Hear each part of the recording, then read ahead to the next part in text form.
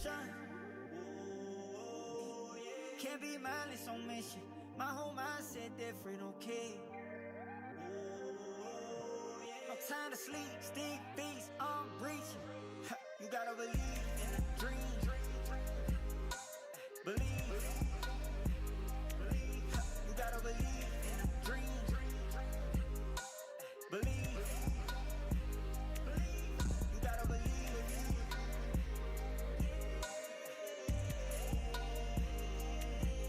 You gotta believe.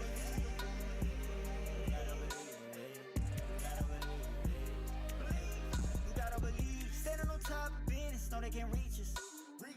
We out there way too high and I have seen us. The devil alive tryna make them non-believers. But we walk in with the most high and the snakes beneath us. Can't be mindless on mission. My whole mindset different, okay. No time to sleep, stick beats, I'm reaching. You gotta believe in a dream. Believe. You gotta believe in a dream. Believe. You gotta believe.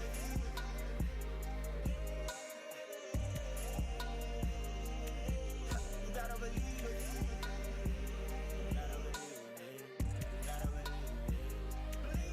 You gotta believe in a dream. Believe.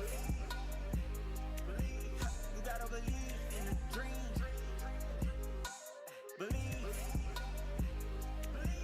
You gotta believe. My whole team on wildin'. No ring on silence. They so astonished. I'm things finest. Tell them get behind us. No fake ones round us. How deep my mind gets. I got too many options. Can't be mindless on mission. My whole mindset different, okay. No time to sleep, stick beats, I'm reaching. You gotta believe in a dream. Believe. You gotta believe in a dream. Believe. You gotta believe.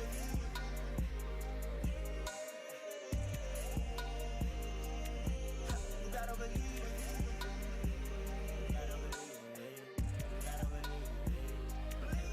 You gotta believe. Standing on top of business, know they can't reach us. We out there way too high and I have seen us. The devil alive tryna make them non-believers. But we walk in with the most high and the snakes beneath us. Can't be mindless on mission. My whole mindset different, okay. No time to sleep, stick beats, I'm reaching. You gotta believe in a dream. Believe. You gotta believe in a dream. Believe. You gotta believe.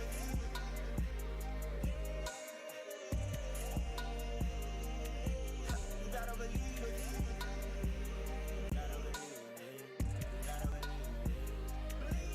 You gotta believe in a dream. Believe. You gotta believe in a dream. Believe. You gotta believe. My whole team on wildin'. No ring on silence. They so astonished. I'm things finest. Tell them get behind us. No fake ones round us. How deep my mind gets. I got too many options. Can't be mindless on mission. My whole mindset different, okay. No time to sleep, stick beats, I'm reaching. You gotta believe in a dream. Believe. You gotta believe in a dream. Believe. You gotta believe.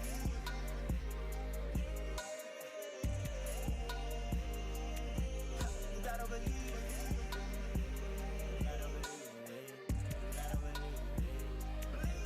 You gotta believe. Standing on top of business, know they can't reach us. We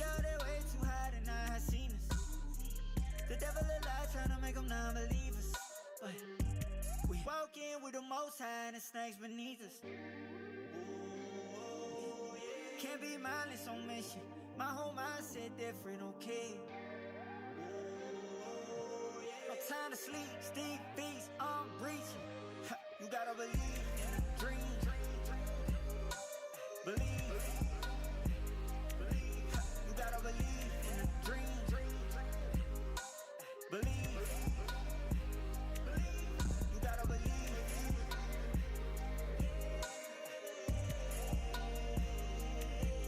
You gotta believe.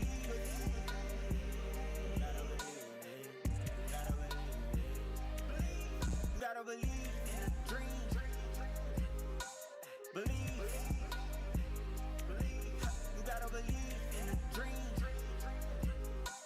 Believe. You gotta believe. My whole team on wildin'. No ring on silence. They so astonished. I'm Day's finest. Tell them get behind us. No fake ones round us. How deep my mind gets. I got too many options. Can't be mindless on mission. My whole mindset different, okay? No time to sleep, stick beats, I'm breaching. You gotta believe in a dream. Believe. You gotta believe in a dream. Believe. You gotta believe.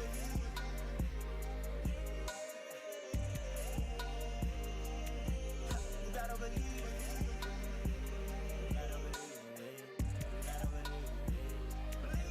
You gotta believe. Standing on top of business, know they can't reach us. We out there way too high to not have seen us. The devil alive trying to make them non-believers. But we walk in with the most high and the snakes beneath us.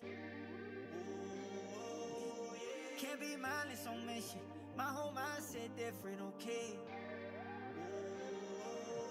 No time to sleep, stick beats, I'm breaching. You gotta believe in a dream. Believe.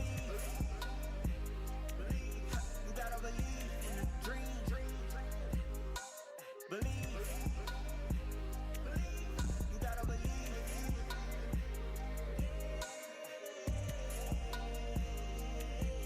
You gotta believe.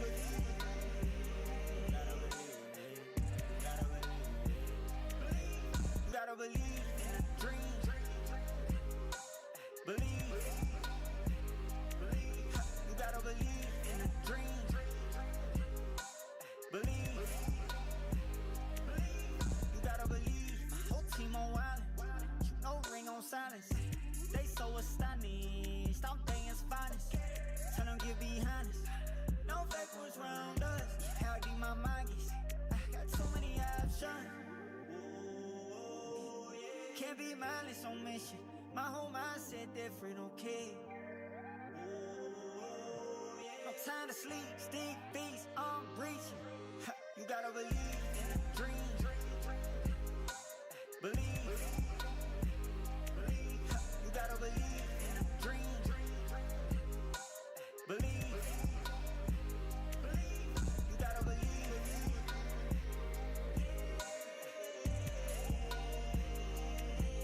You gotta believe.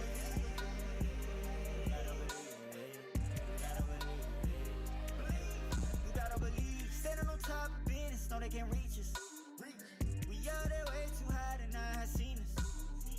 The devil alive trying to make them non-believers. But we walk in with the most high and the snakes beneath us. Can't be mindless on mission. My whole mindset different, okay? No time to sleep, stick beats, I'm breaching. You gotta believe in a dream. Believe. You gotta believe in a dream. Believe. You gotta believe.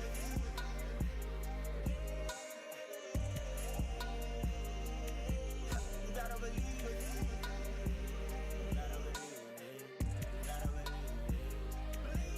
You gotta believe in a dream. Believe.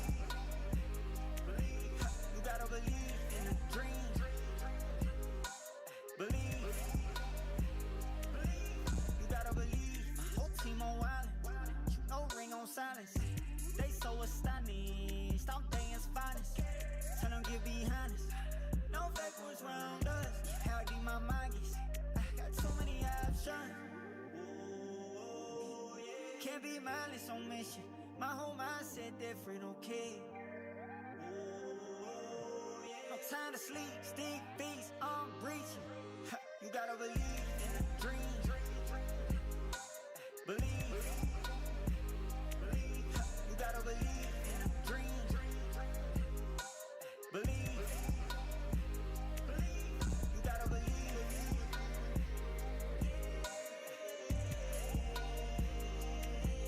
You gotta believe.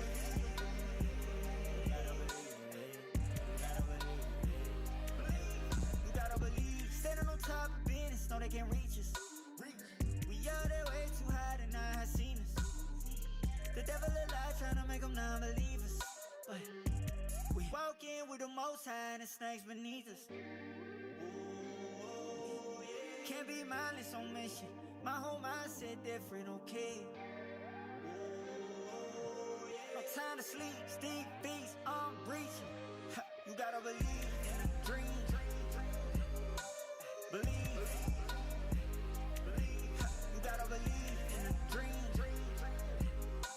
Believe. You gotta believe.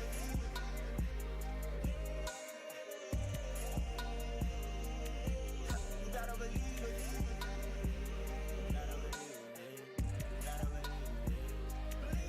You gotta believe in a dream. Believe. You gotta believe in a dream. Believe. You gotta believe. My whole team on wildin'. No ring on silence. They so astonished. Stop things finest. Tell them get behind us. No fake ones round us. How deep my mind gets. I got too many options. Can't be mindless on mission. My whole mindset different, okay? No time to sleep, stick feast, I'm reaching. You gotta believe in a dream. Believe. You gotta believe in a dream. Believe. You gotta believe.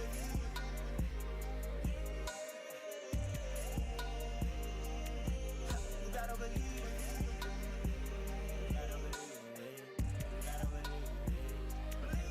You gotta believe. Standing on top of business, know they can reach us. We out there way too high to not have seen us. The devil alive trying to make them non-believers. But we walk in with the most high and the snakes beneath us. Can't be mindless on mission. My whole mindset different, okay? No time to sleep, stick feast, I'm reaching. You gotta believe in a dream. Believe. You gotta believe in a dream. Believe. You gotta believe.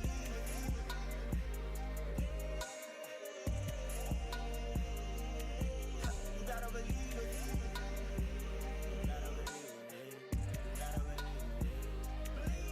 You gotta believe in a dream. Believe. You gotta believe in a dream. Believe.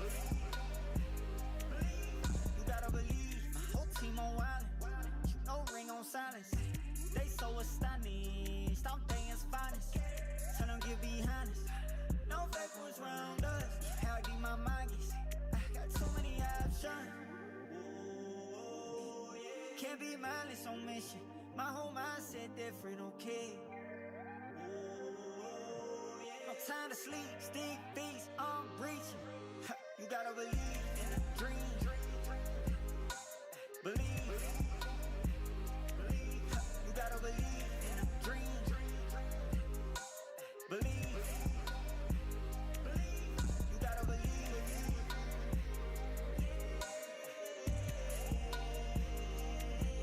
You gotta believe. The Golden Dynasty has returned to its former glory, and so too have the weapons their warriors once wielded. The most powerful among them is the Reversal Blade, forged from the temporal sands. The power to reverse time is at your disposal when you wield it. It restores crates so you can open them again, and restore a vehicle's health, fuel, and tires.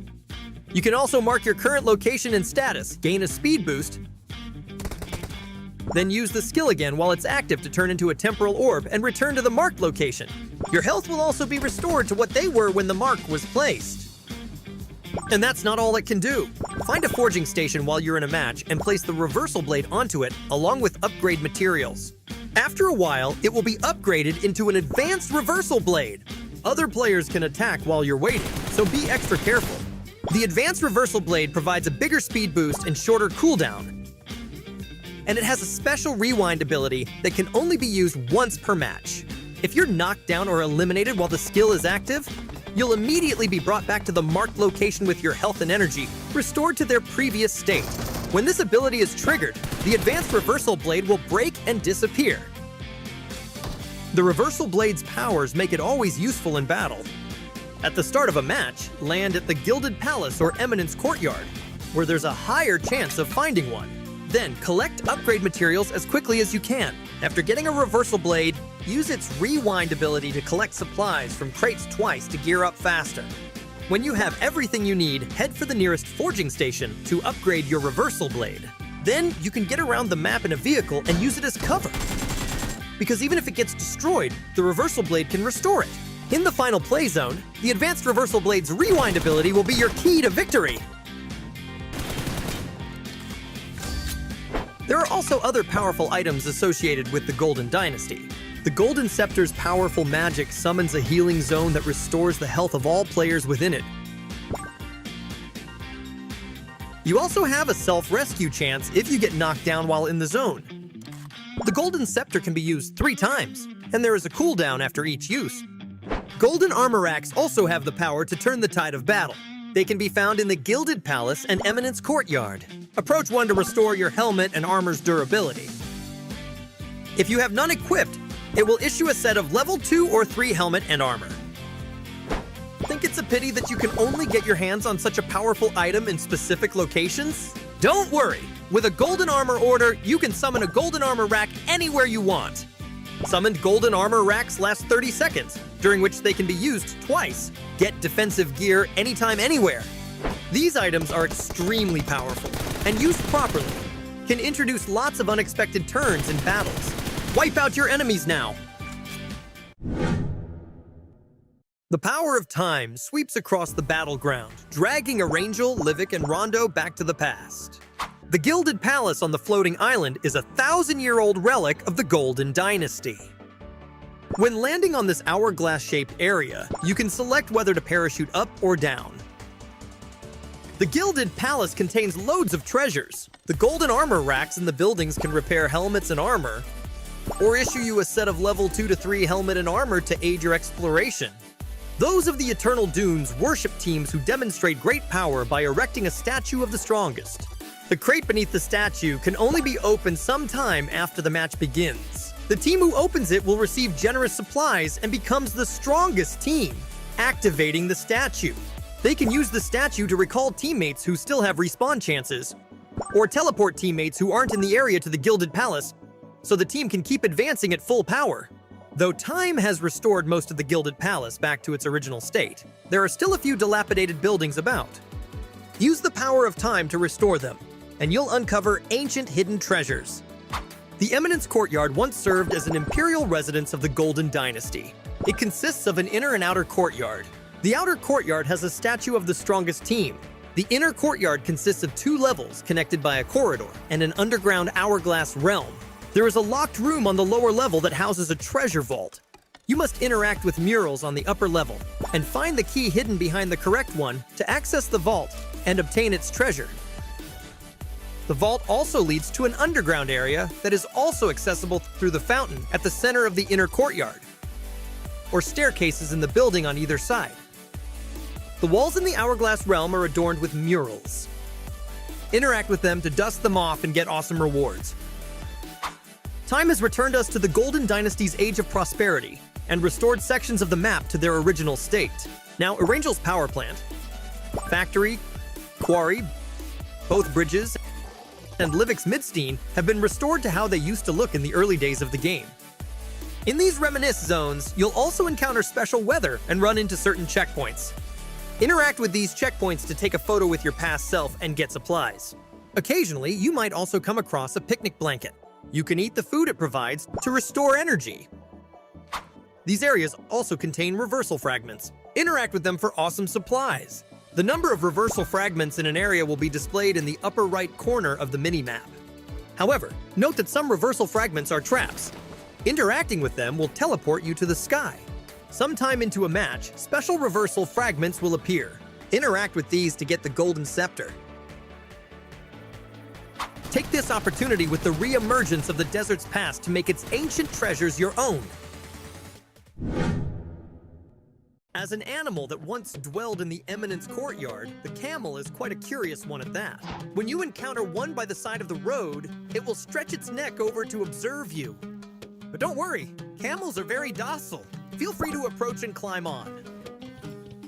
While mounted, tap the weapon button to fire at enemies. Camels aren't only found by the side of the road. They can also be summoned with a camel bell as a two-seater vehicle. The camel runs at speeds of up to 80 kilometers per hour and swims at up to 18 kilometers per hour. It also possesses the temporal powers of the Golden Dynasty, granting it a special ability, Golden Mirage. Tap the skill button to transform both yourself and your camel into a spirit form with enhanced mobility. The skill will then go on cooldown. If you think that's all camels are capable of, you're wrong. This region used to be their home, and they're still highly perceptive of the area, acting like a living radar in the desert. While mounted, tap Supply Search and the camel will help you locate nearby supplies. You can save so much time on hunting for supplies this way. In battle, if you're under attack, use Golden Mirage to quickly put distance between you and your enemies. After recovering, hop onto the camel and start firing again, striking everyone down. If the enemy attempts to escape, you can use the mobility of Golden Mirage to pursue them. Find yourself a camel now and journey across the desert together. Time bears witness to all and brings all sorts of changes to the battleground. As the area with the highest concentration of temporal power, the center of the Gilded Palace is where you'll find a statue of the strongest team. Open the crate beneath the statue, and time will shape itself into the strongest team's form. Interact with the statue to trigger its temporal powers and recall teammates who still have respawn chances, or teleport teammates elsewhere to the area. The Eminence Courtyard also has a statue of the strongest team, but it exists merely as a statue and cannot be used to recall or teleport your teammates. Since the Gilded Palace provides a special respawn, getting eliminated in the area will automatically use your respawn chance. At the start of the match, you can land in the Gilded Palace with your teammates to loot its supplies, then land somewhere else after you get eliminated. As long as you become the strongest team, you can use the statue to teleport other teammates over and gear up the entire team with Gilded Palace supplies. Unlike the statue that records the present, the past reflection station reflects the past. Interact with it, and a past version of yourself will appear. Take a photo with yourself to get supplies.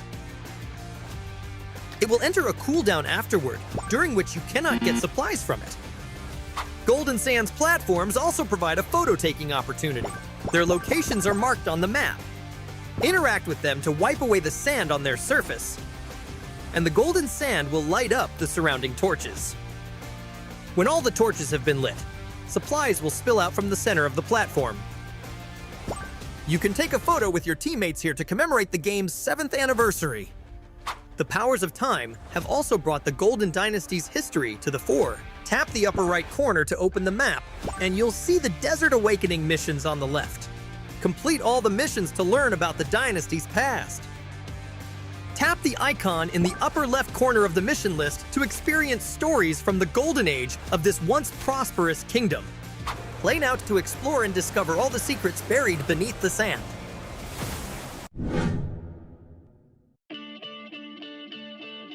In World of Wonder version 3.7, we've updated the play system and creation center. Let's check it out. Version 3.7 brings updates to the main World of Wonder interface and in-match display. We've adjusted the interface structure and sub-tab layout to help you find what you need more efficiently, and also improved how creation details are displayed to make it easier for players to quickly find creations they're interested in. Now, when you get eliminated in a match, you can view detailed damage information.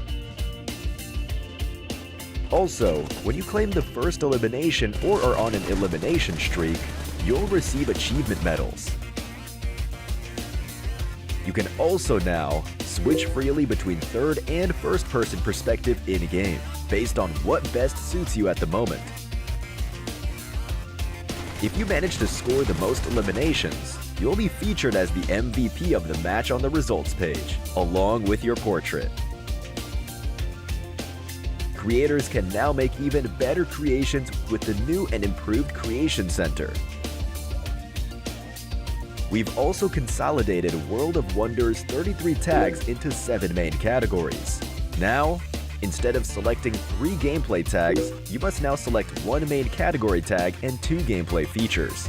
This should help you choose the labels that best represent your creations. That adds a data center for keeping track of creation data, as well as trends and updates related to followers. You can now make creations based on the trends of your followers. The playtest feature has also been updated, with corresponding guidance to help creators discover problems with their creations that need fixing.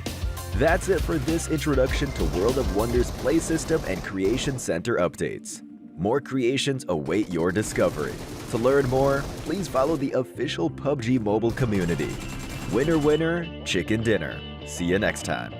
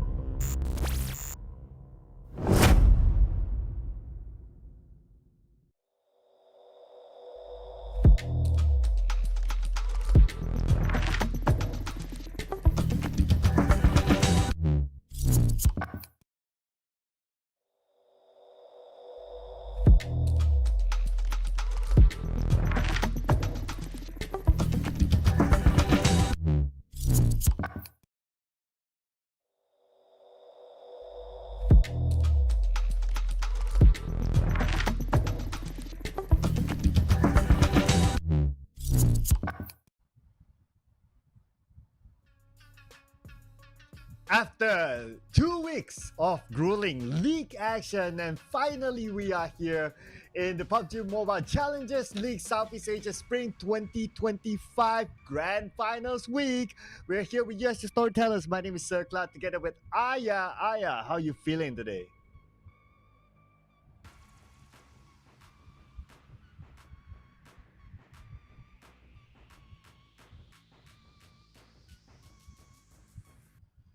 Uh, right, I'll take it from here for now. But I guess you're good. You're good.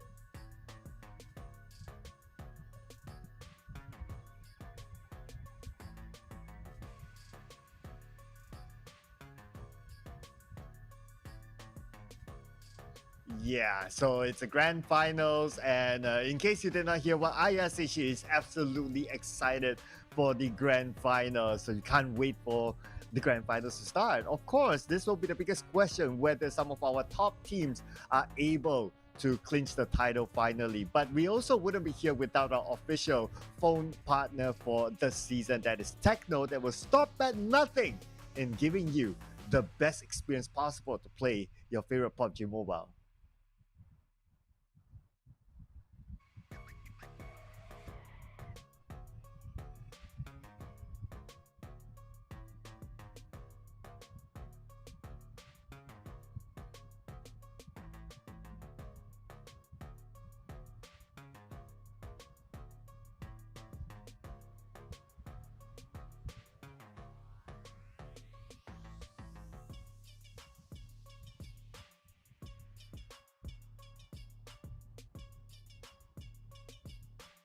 Oh yeah, it's already up and in the game right now. In case you have not, for whatever reason, open your PUBG Mobile, do open it right now, but be prepared for a big update. I can tell you the update in this game mode is absolutely stunning. I love it so much. And of course, when you update this, as you can see here, the theme is enjoy the time of Golden Moon. And why time?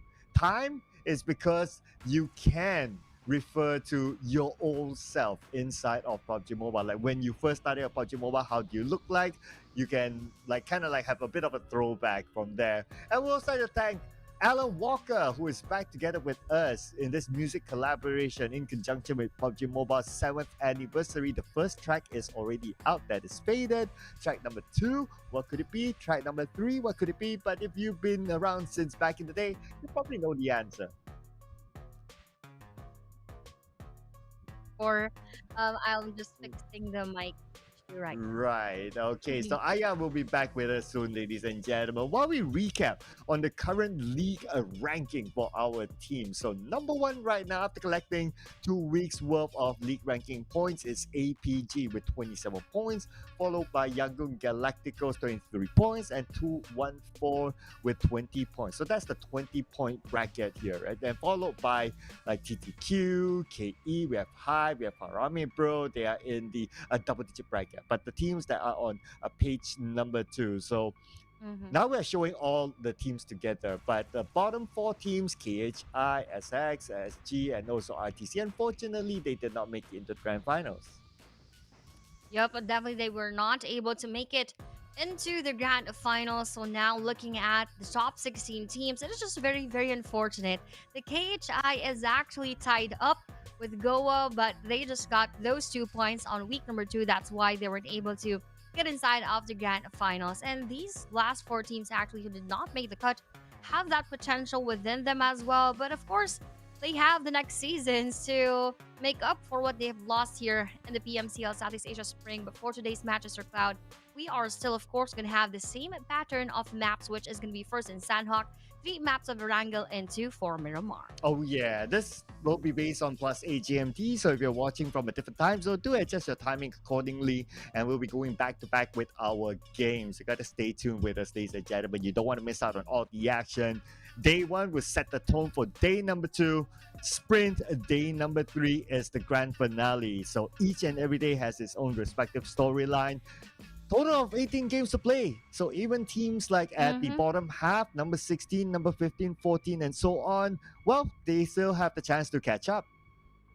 They still do have a chance to catch up, but well, we always say that it's very important to have much of the points from the very beginning, just like what APG actually did for week number 2. That had been evident that they managed to get most of the points during the early parts of the week because they are not going to play during that last day for week number 2. So that had been very helpful for them to bank on those points quite early, although they were changed and overtook by YG during the last day. That is still something that they have maximized to do during the early part. Oh yeah, they do have like a solid lineup, including the Golden Boy, Skynin, Yes. the player that brought them the gold medal during SEA Games in Cambodia and in the individual category. And he has been with APG throughout the entire season, transferred from Yep. Austria Esports from the last season.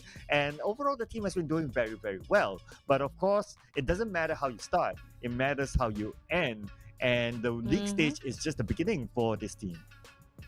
Exactly, and that's really exciting. As I've told you as well, I have high hopes for APG. Of course, even though I'm from the Philippines, we always see how these players maneuver their way through the grand finals, and it's just pretty much exciting. As I've told everyone again earlier, if you were not able to hear that, I believe that this grand finals would bring out a lot of the potential and skills of the teams that we weren't able to see during the league stage. Oh yeah, because this will be the final sprint, right? The last 3 days, so that's why we'll get to see Yes. like the best of the best of these teams, how they're prepared, and also the teams have like what 4 extra days to prepare for today itself. So things might change for these teams. Maybe they might find a different type of strategy, the way to play the game, a different favorite weapon to overcome certain situations. Because we've been seeing a lot of S12Ks around, or even Yep. before this, like the DBS. Maybe a new weapon might be exploited by the teams. Ooh, that could happen because as of the past few league stages, we have seen bouts of usage of the M249 and several different guns as well that are out of the usual for the teams here in PMCL. So maybe we could see some of those highlights from a new gun that will be utilized in the grand final. So that really adds up the thrill that we might be seeing for today, Sir Cloud. If I am to ask you, Sir Cloud, what are your expectations for today for day number 1? Do you think it would be much on the aggressive side, or for also the times that we have seen for the past weeks, there are some days that they are a bit passive during the first few moments? Right. I think because like day 1, technically the points are back to 0 except for the points collected by the league stage. And normally this kind of trend still allows teams to be as aggressive as they would have liked. Maybe when it comes to day 2, once everyone gets the feel of like how everybody's playing, they'll start to slow down the gameplay a bit. And maybe when it comes to day 3, then they'll start to spike up the speed again, because well, it's the final 6 games by that time. So even though maybe some teams didn't do well in the first few games, they could still tell themselves that hey, there's plenty more games to go that we kind of can afford to drop. Definitely. So now, speaking of, we are actually going to start in our first Sanhok map. This is my favorite out of the 6 because this is the fastest. This has a lot of those early actions, and at the same time, this gives so much pressure to the teams, which gives them a bit of that space to be more creative inside of the matches. So now that we only have around 30 seconds before we start, this is going to give us a glimpse of what we are going to be seeing in the grand finals. Yeah, I'm sure for us as viewers, as casters, we love this map. But if you ask Yes. any player out there, they hate this map so much. And I can totally understand why, because it's very circle dependent. If it goes to one of the smaller islands, then it gets very, very difficult for those teams. But at the end of the day, they have to deal with it. They are playing for a reason, and they're the ones getting for the prize money while we are here being entertained by them. Let's check out Sanhok as game 1. Now, we are here in Sanhok as our first map for today. Shout out to all of our viewers across all of our platforms on Facebook and on YouTube as well. I'm seeing you here, guys. Thanks so much for the heads up for telling me that my sound wasn't audible earlier, but now we are back, and I am back as well to get with Sir Cloud as we enter match number 1. Playing path is actually coming from the side of Docks onto the area of Cow, which doesn't give much of that trouble onto our teams, as this is just a very compact size map, so all of the areas are quite accessible as of the moment. Yeah, flight path is not going to be a big impact to these teams. Maybe a little, like it determines like if you're able to drop first into your drop spot and you're able to loot first, but it's not biggest impact since it's a smallest map anyway. But inside of boot camp, we'll see a big impact here. We have Hype Esports and also KE against each other. Oh no, this had been going on for quite a while now. Ooh, and that is going to be the first knockout onto KE Devan coming in from Hive Red. And that will also be a confirmation. So will this be the time for our kill enemy to actually take a step back? Because this is quite an early trip for them. But look at that kill feed. We also have one more team being knocked down, and that is coming in from our GFS. And that is, again, a confirmation as well. So very, very early, Sir Cloud, we already lost 2. Oh yeah, and KE, they don't look like they're prepared. There are 3 other players. They don't want to challenge. They got the vehicle. They will escape for now, and that is a smart move because you don't have the numbers against Hive, and you're probably not well looted. So might as well leave this area and loot somewhere else. They need to do that right now, because once they acknowledge that they're not gonna have those wins onto Hive International, that is actually the time that they could have a better room for them to breathe later on and to loot around. Look at this 214 Kreese actually spotted by K Master D2K, but Master D2K ran over that rock formation, and that is very crucial, Sir Cloud. Fortunately for them, they don't have much of the players around, but this is now time for 214 to knock them down one by one, but damage has only went through, but wasn't able to knock them down. And now, Sir Cloud, this is one more of the battles that we are awaiting in Sanhok. Oh yeah, they stopped right in front of 214. And 214, they seem to be well prepared. Look at their position. They are surrounding KE now, and they do have the numbers against KE. Anyway, the jump shot came from EMAS, and he went off down Master D2K, looking for 2 other players from KE to eliminate.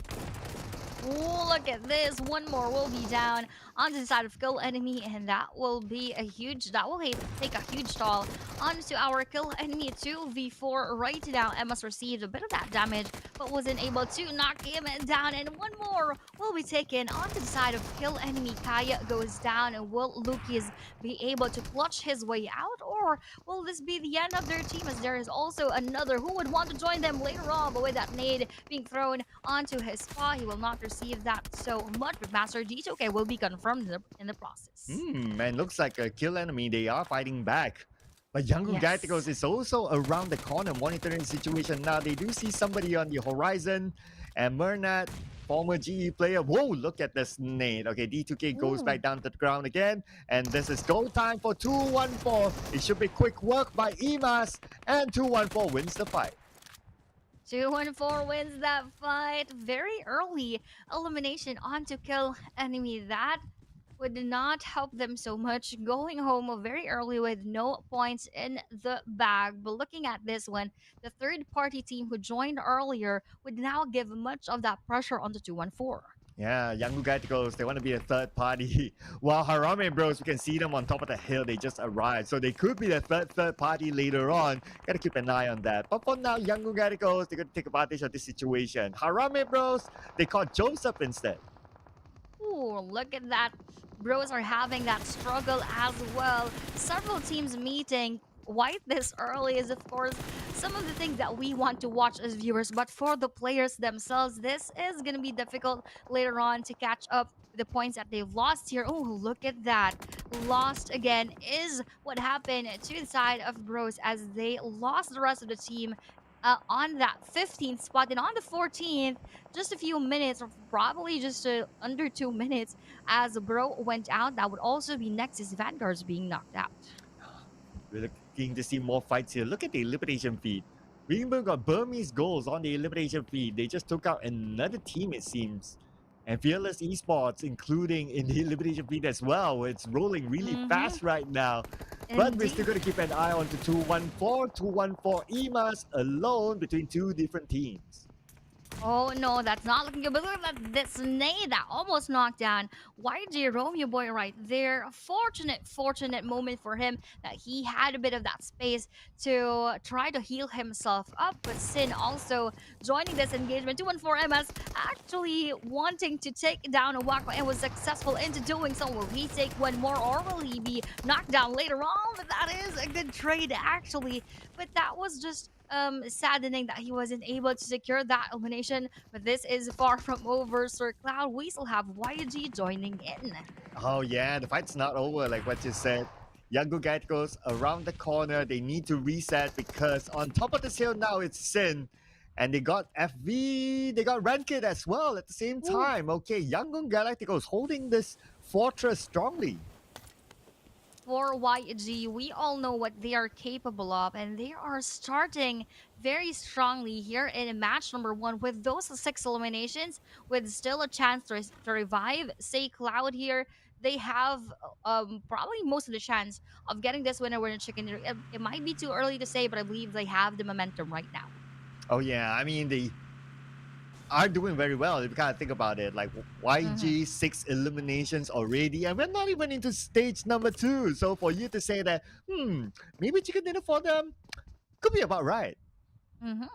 That is quite interesting if they are actually able to be consistent throughout this match number one. Looking at what we have on the screen right now, time to quick being on the top of that area could give them that advantage towards Team Max. But for Team Max, at least they have a bit of that cover so that TTQ don't have that direct access onto their area. Meanwhile, for Burmese goals, they also started quite well with 2 eliminations. So adding on to those 6 league start points, I believe head start points rather, I believe they are at least starting this Sanhok map well.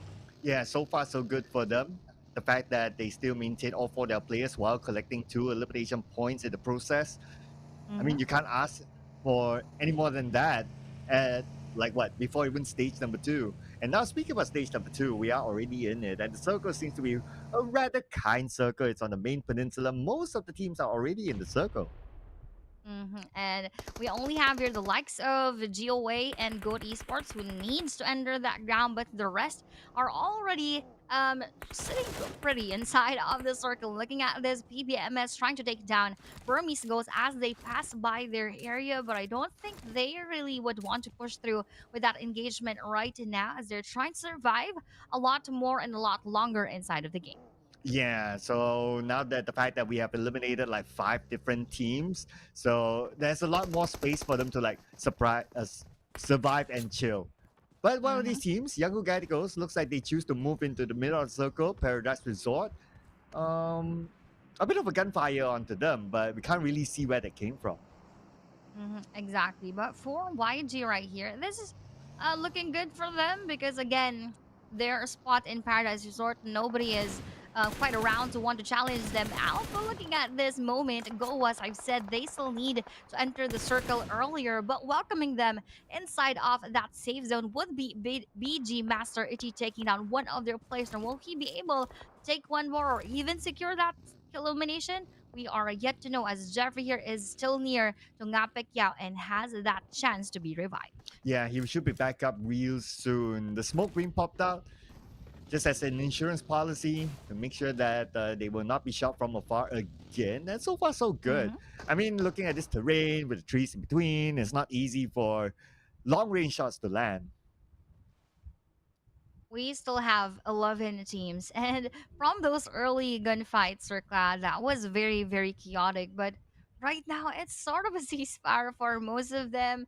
So the pattern is that we had those early bouts, we had those early casualties, but now around the middle, they could probably have that room for them to strategize for the latter parts of the game. And then as we reach around the middle onto the end, that is again probably going to be more chaotic. Yeah, that's the trend, right? Especially if we have already 5 teams being eliminated in stage number 1. That is really, really fast. And I think that was kind of something that we expected as well, considering that it's round number 1 and teams kind of had the mentality that, oh, we're starting back as a 0, so let's just go for it. And some teams that actually took those fights, though they got eliminated, but they still managed to secure a couple of elimination points, like 214, like Fearless Esports, like NX. So not too bad for these teams, but can't say the same for teams like KE and Harami, bro. Unfortunately, no points for them in this round. But whatever the case is, there's still 17 other rounds to go. Definitely. But if I'm going to ask you, Sir Cloud, that we have, of course, different head start points for everybody. How do you think those teams with the least head start points should actually try to do their games here inside of the matches, given that they have the least advantage as of the moment? Right. So I don't think they have the least advantage in every round because everybody starts off at zero, including like you have to reload, you have to reposition yourself. So as long as they can have the mentality of like we're not starting from zero, like we are starting on even ground with everyone else, take it game by game. And I think that's the way they should approach every round. And that's why we see like even some of the bottom teams, they probably have that mindset, the mentality. That's why they're still in the game. So that's one. And secondly, is that these teams, of course, they need to chase the points, which is to get that number one spot, and everyone wants to win, right? So easier said than done is to collect those elimination points. But at the end of the day, PUBG Mobile is about survivability. So survivability has to come first. Then you think about gaining those points by eliminations. I would definitely agree with that one. But as we have seen for the past matches during the league stages, probably not just in PMCL, in a lot of tournaments, those eliminations right now really help so much because with the placement points just around 10 with the maximum, that really has a bit of that a difference when it comes to the maximum capacity that you could get for the elimination. So that also explains why those aggressive teams have a bit of that edge rather than those teams just waiting for them to get those placement points, which would not so much be enough at the end of the day. But looking at what we are seeing again here, Sir Cloud, this is Goa versus Hive International, which I think that is just 762 right in front of them. Yeah, he's all alone. His other teammates could probably be like on the high ground, just overlooking the compound and to provide cover if needed. But so far, no big engagements from anyone. But we might see one here by Goat because they need to get into the circle. They do have other options though, considering they do know that there's only like 38 players in the battleground right now. Make that like 34 other players. So they probably are telling themselves that, hey, we're only at stage 3. We can still rotate to somewhere else. Ooh, but look at this. Go to Esports trying to go for that crash. A bit of a slow crash onto GFS right here. And going all inside. And they were not aware that Newbies was right behind them. That is a knockdown from their side. And Bunny will be taken down as well. Meanwhile, for GFS, they're just left with 2 players right now. And they're going for all of those nades right there. And that will land perfectly onto GFS Mazzy, leaving only GFS Shaco inside of that hut, which will actually might be a mission impossible later on. And that is it. Ryder will be there to secure the eliminations onto Godfellas Gaming. Yeah, unfortunate for Goodfellas as well. They joined the 0-point club in this game, pushing them down now at number 15. And GOA, they are still in the game as a full squad, so they could potentially push Goodfellas down to number 16, the spot that nobody wants to be in. Yep, nobody wants to be in the last spot, especially here in the grand finals, because they have a long way to go, definitely. But with the movement of the circle, that will just be gently pushing everyone down toward the southern side of the map. But as everyone else will have to make their way through, they need to be extra careful as they would meet a lot of teams. Look at that, PH versus PH team right there. Hivedale onto Sin Esports, and that will actually be the last player, which will take a toll on the rest of the team, and they will now be eliminated. Yeah, and Hive goes up to number 5 right now. On the elimination feed, we have more coming in. 762, just talking up at count. That's going to be another point for Hive International, but Junior comes in. Junior comes in here, and they are now actually pushing on to Hive 72 with that nade as their grand entrance gift, and that's gift received by Jeffrey right here from Goa. Ooh, Joey was Whoa. actually wanting to get inside of that building right here, but that is Hive 762 giving them so much of those defense moments, and Clay Jr. is now just in front of Hive 762, which is actually still a good strong spot for him, as Hivedale and the rest of the squad will be there to help him out, and from behind that DBS will damage him out, Yo. and what a clutch coming in from 762. That is indeed a good start for him, eliminating the rest of our GOA. Wow, a whole squad eliminated by 762 alone. Yes, towards the end, the other players came in, but then again, he got the job done before they were able to be involved in that fight. So great start for 762.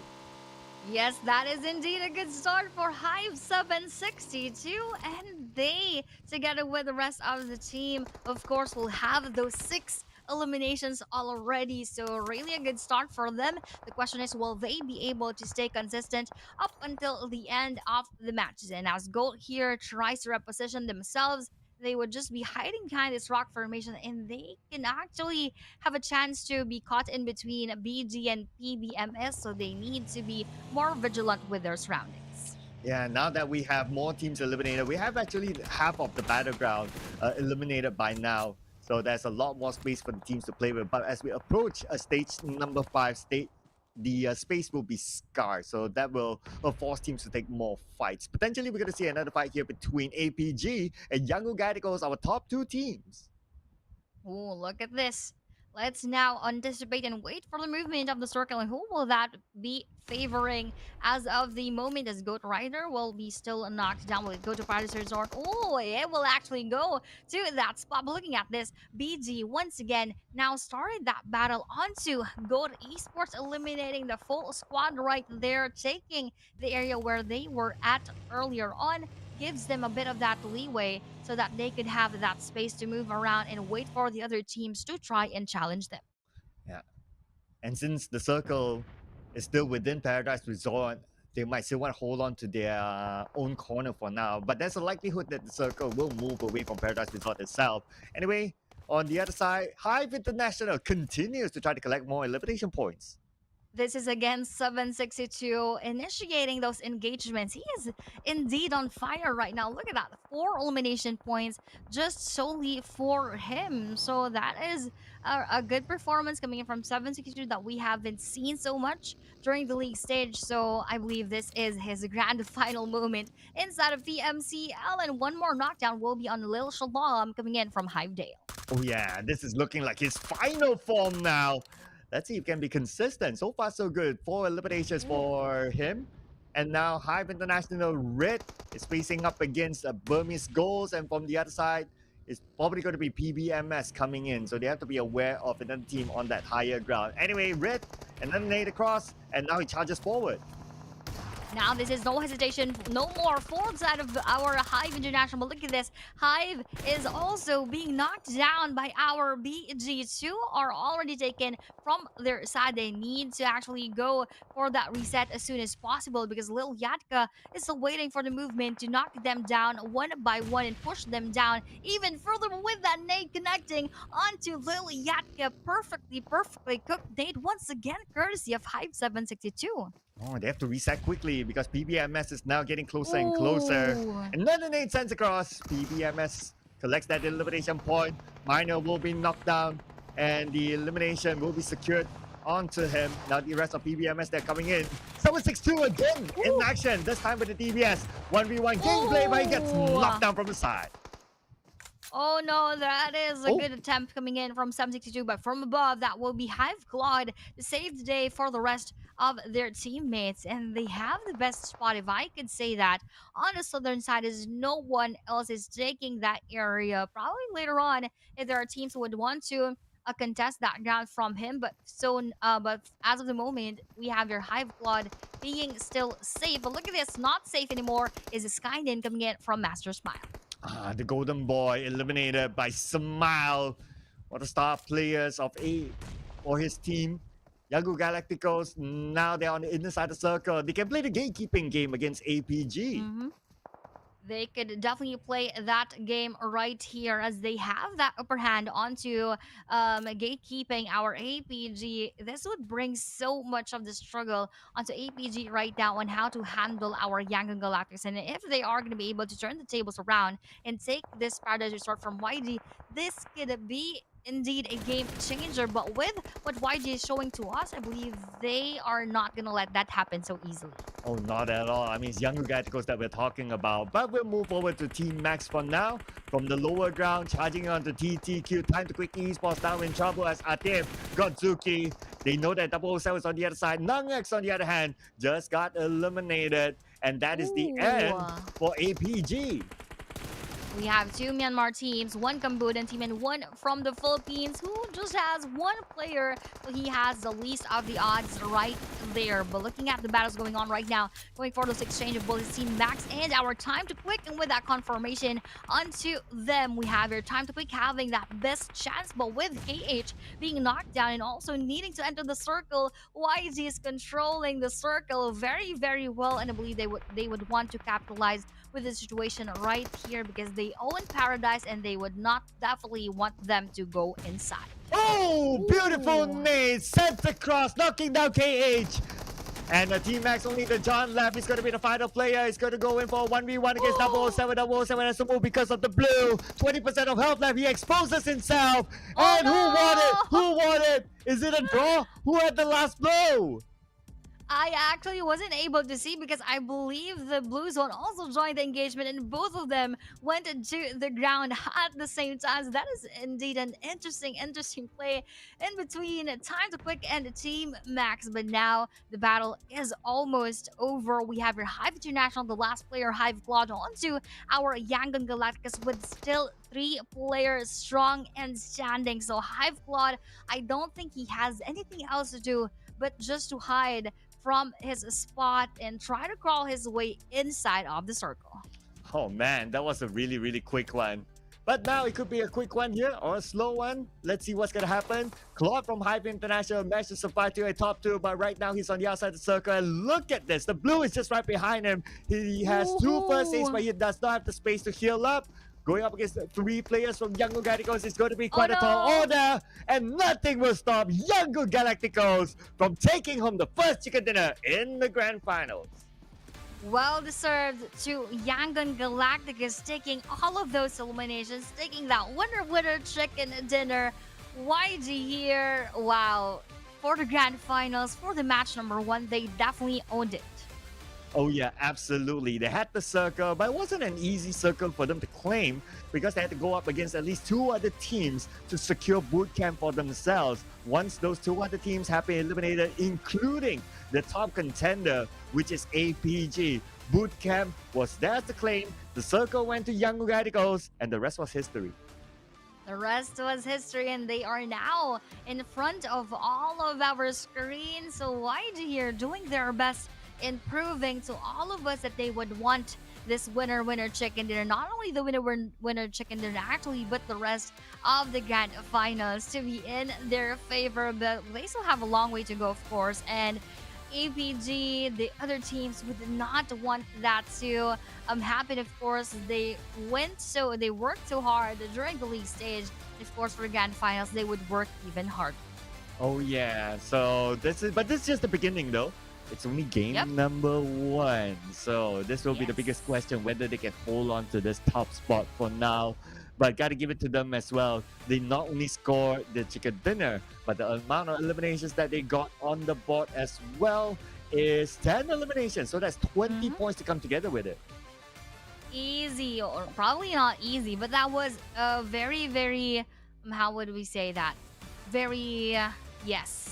20 points for them. That would give them so much of that head start, adding on to what they had before we even started. So 20 additional points will definitely be something right here. But first, let's watch the highlights of what happened throughout match number 1.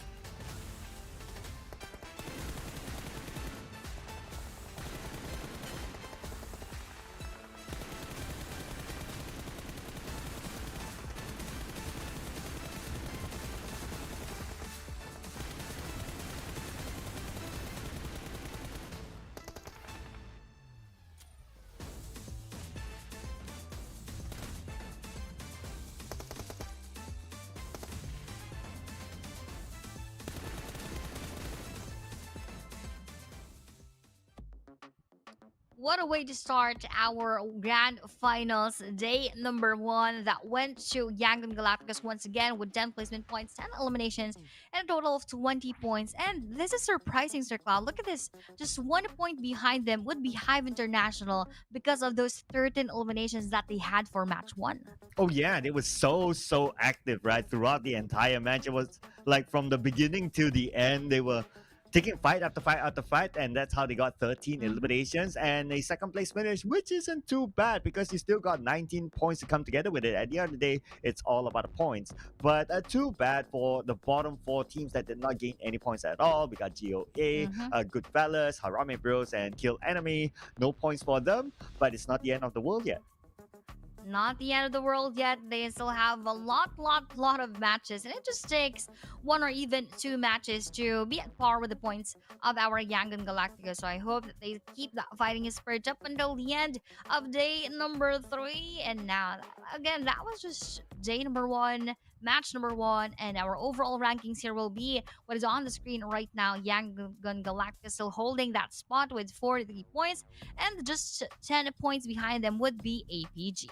Oh yeah, so Young Galacticos now rise to the top above APG. When we started the day, it was APG at number one, but now they Yep. have a 10-point difference between themselves and APG. And let's not forget about Hive International as well. With good round one, they are now at number three, and they're only 13 points behind Young Galacticos. So one good round for Hive International could flip them up to number one. Yeah, that could be one of the possibilities, which gives probably so much of that a push towards our Hive International. They started very strong. I'd give them that because look at the eliminations right here. They have those eliminations like when you add the points of YG and APG, they have 13 overall, whopping number of points. I just really do hope that they would be consistent because this is what we have seen from Hive International for league stage week number one and day number one. They started very strong, but as the day actually ends, that their performance also declined. So hoping the best for Hive International. Yes, and Hive International so far so good still because they're at number two here in one of our top four teams to watch in this round, including a Team Max as well and Time to Quick Esports. Though Team Max only saw them towards the end, but still, well, it's all about surviving. You're still able to survive to the end with a decent amount of eliminations. That is five. That's not too bad. And considering that they got there with a full squad time of only 4 minutes 26 seconds, I would say that's pretty commendable for Team Max. Pretty commendable as well. We have here now, of course, of upcoming matches for the rest of day number one. We had that first game towards our Yangon Galacticos, and we still have five more matches for Cloud. We are gonna see later on who else are eager to take that spot away from YG. Oh yeah, there's still so many more games to go, including today itself. 5 more games to go, anything can still happen. So that's why I always say it's not about how you start, it's about how you end. So these teams at the top, they have to be super duper consistent. But the teams at the bottom, especially on the middle page or even like on page number two, they have to work really hard to catch up. They really need to work really hard. They need to double the effort of our Yangon Galacticos right here. But as we are all just still preparing for the next matches, I believe we are gonna be back in quite a while. So again, this is Sir Cloud, and of course, together with yours truly, I Place, we are gonna be back before we start our first match in Erangel.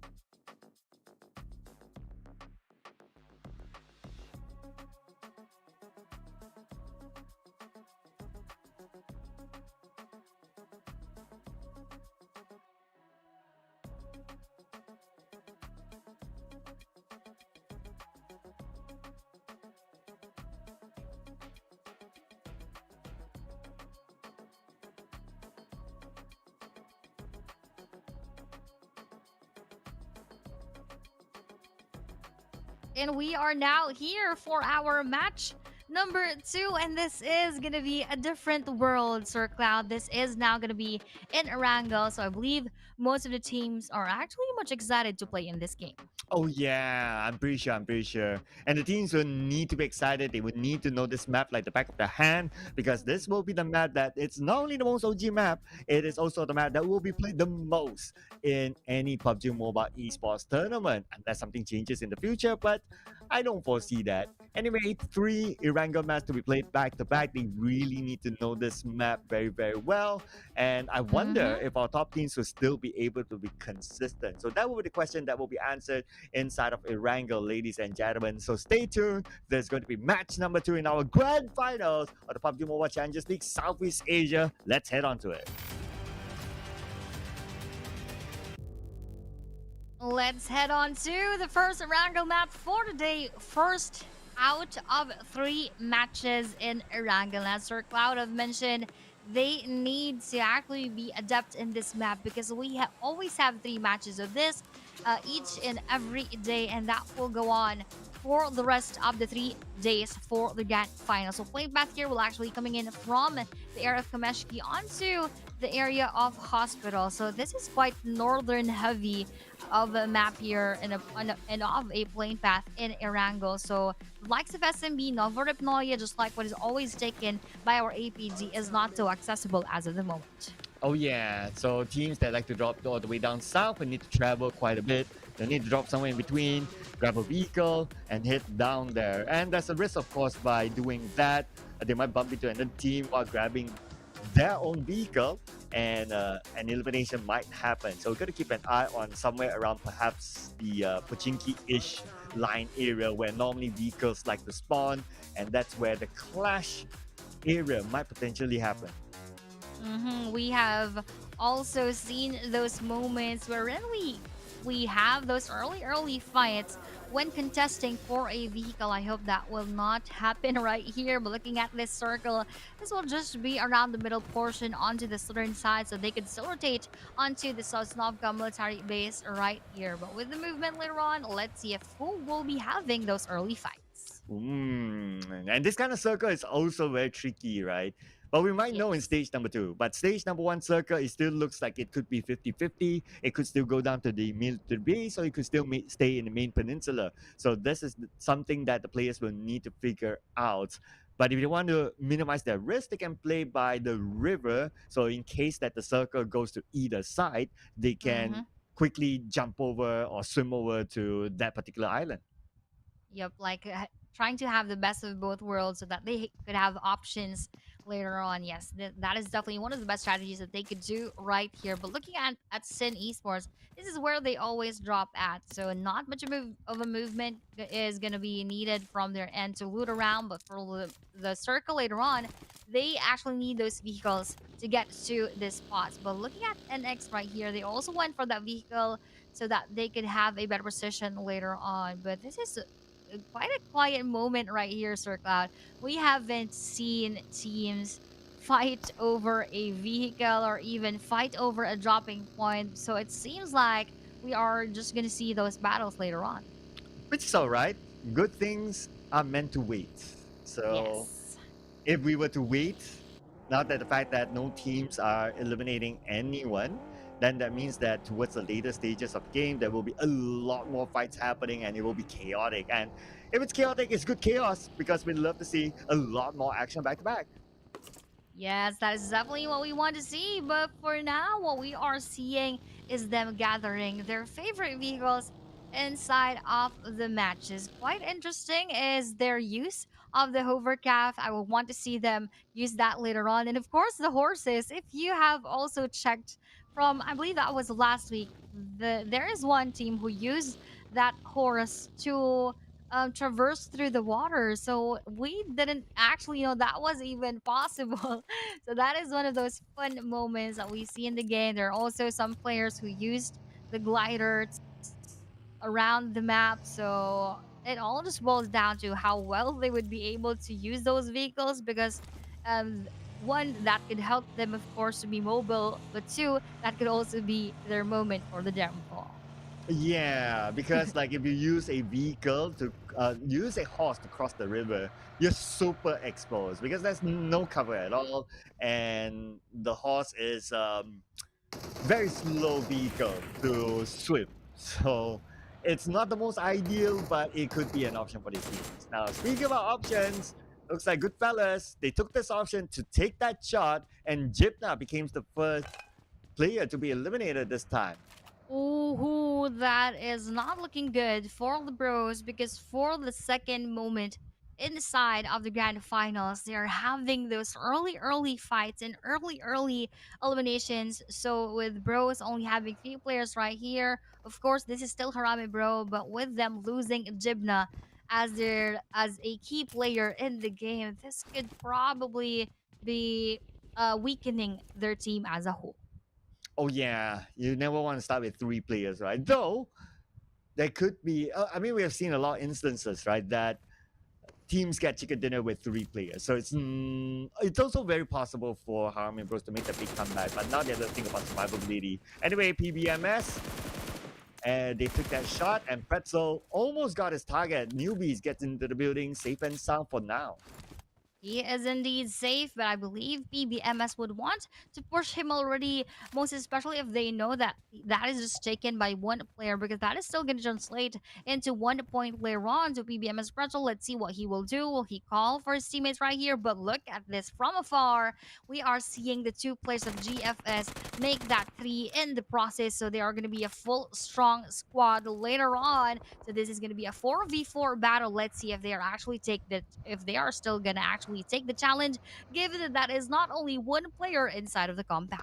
Ooh. No, but looks like Goodfellas, they want to go for it. Miners waiting from the side. He gets one, he gets two. Looks like Goodfellas falling apart thanks to the off angle by Miner.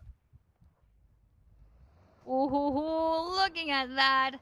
A good moment for side of PVMS. I thought GFS was actually going to play as a full squad. Looking at one more elimination onto GFS Mazzy. Newbies is the only one left here trying to defend himself and trying to defend the rest of the team. But PVMS in the process will eliminate GFS. That is a good fight in between PBMS and our team, Goodfellas Gaming. So overall, I believe this is actually a good start for PBMS, and they could have probably one more battle with Team Max. But let's see if they're first gonna go for that reset, because that is not gonna be easy going on from one battle to another. And the hovercat that I've been mentioning earlier is now here with the side of Goat maybe. Yeah, so let's see if he's going to use it to cut across right now. But I guess at most, he'll park this around the aerial farm, which is not too far away from the river. And if needed, then he will use the hovercraft. If not, then obviously they will still stay around the aerial farm. So they're just preparing themselves for the possibility of this circle to pull down to the military base. And looking at what we are seeing right here, not only Goat is sharing this ground, I will also be Sin Esports wanting to take them down, but I believe they would not go for that initiation of eliminations. Meanwhile, for APG, they're still being very quiet right here. APG usually is quite aggressive, but we haven't seen that yet as of the first match, and now here for the early parts of the match number 2. But let's see later on, as Fearless is right here, also having the same moments. Not much of a movement with their points, and at the same time, we are not seeing them rotate to get those eliminations. Yeah, so everyone's now staying chill, anticipating the next phase of the circle, which is stage number 2, coming in about 10 more seconds. Majority of the teams, they are on the main peninsula. It will be hilarious if stage number 2 circle hard shifts down to the main to the base island. Though NX, they have one player there, which is King, and looks like it's true. It's a hard shift down to mid to the base. Everybody sound the alarm. Oh no, this is gonna be fun later on.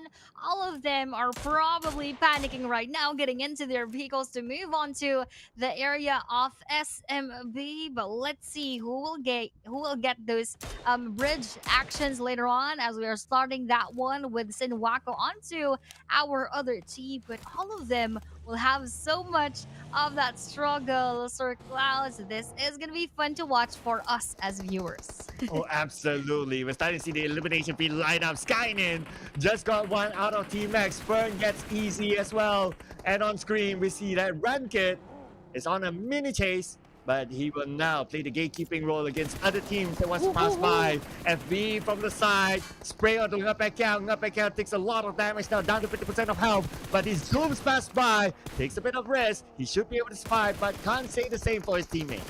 Not really the same for his teammates as Goa and Jeffrey here will be taken by Orson Esports, and Goa is also out because another team was actually targeting them, which is our Nexus Vanguards, and that was the last moment of Ngapekyao right here. But looking at here, we have Skynin versus our team Max, and those were the nades coming in from their side to secure the elimination, but nope. That will not be a confirmation right away, as the rest of APG would still want to defend Skynet.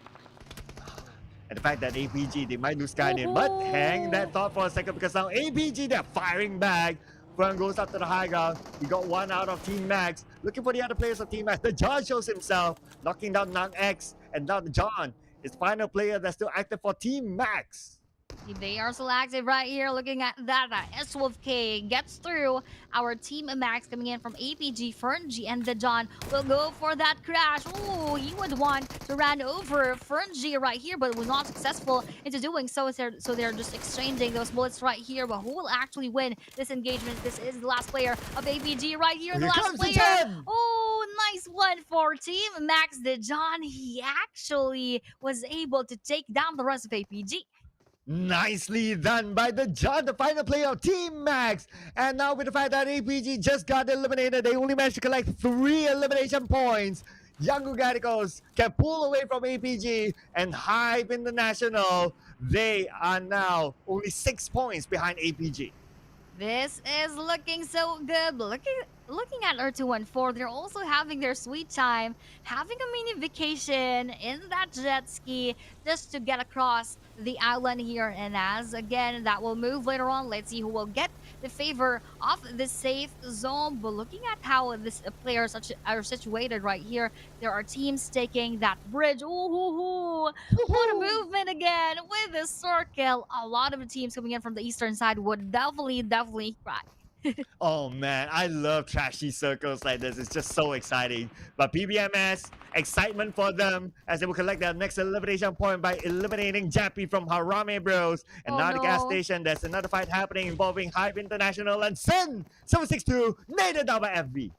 Oh, looking at that, one of the best players so far of the day will be down on the side of Hive International and taking that counterattack onto our Sin Esports. That would be Wako being knocked in. Hivedale from Hive International will also be taken down as Hive Red is one of the few players together with Claude staying alive for the rest of the team. And all of this together happening with the pain of the blue zone joining in. This would not be beneficial for them fighting outside of the safe zone.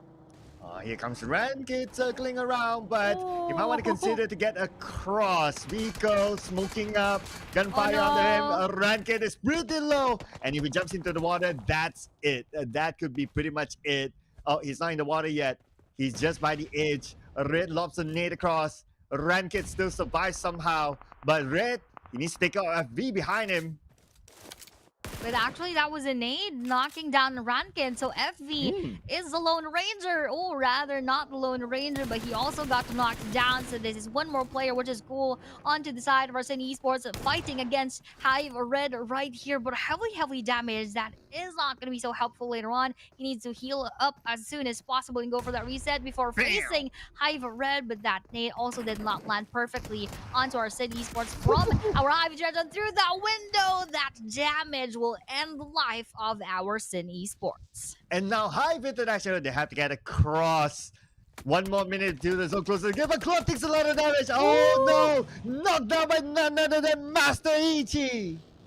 Master Itchy has those itchy bullets getting through Hive International. One will be knocked down. Let's see if one more will be surviving from the side of our Hive International. And with again the movement of our safe zone, we have here 2 and 4 just right inside the circle. And Hive, unfortunately, will be taken by the Nexus Vanguards who just passed by the area where they were battling with earlier on. Too bad for Hype International. They could not capitalize on the fact that APG got eliminated early. And now they're Mhm. still at number 3. But on the elimination feed, a lot more things happening. The John got in action. I noticed that earlier on. As Fearless Esports, now we're looking at them. They're taking care of the left bridge, but nobody's on the left bridge. They have to go on to the main peninsula right after this. But right in front of them is going to be the number 1 team, Young Gadicos, blocking Fearless Esports. Blocking Fearless Esports, and also they will be blocked by the teams later on, and they will be gate kept by the movement of the circle. Again, this really challenges our teams moving from another circle, from another area to another different part of the circle. This is really a very challenging, very thrilling as of what we're seeing right here. But for the side of Nexus Vanguards, they also have the best chance to take this spot and try to check those teams who would want to join this area. Yeah, they have to come in slowly right now because they came in a little bit later. So naturally, a lot of these prime spots would have been taken by other teams. I'll be interested to see what's going to happen to Burmese Goals. They are the only team now tanking the blue, and we're talking about stage number 4 right now. It's going to be quite a bit of damage for them. Okay, and now we're going to look at the left bridge. Young Radicals is going to stop Fearless Esports from coming in. They are gonna stop them, so it would be quite a refreshing thing to see if actually Fearless Esports would manage to get inside of the circle by going through Yango Galacticus and while enduring not so much of the bullets that YG could take on to them. But looking at this, 2-1-4 Mitchie was not able to endure the bullets that was given to them by our kill enemy. As for Kill Enemy, they're not in the circle yet. Kaya doing a bit of scouting work, but I wonder, does he know that there's one player from 214 just right across him? Anyway, Yango Gadicos now in action. They're taking out players from Fearless Esports. Fearless Esports, they try to cut across. Smile will get Astro X, but Smile needs to be extra careful. He's pretty low right now, 30% of health left. While Mena takes a lot of damage, knocked down.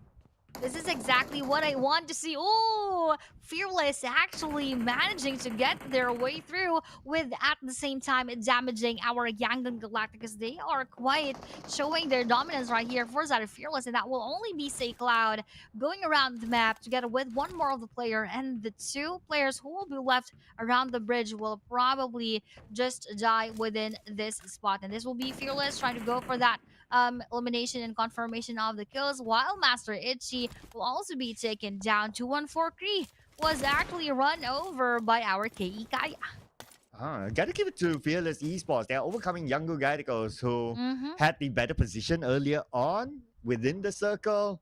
But younger Gadicos, they're still not out of it just yet. So right now we have Say Cloud right in front of Fearless Esports. And it's just a matter of time because the blue will put pressure on the Fearless Esports, forcing them to move forward.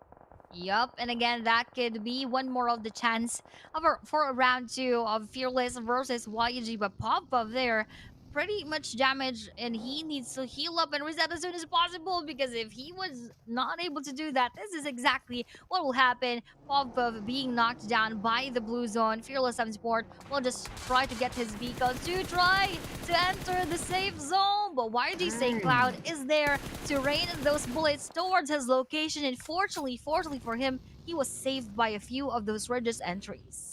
He prayed so hard that it was answered, and right now he will get into the circle, but there are more teams waiting for him in front. So he's going to make that long rotation, passing by Kill Enemy, and hopefully he's able to tank the blue. He does have 2 first aid, so... Oh, he does have 2 bandages left. Will it be enough? Yes, it's enough, but he must survive this. Okay, so far so good for support. That was a quick and swift moment coming in from Fearless 74, trying to maneuver here inside of this compound, and he needs to find those first aid kits, but it seems like there is no supply in the compound that he went to, so he just needs to survive with what is left on his health bar right now. On our stage number 5, everyone else, of course, would want to take their spot inside the circle, but PBMS Pretzel will be taking down NX and confirming that as well. And the fight continues on now with Nathan. Knockdown range is going to be the final player for Harame Bros. And Romeo Boy was prepared for him with a high guy advantage. He will eliminate Harame Bros. Huge misfortune is actually here for the side of the Bros, GFS and Goa. They are having those early eliminations as a full squad in the matches for the past 2 games. So they really need to do even better for the remaining matches for today in order to catch up with the teams who are always still remaining and gathering all of those eliminations. Just like our Young Galacticus still surviving with, again, 6 eliminations in the bag. Yeah, 6 eliminations already. The more they survive, the more they continue to pull away from the competition. And now the fact that we have only 8 teams left, they're gonna also collect placement points. Now on screen is going to be PBMS without the circle. Time for them to get in, but they know that other teams are waiting for them within the circle. As Miner plays the low ground on foot, taking a big risk to get into the circle like this. Huge risk, but I believe that is the only way that he would want to get inside the circle, because there are limited options in those vehicles. We have a BBMS Pretzel together with Scaddy just driving by in front of NX Godspeed and taking that elimination with that vehicle right in front of them. PBMS Pretzel takes 1 for the count, but with Young Galacticus being just right above them, they could have that battle in the next lineup. Yeah, and now within the circle, or at least by the edge of it, we see KE and Time to Quick Esports next to each other. Now in stage number 6, it's going to be difficult for KE because they have to cross the road, and right in front of them is going to be Time to Quick Esports. Somewhere in the middle of the circle, we can see a lot of these teams try to take this high ground, one of the prime positions within the stage. And guess who's on top? It's going to be Young Galacticus, Say Cloud.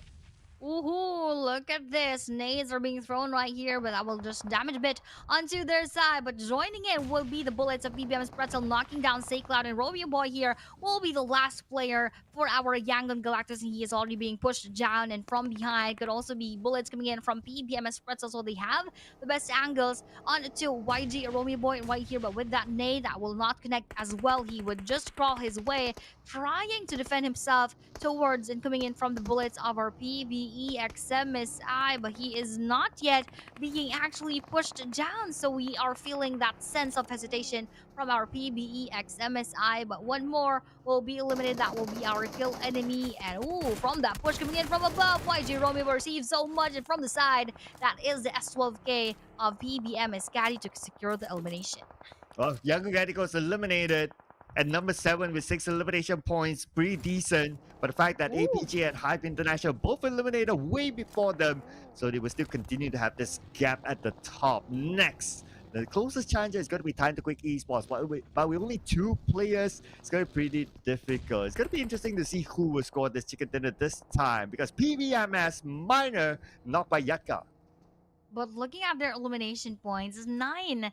Just when we still have 6 teams that could get a bit more if they still try to survive, and 1 more if they get that winner chicken dinner as well. So really looking good for our PBEXMSI. I'm just looking forward to how else they would manage their game inside of this match. But looking at Time to Quick right here, as you've said, they are just left with 2 players and facing it with our kill enemy. Let's see what will happen. Right now, long range on Suzuki by knocking him down. Time to Quick Esports, they have to recover quickly because KE is now in the compound. 007 is the only player left for Time to Quick Esports. And KE, they had a little bit of help from PBMS. This is going to be the opportunity to overtake this compound for the hands of Time to Quick Esports. And all those nades is not actually landing so perfectly onto Time to Quick, and they are still quite alive with MV being the last player on that side, and KE right here trying to find a better angle as to how he will eliminate the rest of our Time to Quick. But moving on to a different battle, however, BG versus GOAT Esports right here, they are being pushed and being taken down 1 by 1 as GOAT Rider rather is the last player left right here and will be confirmed at the same time with a very quick S12K action brought to us by Lil Yatka. Well, now Burmese Goals, they also have 9 eliminations for themselves.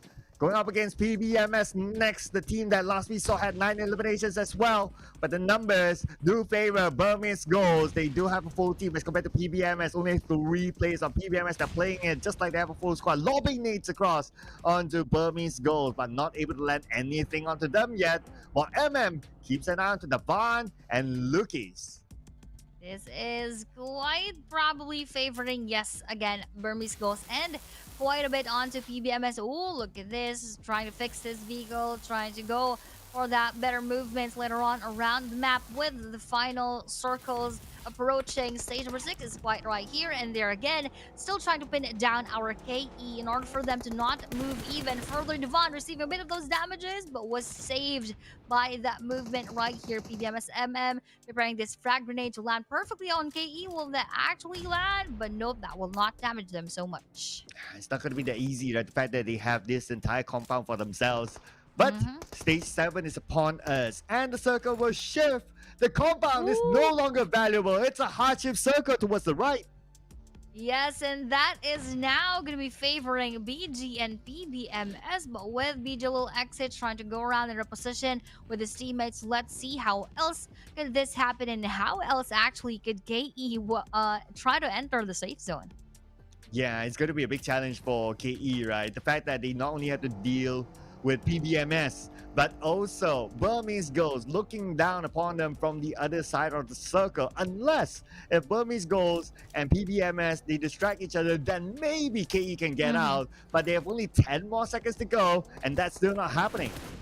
That is still not happening right here, and both of the PBMS and Burmese Skulls have their eyes on to kill enemy right here, going for those nades, going in for those bullets, and probably this will not be so easy for kill enemies. They will be pinned down by both teams, looking at them right here, trying to set up those smokes, but at the same time receiving a lot of bullets from left and right here, and BG Lil Shalom will actually be there to welcome them in their entrance with the safe zone, and they're actually still not inside the circle. So this is going to be so difficult later on with that nade actually connecting to KE Lukis, and a few more bullets will end the rest of our KE.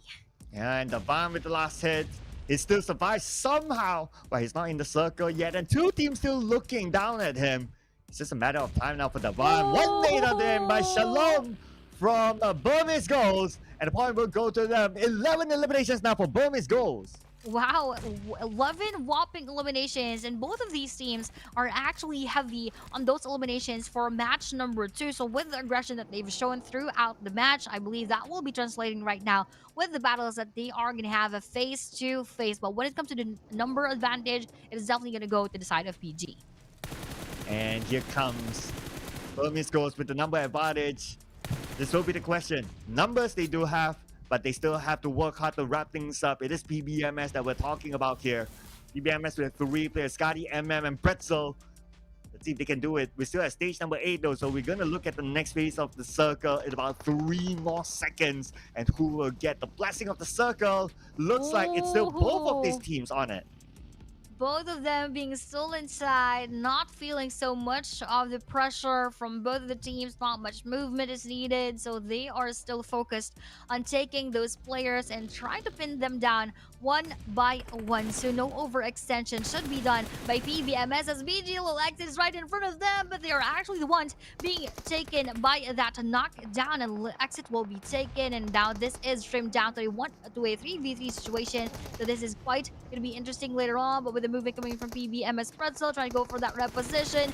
Mollies are now being thrown, smokes as well to have that sheer cover right here. BG Lil Yatka will also be knocked down, so this is quite looking good for side of PBMS as they are trying to establish their dominance onto Burmese Goals. And they're trying to make this comeback right now. So far, so good for PBMS, but they have to wrap things up.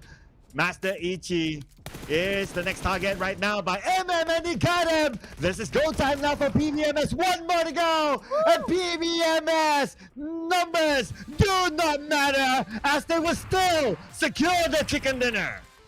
What a game coming in from VG and our PBMS right here on our screen with that winner chicken dinner. They debunked the myth that numbers are on the top of the food chain. They answered us with the perfect timing of the movements that had been done and the strategies that had been shown by our PBEX MSI. So congratulations and kudos for taking the second chicken dinner of the day.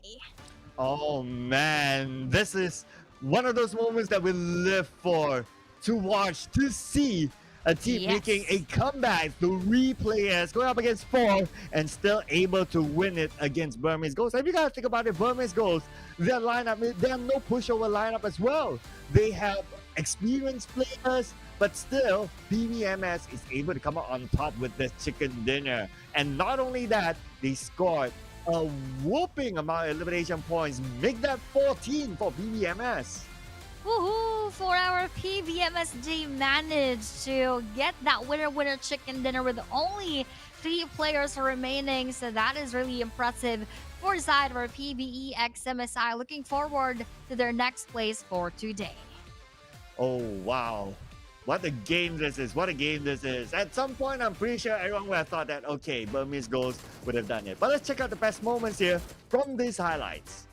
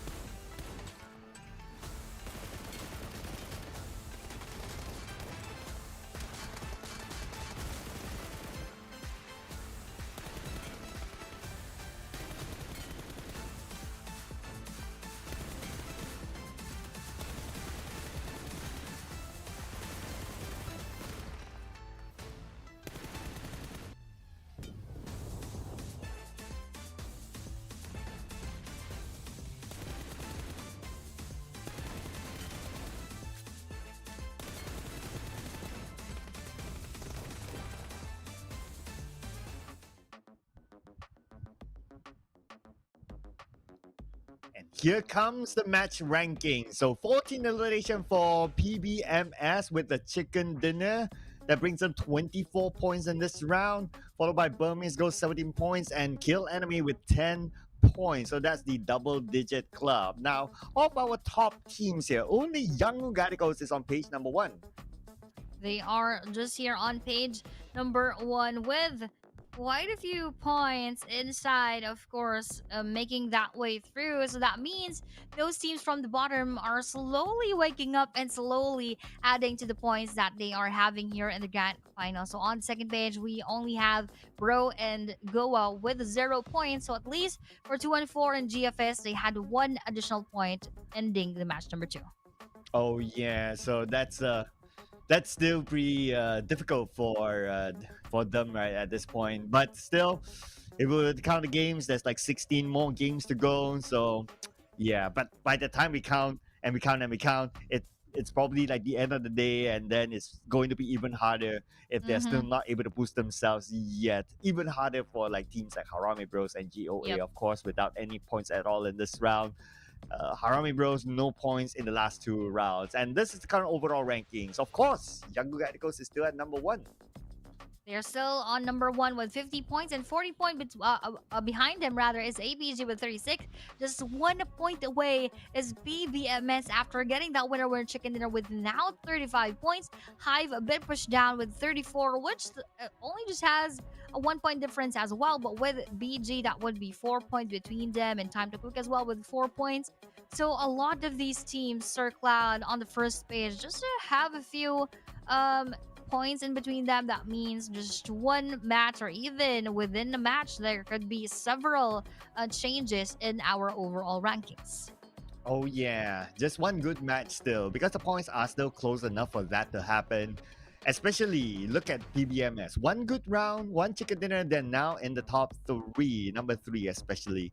Now our top four teams. Of course, we gotta have PBMS here, and Burmese goes the last two teams, and then we have KE. Even though it was a difficult circle for them, but they overcame it. They crossed the road, they took out that compound, and they got themselves this number three spot, followed by Young Radicals, still consistent to be in the top four. Very, very consistent is what YG is showing to all of us. They started very strong and they're still doing it onto match number two, despite them not taking that winner chicken. And those 6 eliminations on its own will really be translated into a better rankings later on. So with them still staying on top, that could still be sustained probably up until the rest of the day if they're not going to go home with consecutive 0 points. But with BBMS Pretzel, we have him here on the MVP screen with 5 eliminations, 1090 damage, and just 143 damage taken. And 143 actually translates to I love you. So I believe BBMS Pretzel wants to say I love you to all of us because he had shown a very good performance in match number 2. Why is 143 I love you? I actually never got it. Oh, really? Yeah, why? I'm not sure, but probably let's ask for the viewers. Guys. Yeah, put it in the comments, people. We want to know why 143 is actually I love you. In case you know, especially for the non-single people, you probably have the answer. For the single people like me, it's okay that we don't know, okay? We have the license to do so. Yes, but just a quick background, right? We have a 143 because I translates to 1, love translates to 4, you translates to 3. So it's just basically the numbers. So probably, maybe not a lot of people in the comment section knows that, because although I don't understand what they're actually commenting. So shout out to all of you guys. Good evening and welcome here in the grand finals of day number 1 for PMCL Southeast Asia Springs 2025. And we had just finished 2 matches for today. The first Sanhok map was dominated by Yangon Galacticus, and the second one was taken by PBMS from the Philippines. Yes, and while we await the next match, ladies and gentlemen, we'll be taking a short breather. So do not go anywhere. We'll be back for game number 3.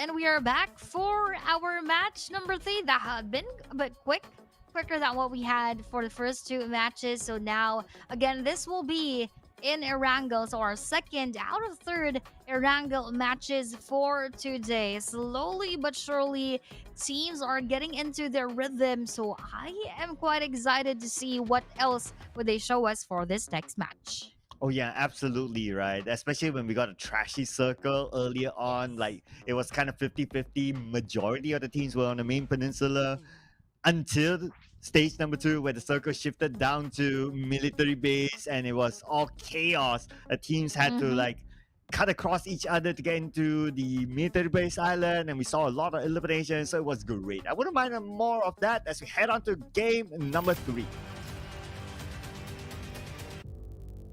Game number 3 indeed is right here in front of all of us, and plane is flying through the map of Erangel. Exciting moments ahead for all of us, and as Sir Cloud has mentioned, I would also see some more of those trashy circles, not to give a bit of the struggle for the scenes, but rather to extract that challenges and extract those strategies coming in from them with all of those tactics that we haven't seen yet for the first 2 matches. So plane path coming right from above onto the area of Novo Repnoye. So quite a different plane path than what we've seen earlier from Kameshki onto Hospital. So now this could probably bring us about different battles quite early. It's okay. They're supposed to play anyway, and they're supposed to kind of entertain us as well. So if we get those kind of circles, we'll just be being chilling on our own residences and enjoying the show. So I wouldn't mind if like the entire day we're gonna get a trashy circle. So we're gonna get another meter-based circle. Let's go for it. Let's go for it. So now we are going to wait for the first appearance of the circle. Where would that go? That is the question right now. So it is really quite exciting who will get a favor, who will get the curse. Ooh, look at this. Going on to the northern side around the area of Kameshki, where our first plane path came from match number 2. So quite interesting because there would be a lot of teams who are going to be left outside of the safe zone. Yeah, and if circle goes towards the starboard area, that would be pretty fun. It's going to be kind of hard for these teams to navigate around starboard. I mean, it's a hilltop. There are a lot of layers to it, and the team that normally gets the best spot, they would dominate well because they have the vision and they can overlook other teams. They can shoot them while they travel and so on and so forth, gaining those elimination points. So getting a good spot at starboard is going to be really important for the teams. Really, really important right here, but we haven't seen 2 teams yet drop in the same location. So that is what I am actually looking forward to. Those early fights wherein none of them have much of those utilities yet, much of those ammos, and even a weapon in their hands, just like what we've seen in between Kill Enemy and Hive International in Sanhok map. That hadn't been replicated onto match number 2 and match number 3. So looking forward to those moments. Probably not today, maybe tomorrow, just in order to bring a bit more spice into the battle. Well, if it's every day, every single map, I wouldn't mind that. I'm not going to complain. If we get all like a regular circle, like a god car all the time, like a mansion, like a farm all the time, it's gonna be like, okay, this is a regular circle. It's like there's like a lot of land to it. It's like, nah, we like a challenging circle. So give them all these like Sarky-ish, Star Wars circles, military base. That would bring a lot of excitement to the game. Exactly. I would even want to see a water circle, Sir Cloud. Just like the sea games, literal sea games. They're going to go around the area of sea and they are going to swim their way. So I would want to see that. Just like what happened in the final moments of PMGC in the Miramar map, wherein they need to swim their way through. So those moments are the kinds that we live for, as you've said. Those challenging ones, those fiery moments. So now it is just quite a quiet moment for everyone as all of them would go into looting and of course try to gather all the things that they will be needing for later battles. Yeah, so it's a regular start, and we don't see like any tussle for vehicles. It's the second time around that we see this kind of like an avoidance from all these teams when it comes to like collecting like the very early vehicles. So probably they have kind of like figured out like, okay, this is how we will drop to ensure that we don't bump into each other early on, and that's probably something that they learned throughout the course of the 2-week league. Mm-hmm. And speaking about the 2-week league, for this season, it is a shorter league as compared to before. Yep. So the learning curve has to be a lot quicker for all these teams. And they need to very quickly adjust and adapt to the situations right in front of them. Oh, and we have here the horsey ride Mm. inside of our map. And I really just want to see those moments. It's sort of a refreshing sight to see for all of us. Quite a comic relief. So that we are seeing the players just riding their horses and trying to from one point to another. So at least it get its job done. So technically that is still a vehicle, so it's really fun to see. Oh yeah, it'll be even better if like the camera pans over to whoever who's using the horse, and then you have like this cowboy background music to it. Ah, that'll be Yeah. perfect. That would be a perfect scene for all of us to see, but that is still not happening. Probably next season. We can request that. We can request those moments. But right now, what we are seeing are just players, of course, going around the map, getting those vehicles. Not much of the rotation is going to be seen, most especially from those teams who drop just around the northern side. But for those who have taken the middle portion, oh, look at this. The middle portion is what we are seeing right here. Team Max versus Goat Esports. They just went to go for those bullets right here, but no one was damaged in the scene. And two teams passing by Yasnaya to go to the starboard area. As expected, everybody wants to get to starboard Mhm. as quickly as possible to get the best position. And we have Gold Esports here. They are pretty much by the foot of starboard right now. Let's see where will they want to go. Do they want to go all the way up, or do they want to start somewhere in between so that they can Oh, overlook other teams? But Ryder, what are you doing there, he needs a Ryder? bit of help with his ride, or maybe not. Maybe not. He managed to find his way out of that unfortunate circumstance. But looking at our team Max, as they just ran over our team Goat earlier on, Goat Esports, they're still quite alive here. Not much damage has been taken. They're still all up and alive. So again, movement is what we are seeing from most of the teams, and the best position for them to take for later on. And we have here Goa from the observatory knocking down, or at least attempting to knock down Team Max Joseph, but was not successful in doing so. And then now at the peak of Stauber, the highest possible spot. Now it's great to be up here, not gonna lie. But the Yep. downside is that you don't get to truly see like 360 of where all your opponents are just because of the layers. So by the time you know it, sometimes like teams will access from one side and you have like two different teams on top of Stauber. So it might not be the best of the best position, but if the circle does go there, of course, being on top of it is going to be great. So they're probably thinking of like surviving first and gaining eliminations later. That is definitely what they are up to right now. But again, not much movement is seen from, rather, not much action is seen from all of our teams. They are just prioritizing everything else. We are almost on to our 8-minute mark, and not even one single player has been eliminated from the match. Yeah, till now, right? As we are approaching stage number 2, so a lot of these teams taking their time. We have 3 teams now in the blue, Ooh. but that's just as you mentioned. Younger guy goes Mernat. You got to knock out of an APG player, and that is a target that they would love to eliminate.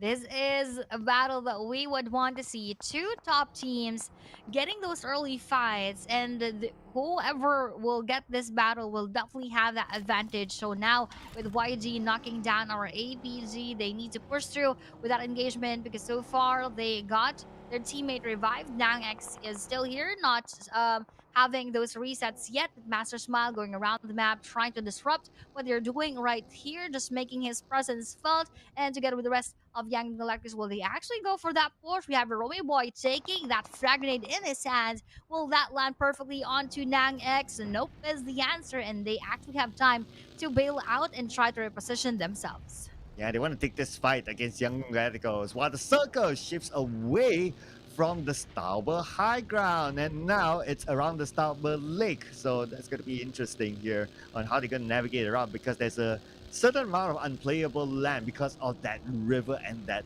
lake as well. While APG, they are in the circle, but they're coming from the high ground, and looks like they choose to disengage from Young Radicals.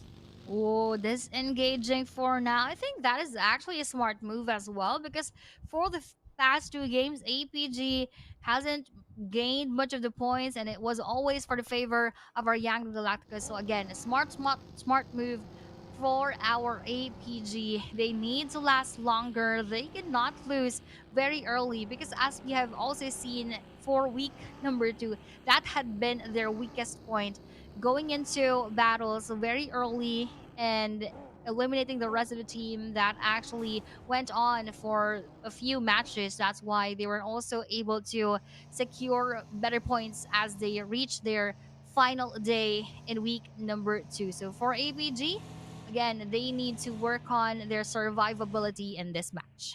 Yeah, and they know that the fact that Yahoo Radicals had a decent round before this, while APG did not, so they cannot Mhm. afford to go out early at this stage. Even though they only got like a few eliminations, but they still go out without any placement points. It's not going to be worth it because they are the top contender out there to catch Yahoo Radicals. And if they bottle it with only a few points, it's going to be hard because Yahoo Radicals, again, being such a consistent team, they could again pull away from APG. Definitely. And by looking at it, that 14-point gap is not easy to catch up later on, most especially if they are going to be pinned down very early in our matches. So that distance, that making of distance earlier with YG is, again, very smart move coming in from APG. But the question is, how else would they find the battles later on? Will they also do the same thing? Will they bail out, or will they push with what is happening on the screen right now? We have our Goat Bunny being pushed by those bullets from behind, which is actually coming in from Bro, one of the teams as well that we are asking better performance from. Yeah, Harami Bros pretty much in the middle of the circle, so they should still get the next stage. So it still is okay for them. But this circle, okay, this is another trashy circle just because stage number 3, we still have that river in between. And we're going to see Harami Bros scoring the first blood. So as like what you mentioned, they have to do well this round. And finally, they score one. First point for our bros here in match number 3. Let's see how else would that happen later on. They have this warehouse right here, but the circle is actually going to shift away from their side. So they also need to move just like their target right now. Just go to Esports, war in their vehicles, trying to move inside of that space. Actually, 2 players are already inside, so they're securing that spot for the rest of the team. But will that be ideal later on? Let's wait and find out.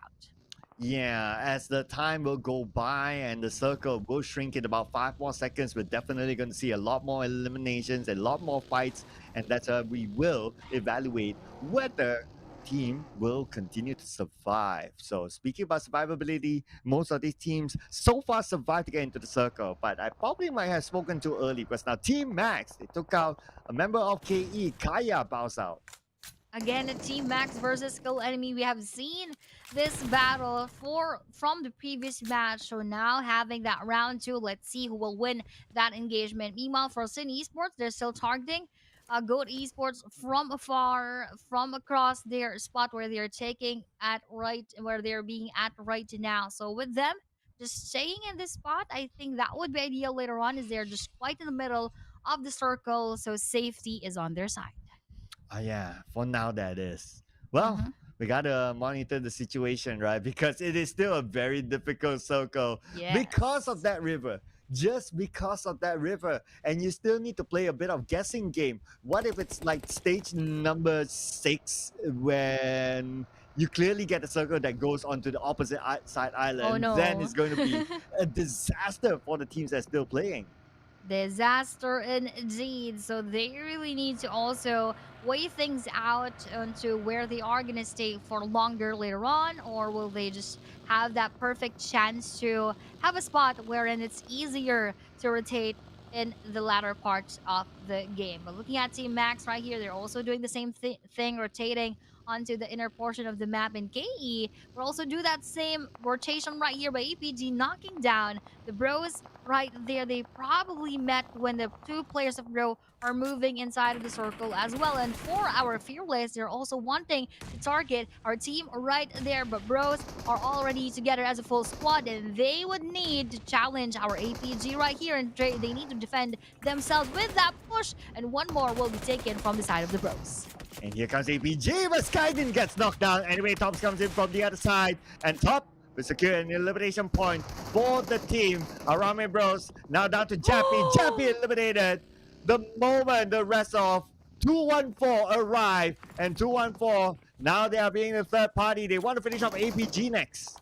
Oh no, that is what we have said earlier. We wanted the Bros to try to make up for the points that they weren't able to get earlier on, but with the joining of our 214, that is their downfall and the downfall as well of our APG, as 214 took those eliminations from behind as well. There would be much of those joiners from our GFS. Interesting things are happening right here, but with the movement again of the circle, they need to make their way out. Oh, I expect to see more fights now happening. Good fellas from afar. They spot 214, but Chewy gets knocked out by FV from Sin. Where is FV? Oh no, we don't know where he is at right now, but with GFS, Beast and Shaco being alive, trying to revive their teammates, 214 having that battle still with them, and they need to push their way in and onto the other side of the map. That would be Hive knocking down and securing BG Lil exit right there, and 214 with a push onto GFS. I'm not sure if this is the best thing for them to do, as the circle will move away from both of these teams, but I guess they find it worth it to get those eliminations. But with the nade not connecting so much, GFS are still alive as of the moment.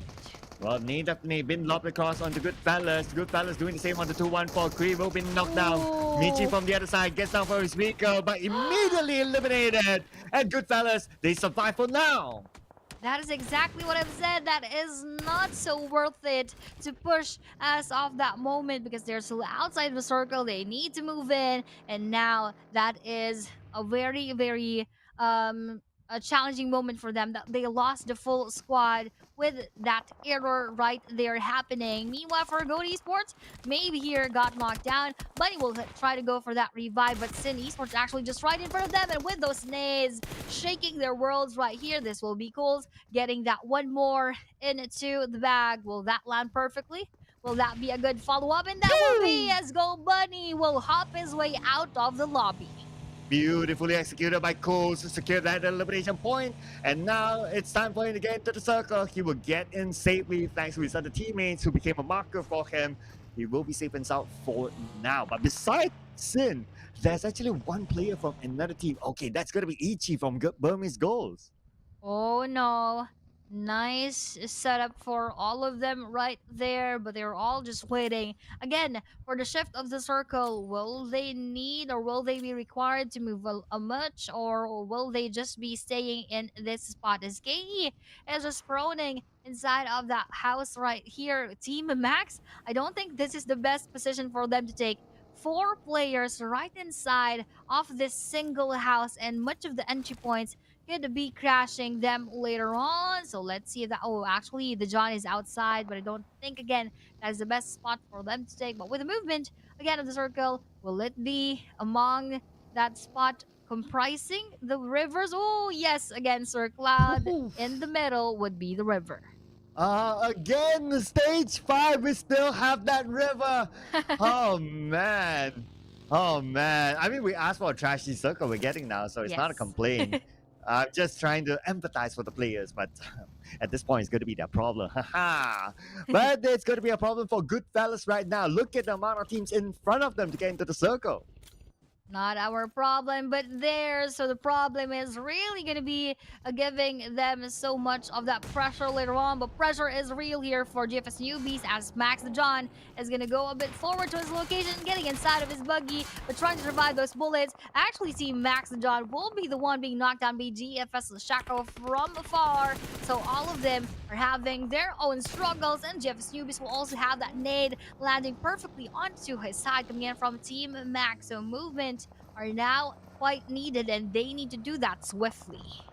As the Fearless Esports, they want to get into the circle as well, but they're looking to see if they can sneak away a couple of elimination points from that hill.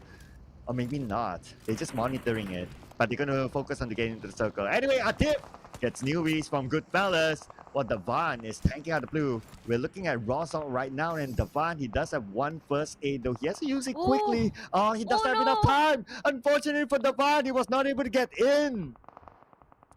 That is very sad for KE Devan. He really tried his best to enter that circle, but that is not really for him as he went down. But looking at this Fearless onto PBMS as Nate is being held by MM, he would throw that onto the side of our Fearless Esport. But will that actually damage them a bit? I think it will, but will not be able to knock them down as Fearless Pop-Buff will be ran over by the player of our PBMS. And will that be a secure? We're not yet sure, but surely throwables and utilities are very crucial in this moment. Ooh, and with one more ran over, that will be the end of the Fearless Pop-Up. That's not a minor move. That's a major move. That's right. That they will be able to secure more elimination points. Minor does it again. Scotty takes a lot of damage. And look who came. It's going to be Younger Galacticos wanting to be the third party against PBMS.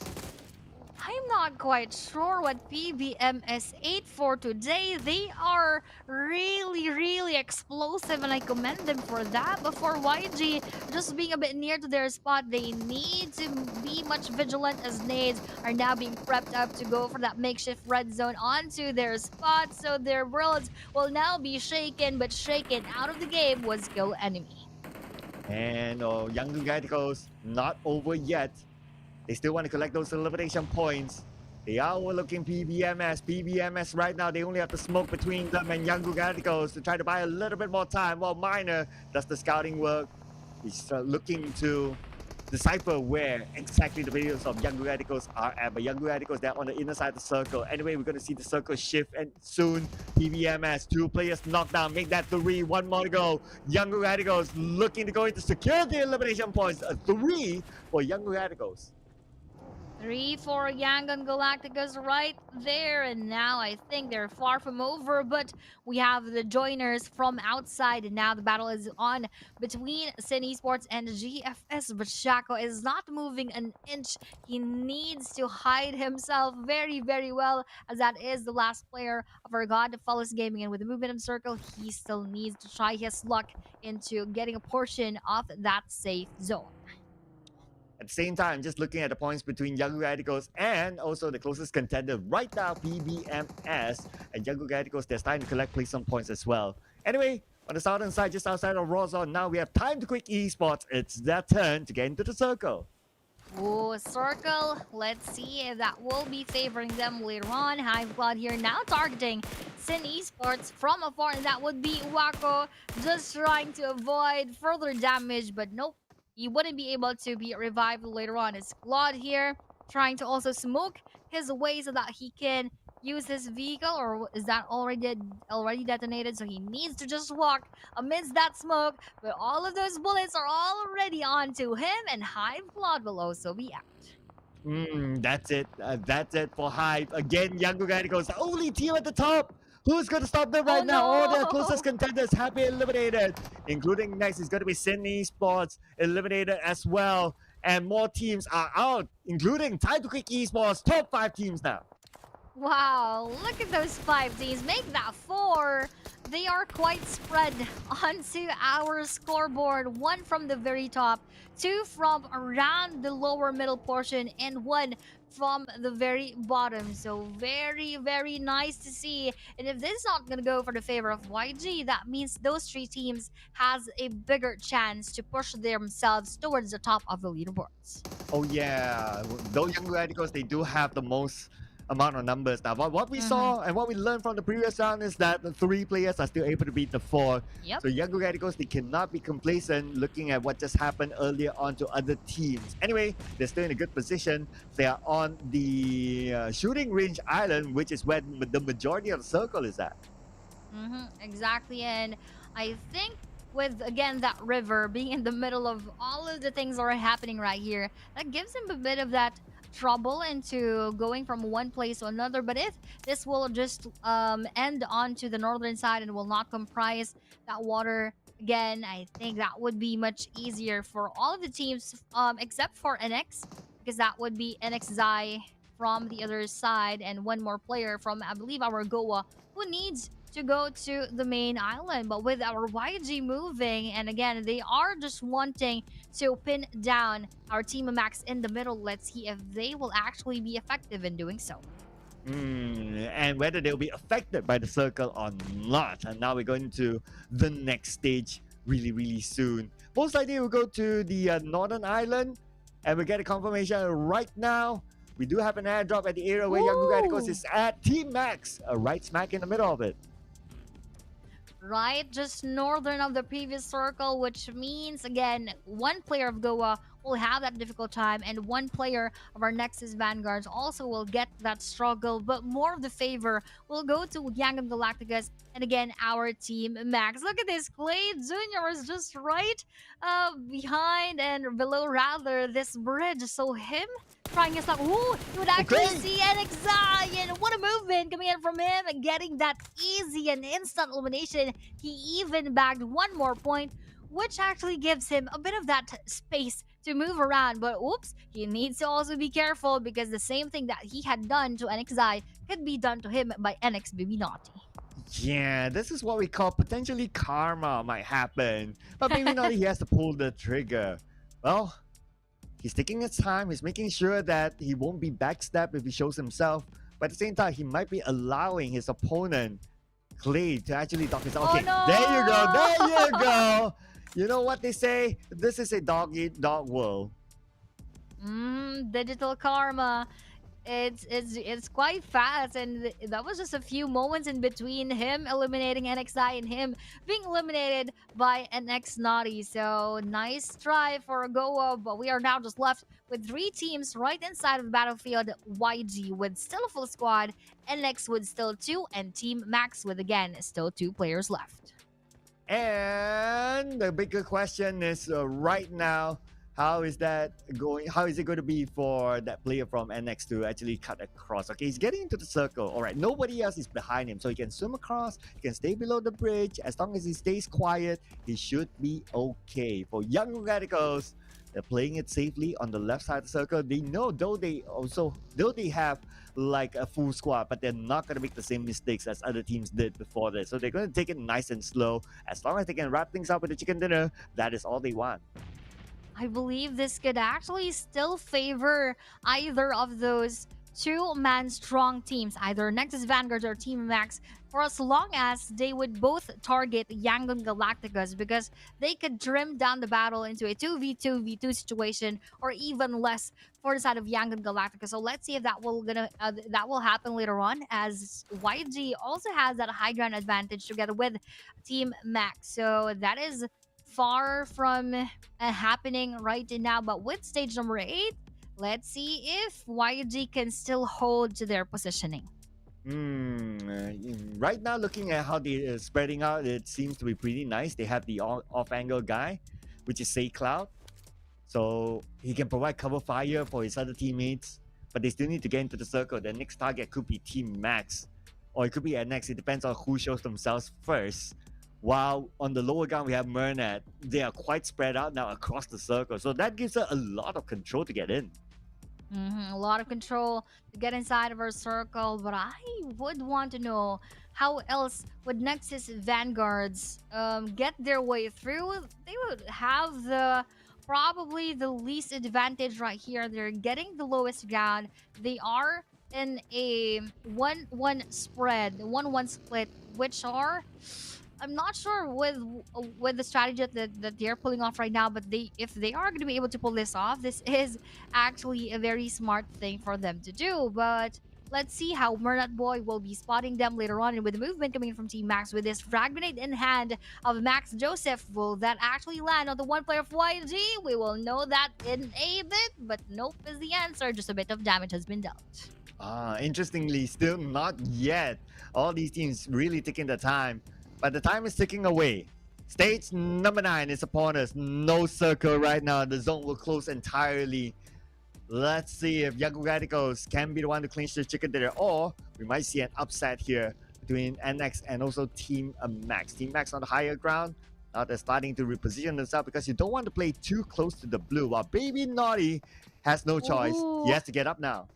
He needs to run. He needs to get inside. Stage number 9 is coming right up. And now this pushes all us as well to know who will be in favor? Who will be having their chance of getting that winner chicken? And all eyes are on YG right now. And with that nade coming in from behind him, ooh, that plays on will be knocking down Baby Naughty right here. But Oh. Romeo Boy will be taken down by that frag nade coming in from Max Joseph. And that push is quite strong coming in from Team Max Joseph, though, will be spotted in the process. And ooh, that is not looking so good for them. YG Stay Cloud trying his best to be revived. Ooh, trying to survive. But with that Molly coming from Team Max, that damages YG so much. Oh man, now Younger Radicals, only 2 active players. Could this be the nightmare moment for Younger Radicals? Because now WTZ from the lower ground will secure the elimination point out of Mernat. And we still have Team Max on the other side. Easy is still alive.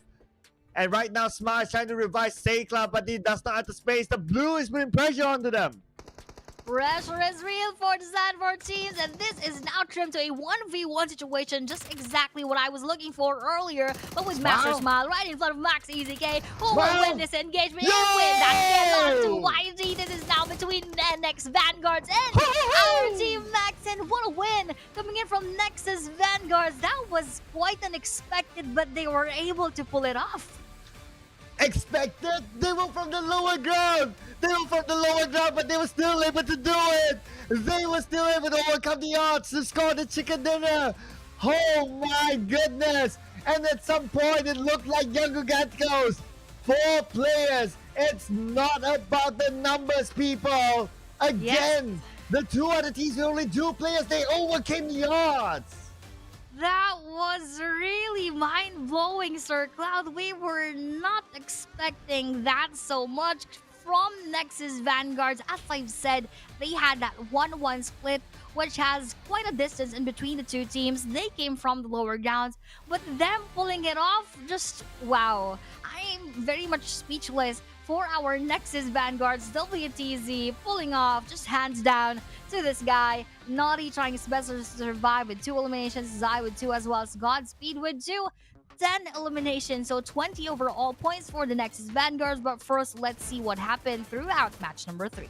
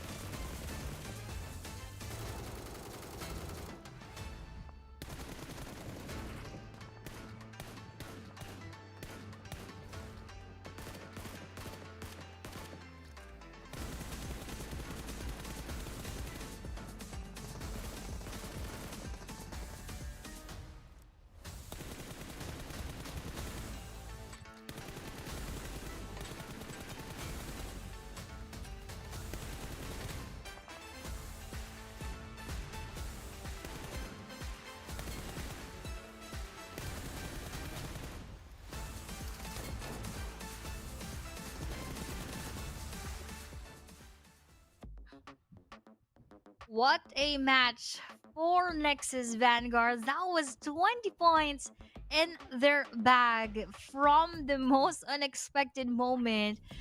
For YG being a full squad, Team Max also being with YG on that high ground with still 2 players left. That was really on the point for our Nexus Vanguards to take that winner chicken dinner, even with the 10 elimination points.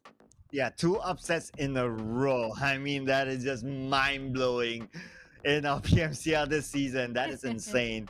Anyway, this time, no teams go out without any points. Everyone at least got a point for themselves. But when it comes to the overalls, where it matters, Young Radicals were at 3rd place finish. They still remain on top. And now the gap is 21 points between Young Radicals and Hive International.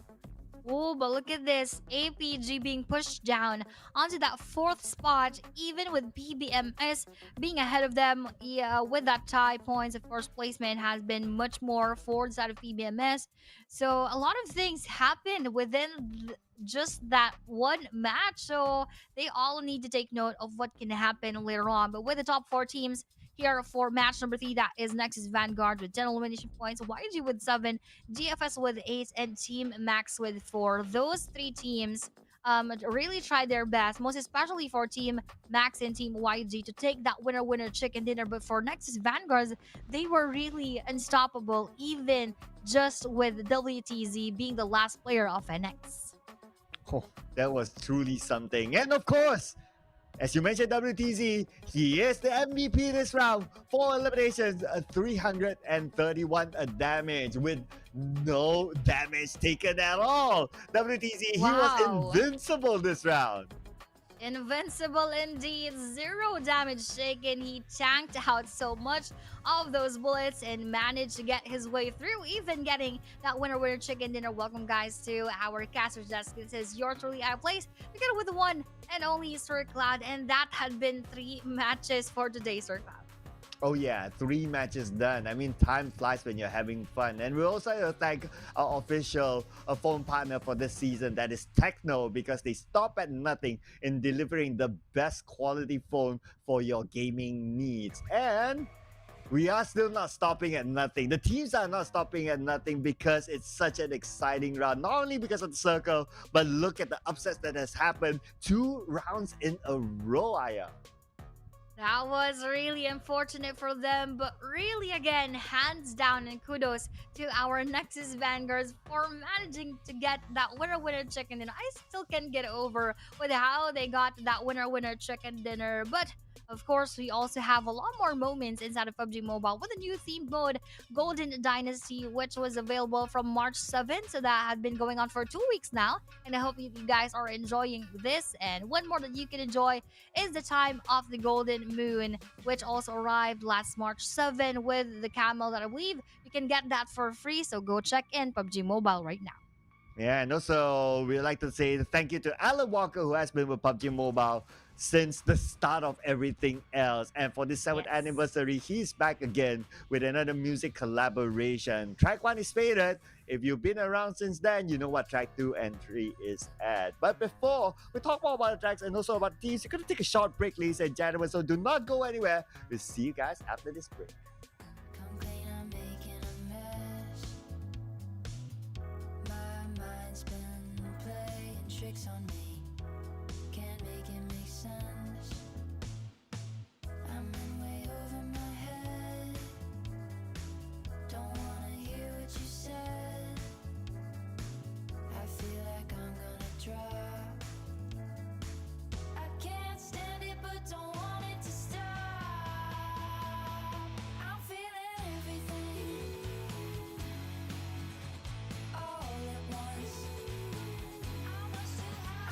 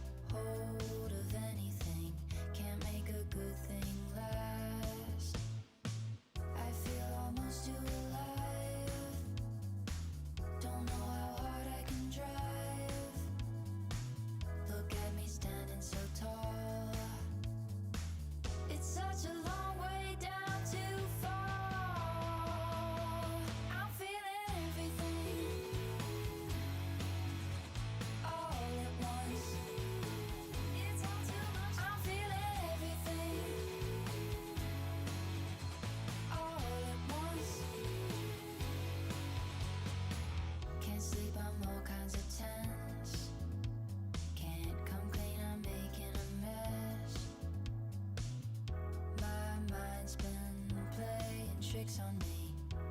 Can't make it make sense. I'm in way over my head. Don't wanna hear what you said. I feel like I'm gonna drop. I can't stand it but don't want it to stop. I'm feeling everything all at once. I'm feeling everything all at once. I should've left it. I should've left it alone. I should've left it. I should've left it alone. I should've left it. I should've left it alone.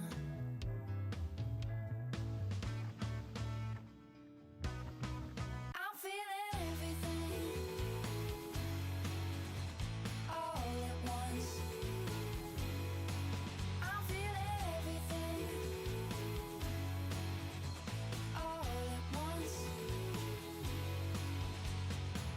It's coming at me so fast. My whole life's speeding past.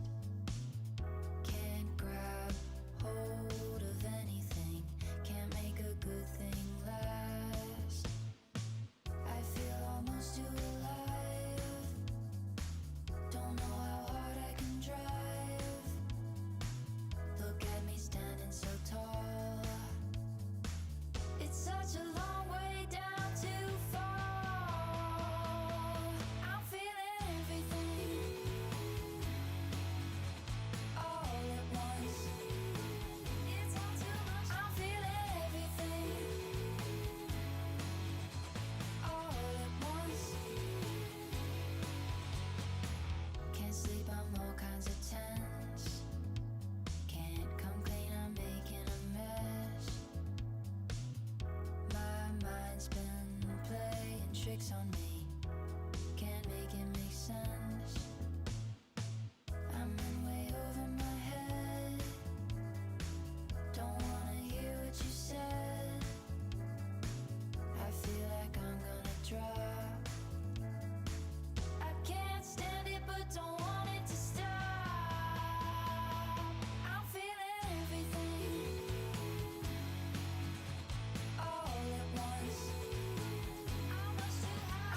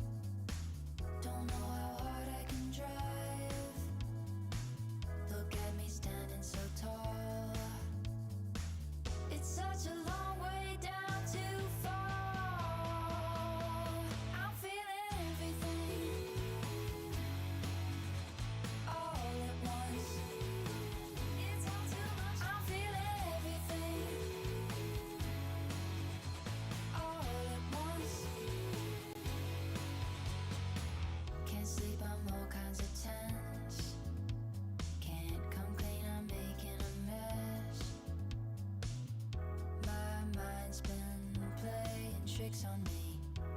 Can't make it make sense. I'm in way over my head. Don't wanna hear what you said. I feel like I'm gonna drop. I can't stand it but don't want it to stop. I'm feeling everything all at once.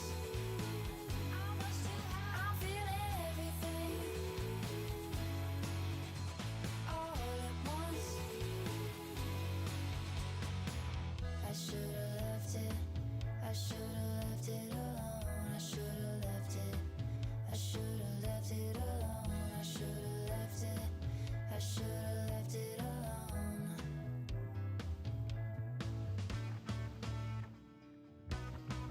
I'm feeling everything all at once. I'm feeling everything all at once. It's coming at me so fast. My whole life's beating past. Can't grab hold of anything. Can't make a good thing last. I feel almost too alive. Don't know how hard I can drive.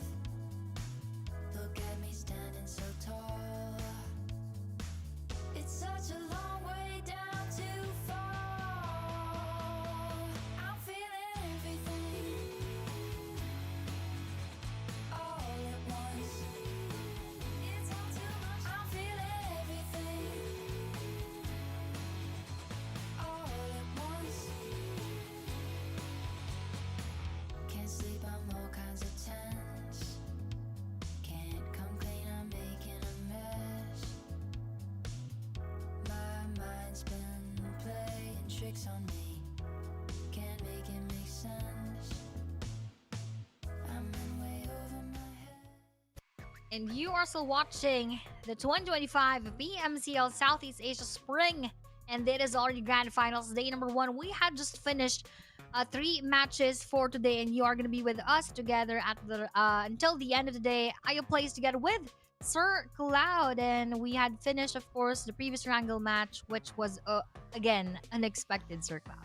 Oh, absolutely. Not only the circle is unexpected, but also the result is unexpected. Yes. For 2 rounds in a row, we saw the team that has a full squad did not score the chicken dinner. Instead, it was the team that first, PBMS, who had 3 Mhm. players, and then NX, not only with 2 players, at some point 1, but also from the lower ground coming up to score Yep. the chicken dinner. I mean, that was insane. Definitely insane. So this only shows and proves to us that anything can happen inside of PUBG Mobile. So it adds really so much to the thrill and the uncertainty that all of the players can experience right here. So we still have 3 matches again. That would still be 1 Erangel map and 2 more mirror maps for today. So as the Erangel matches, and I believe this could be giving the teams who are on the lower portion of the leaderboards a bit of that chance to get that winner chicken dinner.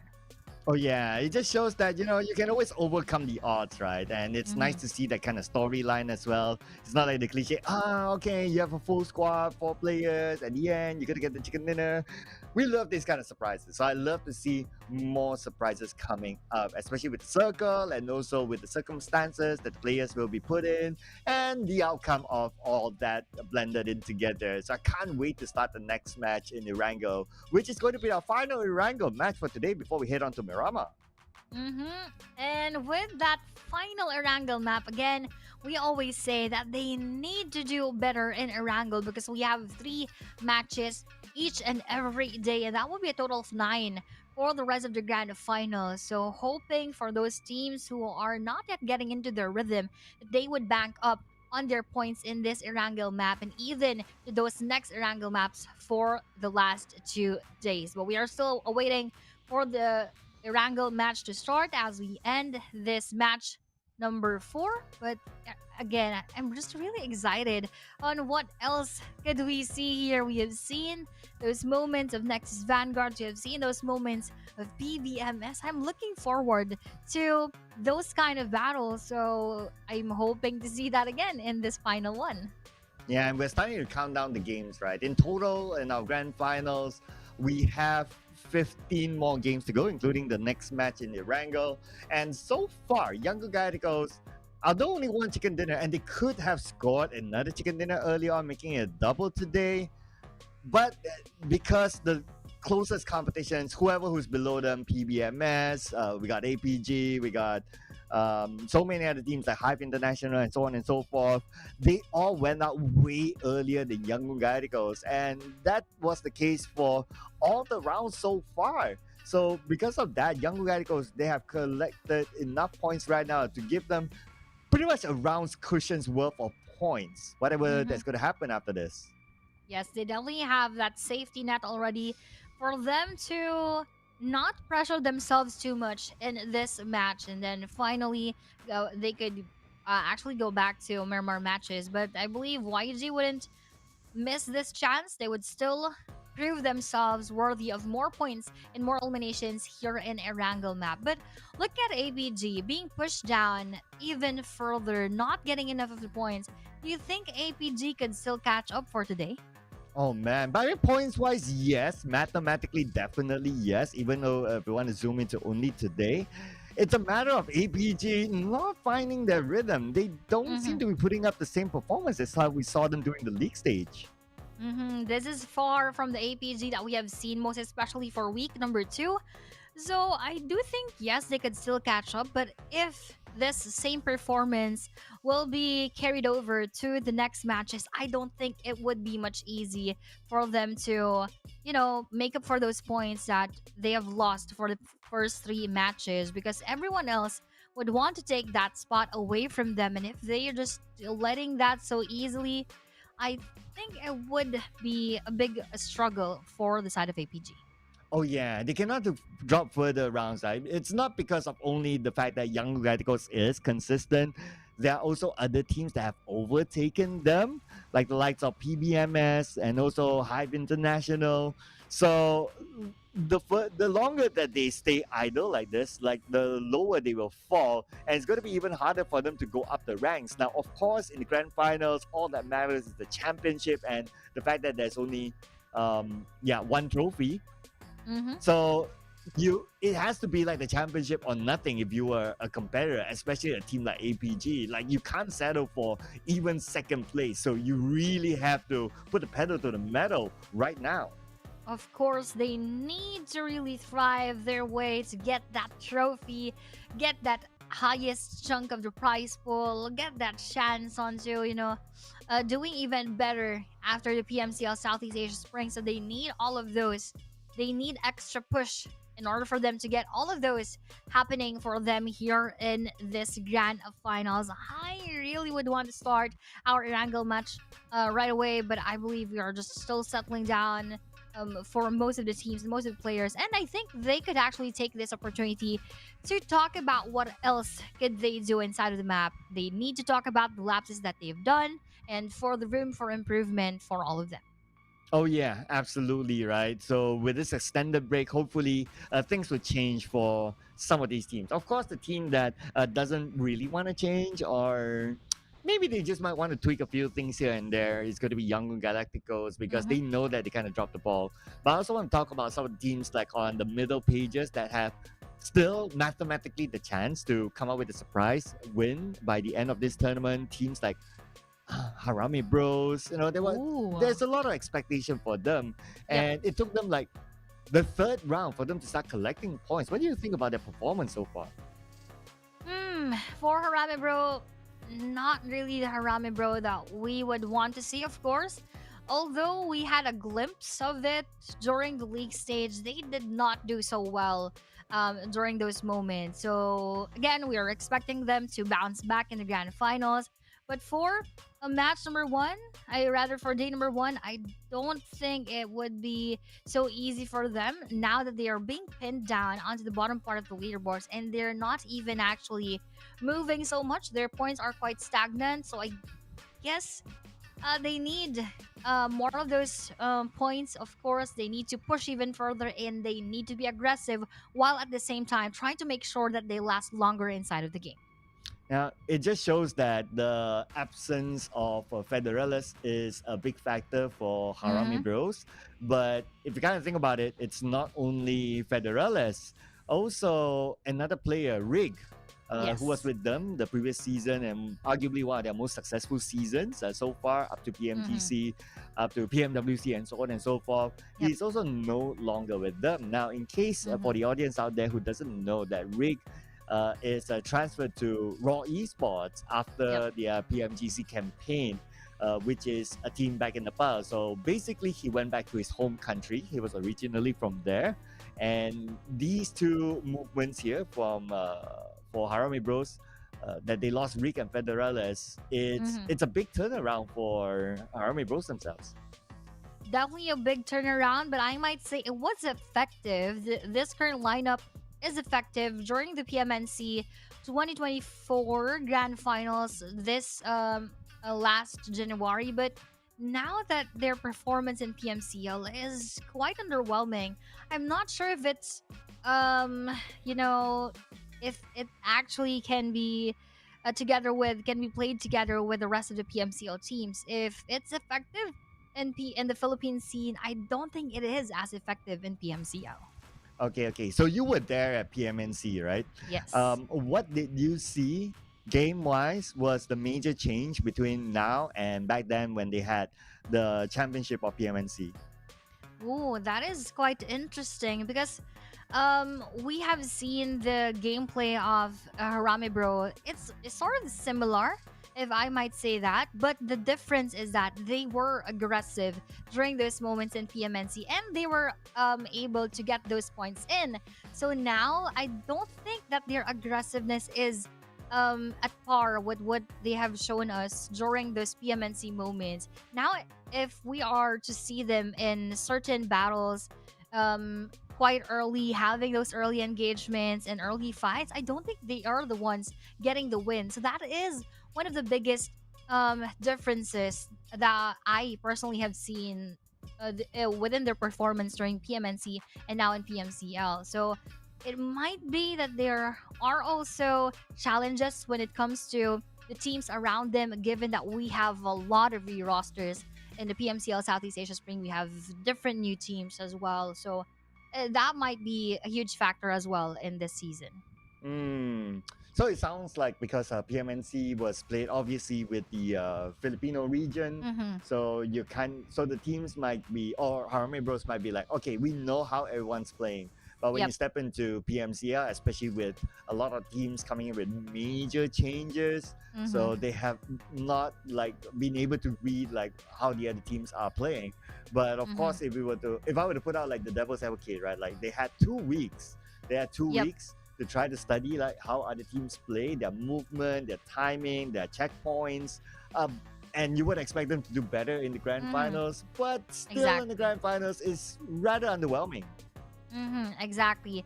That's why I told you earlier as well. I was expecting them to bounce back in the grand finals because, well, it could be sort of a given that okay, they were adjusting for the first 2 weeks of league stage because of their lineup here in the PMCL and of course the lineups of other teams as well. But again, not the Harame Bro that I'm expecting for the grand final. So I'm not quite sure what else could be wrong. Probably within the team, probably they have internal problems as well. So I am hoping that they would be able to work it out so that it could translate into better games here in the grand finals. Right. Okay. All right. So we got to cut them some slack, right? Because there's still like 15 more games to go, and I'll be happy if Harame Bros can prove not only us at the caster's desk, but everyone else wrong. The fact that they are able to make the comeback, and it would be really historic if they will be able to do so at this stage of the tournament with the amount of point gap between them and Young Radicals at this moment. Now, if we were to move over to like other teams who I would say did well during the league stages. 2-1-4. 2-1-4, they did Yes. fairly well in the league stages, but today we haven't seen the best of them. Why do you think that's happening? Oh, that is also one of the most interesting things right here because for week number one, they also gave us a very good performance. During week number two, probably not so much, but they bounced back eventually at the end of the week. But now here in the grand finals, same pattern that had been happening for Harame Bro. We are not seeing those highlights. We're not seeing them very much aggressive. Probably hesitation is from the end of our 2-1-4 that is quite evident in the team right now. So, well, at the end of the day, what we are hoping and what we can just do is for them to get back to track, get back on track, and to eventually find their rhythm back again.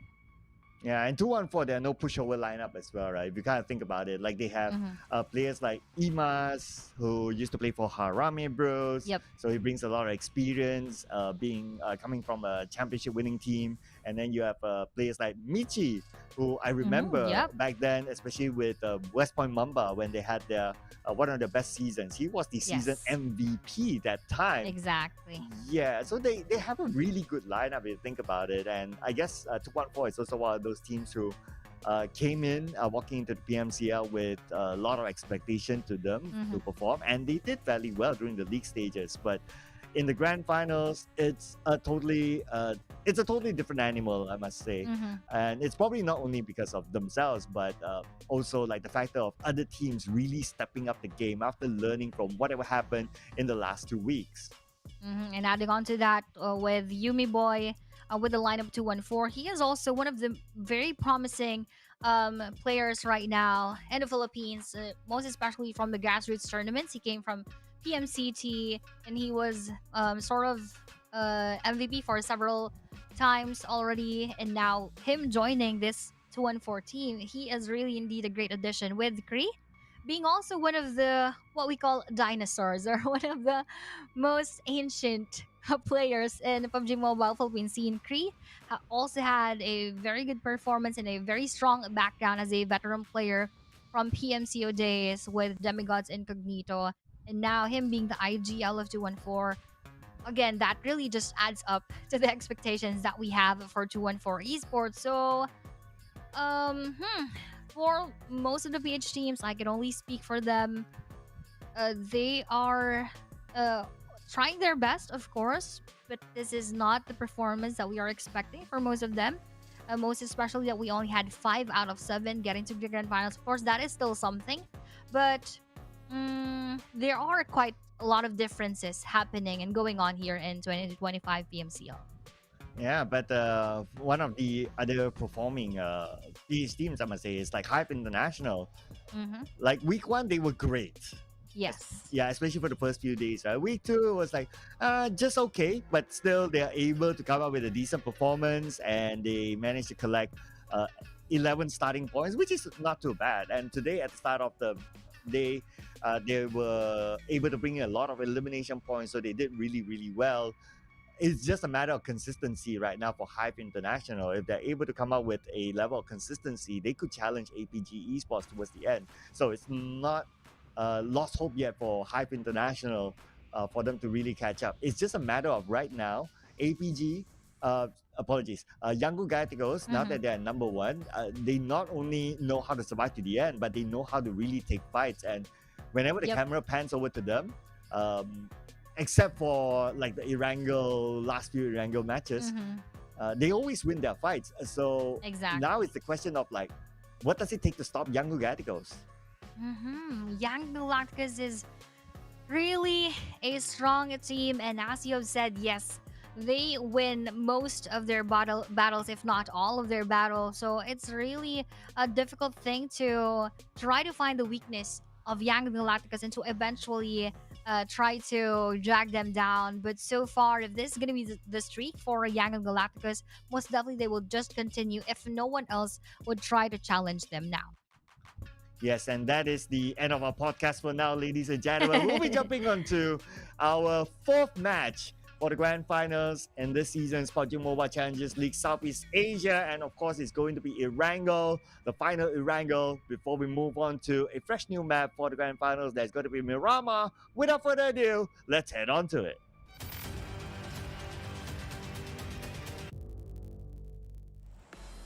Heading into our final Erangel map for today, and I really want to see how this would turn out for our teams right here.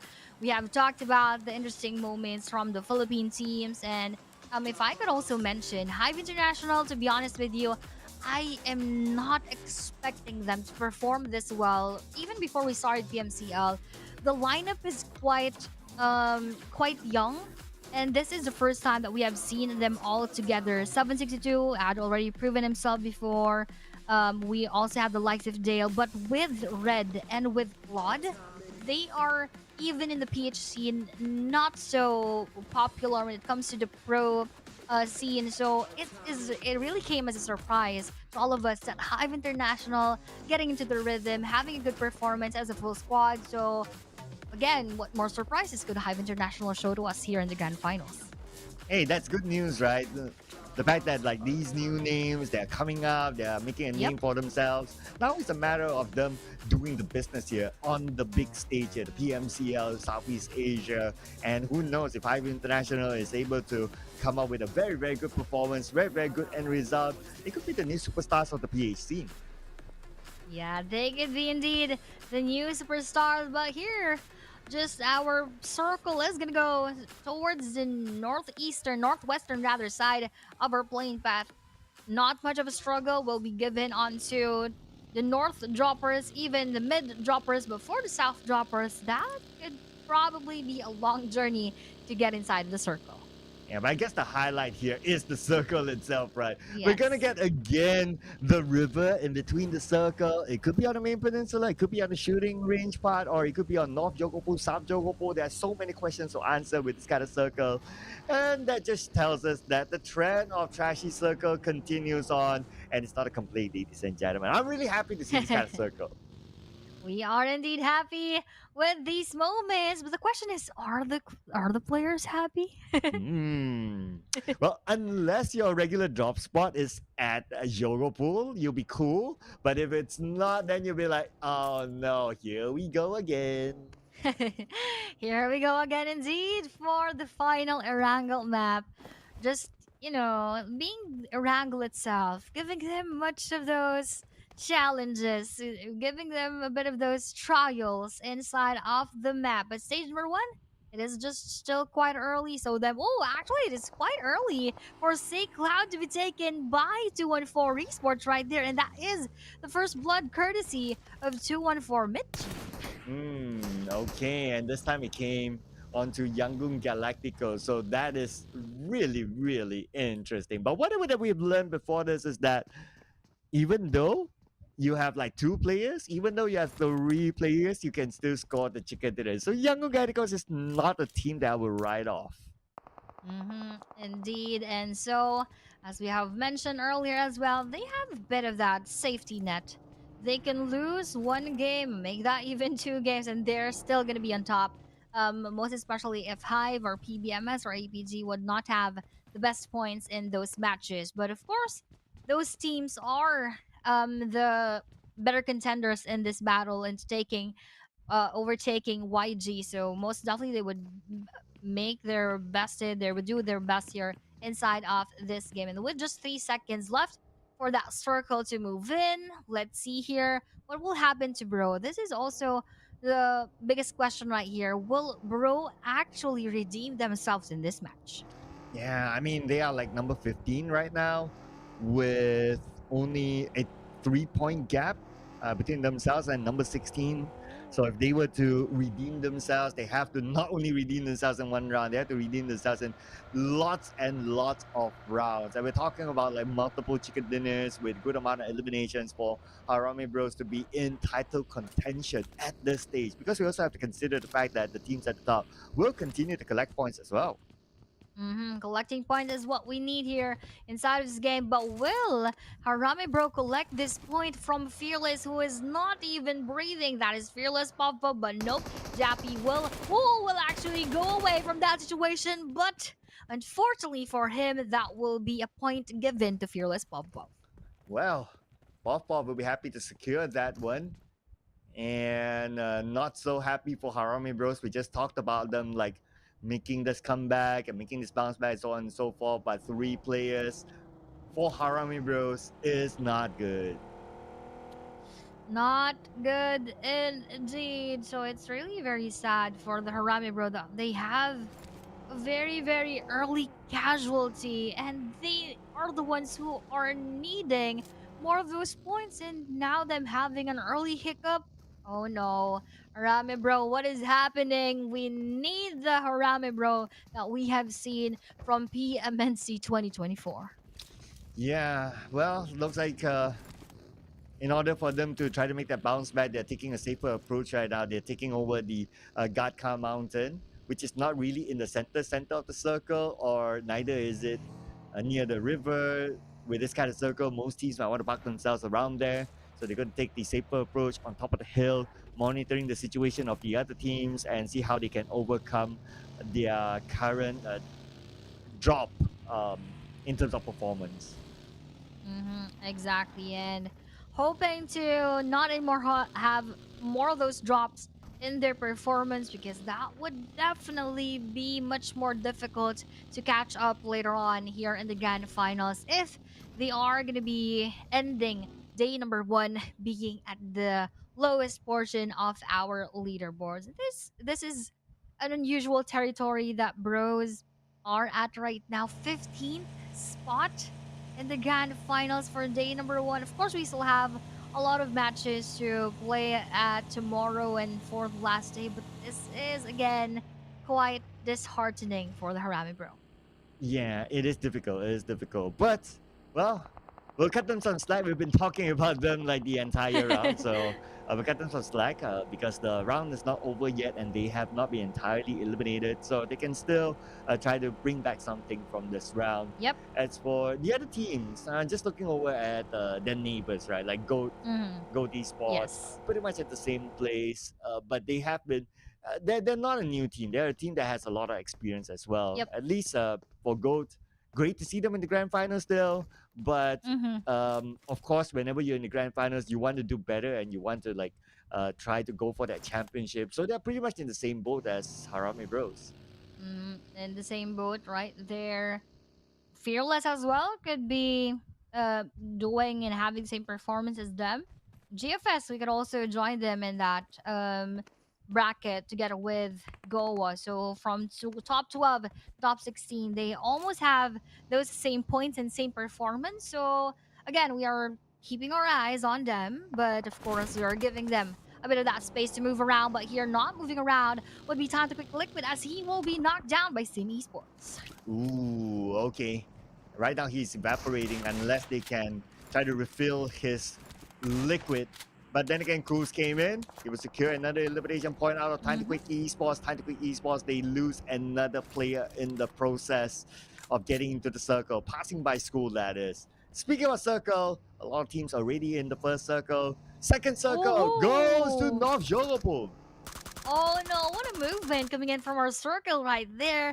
Really wanting to squeeze out all of those tactics and all those strategies from our teams, giving them that space to use their contingency plans right here. And Sanhok right there will be knocked down. Sinfy on the other hand will be having that counterattack onto our NX, and King WTZ will be taken down. Will that be an instant confirmation? I guess that will be, but there are actually good cover fires coming from above, which is coming from NXI, but NXI will also be spotted by Sin FD with an AUG, and Godspeed being the last player left with Rankid chasing after him. That is an early elimination, and that would be Nexus Vanguards going out of the game quite early.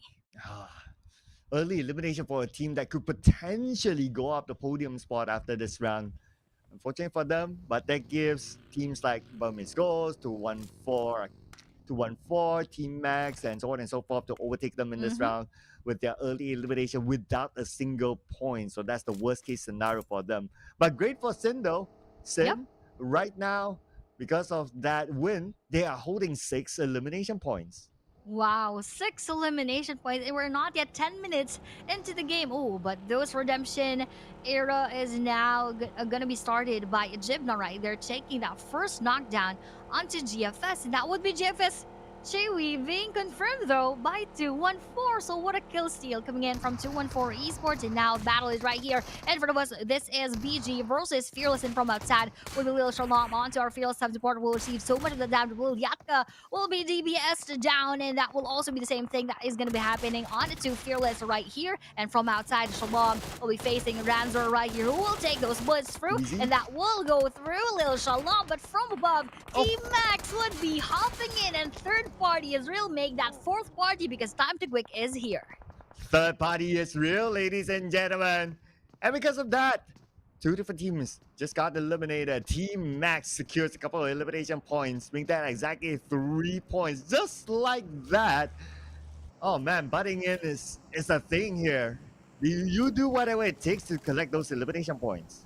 You do indeed whatever it takes, and this is the moment that we enjoy inside of the matches, having those battles left and right, and but at the end of the match, it all just boils down to who will get most of those elimination points, and those are 4 teams battling it out. So really, favor goes to the team who had been dominant throughout that match. But with again the movement of the circle, everything is quite fast here in the game, so they also need to move fast and adjust and adapt quite quickly here. Oh, one more movement that will bring so much of that horror to our teams is that circle going nearer to Zarki.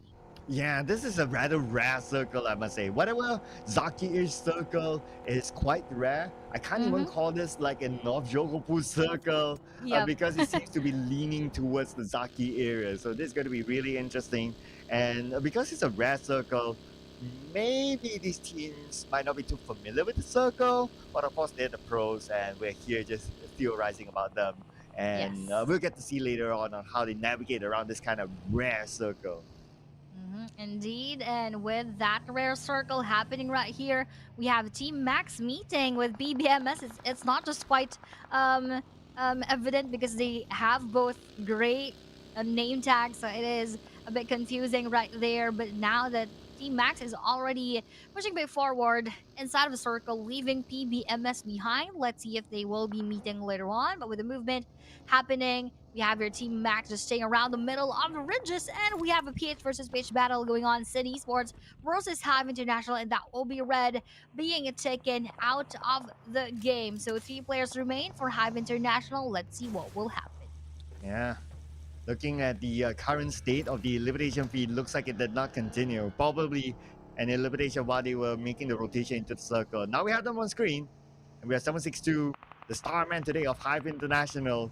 It's pretty much alone right here, while Sin is still around him. They're playing on the outer side of the circle. They're taking their time. Sin is looking for the other players now. He sees where one player is at, moving in onto Dale, and Dale knocked down by Coles. Oh, Dale here will be knocked down, although that will also be the same thing that Ranked will be experiencing right here. And Claude trying his best to defend his team. We have here Cole holding that nade, and also was supposed to receive that frag nade from Hive, but that would not connect right there. Oh, and look at this. Vehicle elimination, vehicle knockdown coming in from Hive Claude, but he is the lone ranger for the team, and he is quite gonna have that difficult time as Wacko from behind would throw those bullets onto him, and with that final blow landing onto him, Hive now will be out, and our 214, rather, or our Sin Esports has that chance to be more unstoppable with already 10 eliminations. Just too bad for Hive International. Number 2, chasing down Yangon Gadicals, but now they go out without any points at all. Again, opening up the door for teams like APG and PBMS to overtake them for that number 2 spot. And next is going to be the circle again. Right now, APG is on the northern side. And for the other highlight teams, looking for them, some of them actually inside of Jogo Pool itself, and looks like it's a southern Ooh. pull down of the circle. So we do have North Jogo Pool in it. North Jargable is now inside, and it's not leaning towards Zarki right now, but Sinko will be spotted by Goa Jeffrey, and they have that better advantage onto them, getting that higher gamble. Look at that. Goa Jeffrey will be confirmed, but Sin Wako will now be spotted in the process with Cole being out, Wako being knocked down. 30 seconds left on the clock as that stage closes in. I believe the zone will catch up onto them, but nice one. Nice peek coming in from Rankid, knocking down Ngapek. Yo, he also needs to heal up. Yes, but that was indeed a good peek. Oh, and I just want to highlight as well that Sin, right now, they have got 10 elimination points Yeah. to their name. Yeah, that is a very good progress for Sin, but now they have to figure out how to get into the circle. Anyway, Wako shows up, and Clay knocked down from the other side. Sin so far winning this match against GOA, the team that's at number 16 now. Oh, looking at this, NFV eliminating Goa 22, and that will be the end of them not adding any more of those points and being cemented on the 16th spot so far. They still have a long way to go, but I hope they would also be able to catch up with the points later on. But for Sin Esports, having 14 whopping eliminations quite early in the match. What a game! Coming in from Sin Esports, really hands down for them right now. And what more if they get that winner chicken dinner? But too early to say because this will be Go Chill Guy hindering that from happening. Yeah, we gotta chill. Let's not inflict the caster's curse onto them. Yeah, the moment we hide them out with their 14 eliminations, they Yep. lost another player. So just we gotta chill a bit, okay? I'm sure Sin would sorry, appreciate Sin. that as well. Yeah, 2 players left. But anyway, Sin, yes, 2 players. We've seen that before. 2 players to score the chicken dinner. And I'm not gonna continue on in case they say that. Caster, stop talking about us. Yeah, indeed, that goes on in the Philippine region as well. They always say that, oh, you are bringing that misfortune onto the teams. Don't talk about them anymore, please. But of course, we're not holding their devices. We're just here talking what is on the screen. But who knows, that maybe adds up to that misfortune. But now looking on to this battle right here, APG versus Time to Quit. And here comes the Nate onto the high ground. 007 is still all right. His teammates are on the other side of the circle, now coming into the circle. But to defend and to play around this ground is kind of difficult. Anyway, ABG is still going to take up this challenge. They want to be the king of the hill. At the same time, elimination feed is running, and looks like Cindy lost Wako to the hands of Younger Galacticos. Oh no! Sin Rankin out in the open with no covers, and that bullet just goes straight through without anything hindering that from connecting. That would be 2-4, taking that elimination. So now it's Sin Esports going out. I'm so sorry that I mentioned you quite often for the past few minutes. So, but anyway, at least they bagged home 14 eliminations. Still not bad. Oh yeah, I mean, no place on points, 14 eliminations. Who could complain about that, right? So it's a decent performance for Sin. They could be in top 3 once we end this round. But of course, the round is not over yet. The circle shifts away from North Jogapol, and whoever who's in it will need to come out. They need to come out indeed, but looking at how a Time to Quick MV is just just holding his way through that area, and he is just hanging on a cliff. So that is very, very difficult that he is the last player, I believe. Or rather, they have 2 players still for Time to Quick, but he is just alone within that area, hanging on that side of the mountain. So not very easy for him to do with the full squad of APG still right in that vicinity. So he needs to get his way out of that. He needs to enter the circle, but that is again not easy to do, as the other half of Time to Quick is just right in front of a full squad of Harabe Bro. Let's see how they would handle this one. Oh, and KH is now on the lower ground. Oh, and Nathan is just right across him. Shotgun versus S12K. S12K does have the advantage over just a pump shotgun. So Nathan is playing the patience game right now. They're not in a hurry yet. But when it comes to stage 6, they might not both have the circle. So KH right now comes in with the SWK. He gets one, looking for one more, but he needs to reload. Goes up to the 2nd floor, up to the 3rd floor, and now it's time for him to reset himself. that DBS connecting onto K8. That would be time to quick, having only one player left, which is the one, probably that was the MV hanging onto the side of the cliff of the mountain. So Jibna here has another chance yet to prove himself inside of the match. And now MV Oh, trying to go inside, but with that nade landing and with all of those bullets going through, time to quick will now be quick to exit the lobby. From our angle, it kind of looked like the nade would have landed on the Skynet. So Yep. it was scary at some point, but Skynet able to evade that. So he's A-OK for now. And look at the spread by APG on the minimap. They are very, very spread out right now. So they're giving themselves a lot of options whenever the circle will move. And that's about a minute more to go. So on the other side, 2-1 for a team that we kind of highlighted before this. They're playing by the edge of the circle. In front of them is going to be another highlighting PBMS. Oh, yes, I think this is a good spot for them to take. Not much of an access towards them coming in from the opponent. So they have a bit of the upper hand right there. But looking at this, Team Max trying to pin down APG. Ferngio just passed by the area but was not successful into doing so. Max Adon, on the other hand, is also spotting the surroundings in order to find any opponent that could have that direct access onto them. That would actually be PBMS. They're also not initiating any battle right now as they're trying their best to hide themselves and at the same time to stay longer in the match. Yeah, same goes for Harame Bros. They want to stay as long as possible this time. So far, an okay start for them, though they lose Jappy, but they scored one elimination point.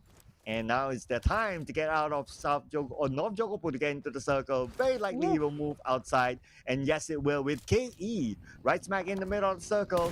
On the northern side, we have Team Max fully in it as well. Them being in a circle right in the middle for kill enemy, they have all the chances to gatekeep those coming in from the bottom, which is our bro and our GFS, but they also have the likes of APG right beside them who could give them that difficulty later on. But for bros, they indeed need to move as soon as possible, but they also would need to clear out GFS at the same time. So a lot of things are needed to be considered by bros when it comes to their movement. So I'm just hoping that the odds will be in their favor. Yeah, it's going to be pretty difficult for them, right? They have to navigate around this urban area with a lot of teams in front of them, and Newbies is looking at Harame Bros. He's looking at the smoke. Smoke is now protecting Harame Bros. They are moving from building to building, but still not in the circle yet. We'll check back in them in a little bit more, ladies and gentlemen, while we look at GOAT in a similar situation. They have to get into the circle, but in front of them is going to be the powerhouse Young Galacticos. Woohoo! Let's see how else would Young Galacticos play this, given that they only have 3 players right in front of them. Now is the question, will they be also having that same a blessing that their opponents had earlier, wherein those who only had less than 4 players got that way. But looking at this, all those bullets went through our gold Esports, and 2 actually got knocked down with that vehicle explosion. Yeah, this vehicle explosion not only gave them a decent amount of trouble, but also how are they going to get into the circle now without a vehicle? Lots of nades being launched across the map right now, including Team Max from the inner side of the circle. Yangu Galacticos, they have to get into the circle. They're launching their own nades onto Team Max. Then Team Max now evading all those nades. It's raining down on them. I'm looking at the elimination feed, and Murder actually got outdid by a drive-by. Oh, now we have YG having that advantage of having less than 4 players, although Murna Boy was spotted as well. We have Remaster Smile still up and alive and facing it with our Team Max, but from behind, ooh, that will be Romeo Boy eliminating the rest of our Team Max, and that only proves to us that numbers are indeed not on top of the food chain, them eliminating the full squad of our Team Max right there. But 2-4 from behind would be spotting our YG at the same time. Yeah, Yangu Galacticos, they survive as a trio still, but APG is coming. There's going to be the highlight fight here. Yangu Galacticos and APG, the number 1 and number 2 team. At the same time, on the mini screen, we're going to zoom in onto this. It's going to be Jipna here versus Newbies. 1v1 in this building. 1v1 in this building. Let's see how this would turn out. Would it be for Jibna? Would it be for newbies? But now that Jibna healed up already, that nade from newbies would not be received so much by bro Jibna right there. He threw that molly in order for him to delay the movement coming in from GFS newbies, and he is now just having his sweet time to actually loot the death crates right below him. And that is a preparation of nade coming in from Jibna. This all will also be another day coming in from Jeff's newbies, but let's see if that will or which will land perfectly. Will it be the other team or will it be our bro or will it be now APG versus YG? And Master Smile almost got knocked out with that same frag grenade. Oh, here comes the nade by Feng onto Young Radicals. Smile, did not receive any damage, no splash damage at all. Another attempt by Feng, but this time it's going to be a smoke grenade. Young Radicals, let's see. Looks like so far they are still holding on to their side of the circle. We're coming back onto Jipna now versus newbies. It's still a 1v1. Both sides not healing up yet. Jipna goes down to the same floor as newbies. He kind of knows that newbies is at the corner. And newbies managed to heal up 80% of health right now. He will have the confidence against Jipna. Oh, now he has that confidence to push him down already, but with Jibna, not having that Newbies! reset, he almost got that clutch go in to newbies, but that was newbies having that full advantage right there, and now he needs to heal up. That coast is clear right now. Force out of GFS. All they need to do is get inside of the next circle, which is actually held by the rest of our APG and a bit of 214. And we are down to our top 5 teams, ladies and gentlemen. It is still Young Radicals and APG just right next to each other. None of these teams have been eliminated yet. It's going to be interesting here. This is going to be the highlight fight here. Young Radicals against APG. APG crashing here by Romeo Boy gets through. That's going to be the start, but Murder Boy gets traded back. And now the fight continues on. Only Skyden left. And at the end of the day, it's still going to be Young Galacticos standing tall. OMG, Young and Galacticos taking those 10 elimination points and even eliminating the one team who were actually on top of them before we started. And YG is really doing well right now, being very dominant in this match. And indeed, unstoppable is our YG. But let's see who will be able to stop them in this final moments inside of the game. The last 4 teams remain YG, 214, KE, and GFS, and now that is already trimmed down to a 3. GFS will go out with just 2 eliminations. And that's going to be Kaya eliminating the final player of Goodfellas. That is newbies. They're out at number 4 this time. Significant improvement by Goodfellas after the break, but they definitely need more than this. Now, it's going to be between Young Radicals 214 and KE for the chicken dinner. Who's going to get it? At this point, 214 and KE, both these teams have a full squad while Young Radicals playing as a duo, but we've seen it before. Even though you don't have a full squad, you can still score the chicken dinner.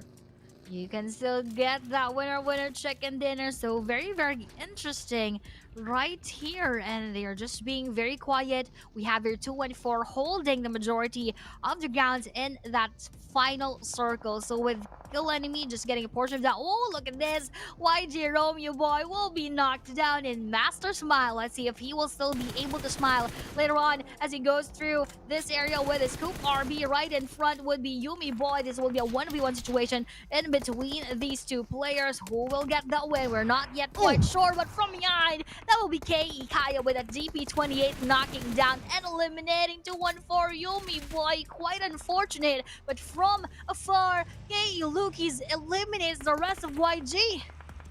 And it was Smile that just secured that elimination point, stealing it away. Anyway, now Young Radicals is out. It's between 214 and KE right now. 214 taking the active pro. Same goes for KE. They're making the same moves. They're basically emulating each other right now as D2K comes in 1v1 against Gree. But D2K, he lost it. He got gunned down by Michi. Oh no, I think this is actually heavily leaning towards our kill enemy right now. Ooh, but with that knockdown, one more onto KE. Let's see what will happen as K Divine will be secured by 214 Michi. 2v1 is our situation, but Michi will be spotted by KE Kaya at the same time. Now trimmed down to a 1v1 situation.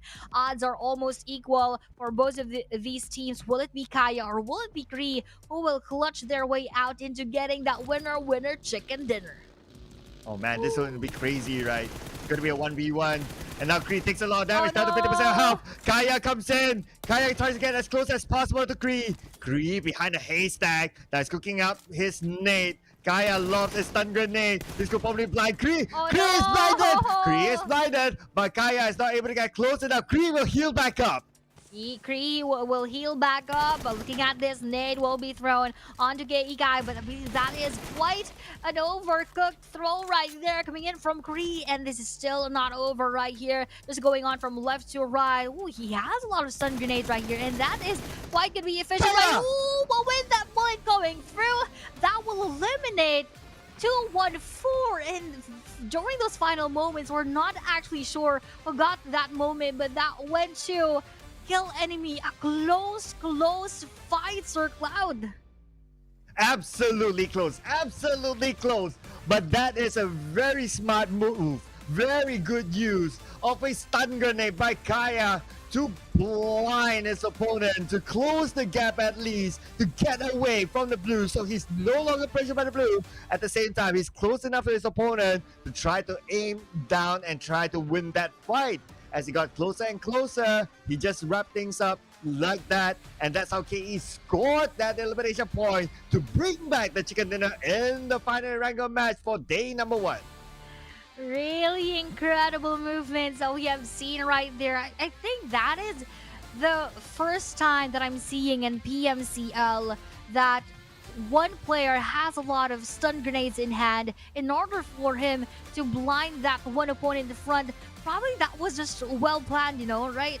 Because that was a 1v1 situation, and that really came in handy for Kaya onto Kree, because that was his biggest advantage, getting that stun grenade through, blinding 2-1-4 Kree in the process, and eventually having his way to maneuver throughout those moments. Although again, going back to those final blows and final moments, a very, very, very, very close fight. So now let's first see and watch the highlights for match number 4.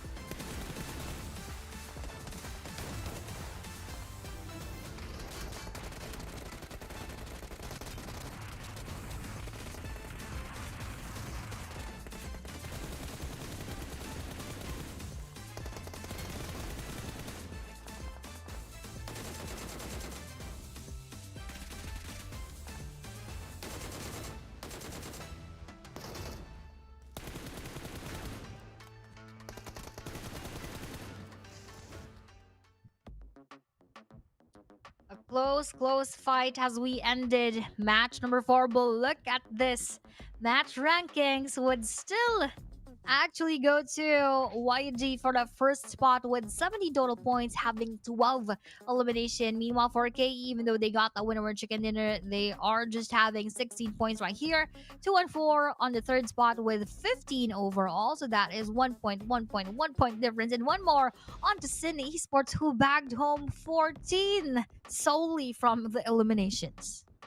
Wow, this is what we call no chicken, no problem for Yangon Galacticos because of their massive 12 eliminations. But also, we got to highlight onto Sydney Esports as well. No, play some points, no problem for Yep. them to be at number 4 with the 14 eliminations that they got. So now they are in the top of 4 teams to be highlighted in this round, followed by APG with 7 points. That's the next title contender between Yangon Galacticos and APG, of course. But because Younger Radicals, they got 17 points, APG 7 points, so they are still way ahead, and they have created at least perhaps like a 30-point gap between themselves and APG. And with YG being very, very consistent, that's really impressive of them trying their luck on getting that winner chicken dinner. And if not, and if they're not really able to do that, at least they have a lot of eliminations, which always brings them to the top of the leaderboards. But for those teams who got no points for that match, that was Time to Quick, Hive International, and one more team right below. So that translated onto our overall points right here. Look at this. APG now actually going to the second spot with 47, but with YG, look at that, 79 overall points. Yeah, a 32-point Yes. gap right now between Young Radicals and APG. So this is massive for them. I mean, at this point, again, it's the question of what does it take to stop Young Galacticos? I think that is a question that they need to answer as soon as possible, Sir Cloud, because if that question remains unanswered, this will just continue for our YG. And for those teams who were not able to get those points earlier, I believe that was Time to Quick. Now that they are going to have that roster change onto match number 5, probably they're trying different things if what else could work better inside of the grand finals. But for those teams on the left side of our overall rankings right here, a lot of the moments after YG, all of them are still quite close in the final overall points. Yeah, and speaking about what contributed to the overall points is the stats here. 12 eliminations for Young Radicals KE. Though they scored the chicken dinner, but they only scored 6 elimination points, which is not bad. Total 16 points for this round, which is okay, right? And 214, 9 eliminations, and then you have Sim with 14 whooping eliminations. Though they only played like what, half of the game, but they're still up here. And they're still up here again because of what they've done throughout that match. But of course, MVP well deserved by KE Kaya with that administration of the stun grenades, which were really perfect when it comes to that execution with 3 eliminations and 461 damage. Overall, 35% team contribution. He was the star and the key player for that match, and that was really vital for them in getting that winner chicken dinner. No doubt, no doubt. He was the catalyst. I mean, he won a 1v1 with a very smart use of the stun grenades, and he scored it. So great work by Kaya here. Without him navigating using the stun grenade, it would have been difficult for KE to score the chicken dinner. So great work there by KE. Of course, the bigger question is that how consistent can KE be? Because if you kind of think about it, yes, there's still a significant gap between KE and also Young Galacticos, but they are now in the top 4, so they can still go for it. They can still go for it. Just probably needs a little bit more of the push right there. But upcoming matches, of course, we are done, Sir Cloud, with that first Sanhok map and with that only Sanhok map. And we are also done with the 3 more Erangel matches. Now left with us to play around would be 2 Miramar maps for match 5 and match number 6. Yes, and so far we're getting all different teams scoring the chicken dinner throughout the entire day. No repeats yet, but of course, Young Radicals is still super duper consistent. Now the question is that whether in Miramar will there be a change for Young Radicals? We'll talk about that in a little bit more as we take a short break before we come back for Miramar.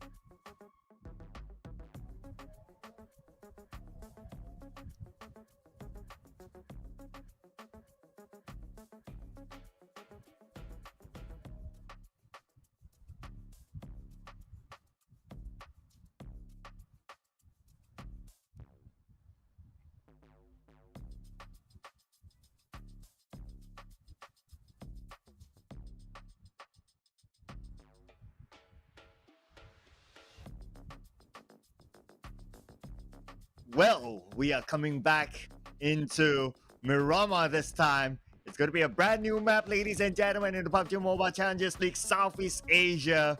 Will things change inside Miramar? Will this be the kryptonite for teams like Young Galacticos? That's what we're going to see. What do you expect out of this map, Aya? I'm actually expecting more of the actions that we are not expecting, that we have not yet seen from those teams coming from the bottom. Because, of course, it might be that this is their strongest suit, this is their favorite map in the map of Miramar. Although we always say that they should bank on their Erangel maps, we should give them their time to rise and shine here in the map of Miramar with only just a few seconds left.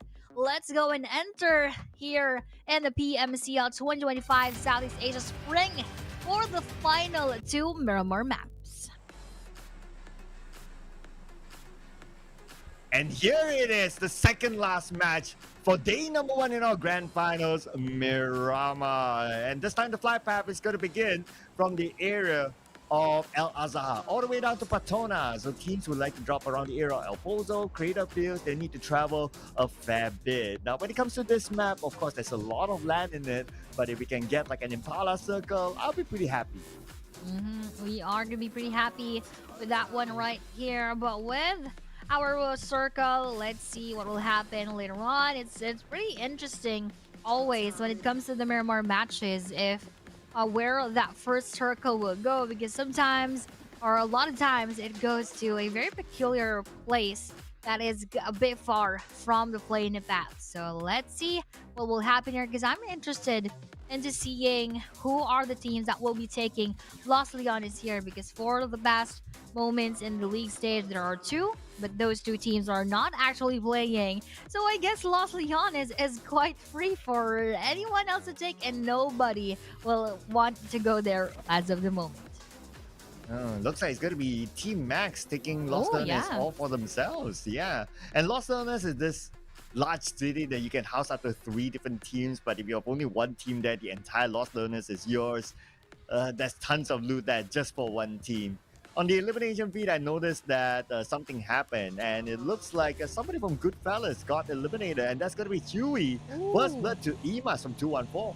Wow, what a way to start our first Miramar map. I would like to say that a lot of times during the past season, we have a lot of Filipino teams, specifically for the Harami Bro, always taking those Miramar maps. But for the league stage for the past 2 weeks, that weren't the case. It always happens that during the Miramar matches, a lot of the Filipino teams were already tired, probably during those moments that they were not able to get a fair amount of points. It just happened during that one moment when we had those 6 chicken dinners for the Philippines. But now that MS actually took that first blood, let's see if this is quite a different take on the Miramar matches. Oh, yeah. The fact that the first elimination is given to 214. So this gives, well, it might not be a pressure moment yet, but at least this gives a signal to teams up there like Young Radicals, APG, maybe even KE teams around 214 to say that, hey, this map could be our map. So you cannot drop the ball here just because we switched the map over to Miramar. Exactly. And again, going back to NX, who gave us that very good battle back in match number 3. Let's see if they would be able to have a good game as well in the map of Miramar. But now looking at 214, again, that first blood hopefully would give them that motivation to do even better here in this game. Yeah. So a lot of potential comebacks here just because we switch out the map as well, especially for the teams on the second half or in the middle of our pack here. Teams like Team Max, who have been doing fairly well whenever they turn on screen. It's just that what I noticed is that when they turn up on screen and they were going up against a big team like Young Galacticos, that's kind of like the kryptonite. And that's exactly what happened in the Miramar, in the Erangel match previously, where they were fighting with Young Galacticos, and obviously Young Galacticos won that fight, and Team Max, they stood no chance. But when they were going up against other teams, then they seemed to stand a chance. So I guess I would love to say it as simple as like, okay, you avoid young radicals, but obviously, if you Mm-hmm. are playing in a game, you wouldn't know which Yeah. team is in front of you. Exactly. As much as they would want to, of course, they would go for those teams that they deem that are much more easier to fight with than, of course, Young Galacticus or APG. So, yes, I do think that it just would really boil down to their research, if how well they know the dropping points of the teams and sort of their most likely rotation going on, so they could avoid those circumstances from happening. But whoever would be in front of them, that would be their instant target. So it's either they would back out and, of course, take a step back, or go for those eliminations no matter who was in front of them. Yeah, so whoever that you see, you must be brave enough to take the fight at the Hmm. end of the day. Yeah, you cannot like choose your teams like, oh, just because it's that team, then we'll avoid everything, we'll move somewhere else. Because at the end of the day, also, if you want to be the best, you got to beat the rest, right? Yep. So at some point, you're bound to meet up with those teams. So might as well find a way to be able to overcome all those challenges. They need to overcome all of those challenges, and that is also the same thing that Bro needs to do to overcome all the challenges there are in front of them. And that would also be Team Max directly in front of their spot. But Bro Jappy got lucky that he also had that opportunity to take that U-turn and leave Team Max for now. So leaving them as is would not give them that earlier fights that could also give them the chance to be early out. And speaking about chances, right? Like Goa, they had a lot of chances to overtake Harame Bros, Mm-hmm. frankly speaking. Like many times Harame Bros got eliminated before Goa, but because they were not able to collect points for themselves. So that's why they're still rooted at number 16, the dreaded number 16 that nobody wants to be in. Yep. I'm also wondering when will Goa be able to at least come out of that, because there were so many chances that they could have. They could have done that during the past moments, but let's see how else would Goa manage their way to leave that 16 spot. But of course, Bros would also not want to stay at 15, so that is also one of the most of the challenges that will come from for our Goa. The need to eliminate and push down Bro, Goat, and take them down one by one. Speaking of taking down, we have our Hivedale being taken down by our Burmese Ghost, and that is also an early trip, an early hiccup for the Hive International. Again, not the best of start for Hive International. They've been having an up and down performance. They started off the day really well, but coming into like the middle of the day and now obviously the second half of the day, again, Hive International, they can't seem to find their rhythm. They can't seem to find their rhythm just yet, but hopefully for the next matches they would, and most especially for the next days of this grand finals. I just really, I am in the middle of actually wanting to see teams, battle right early, but at the same time, I would want them to stay safe. It all just depends on the teams. They need so much of those eliminations. They need that aggression, most especially for Bro, for Goa, for Goat, for Fearless.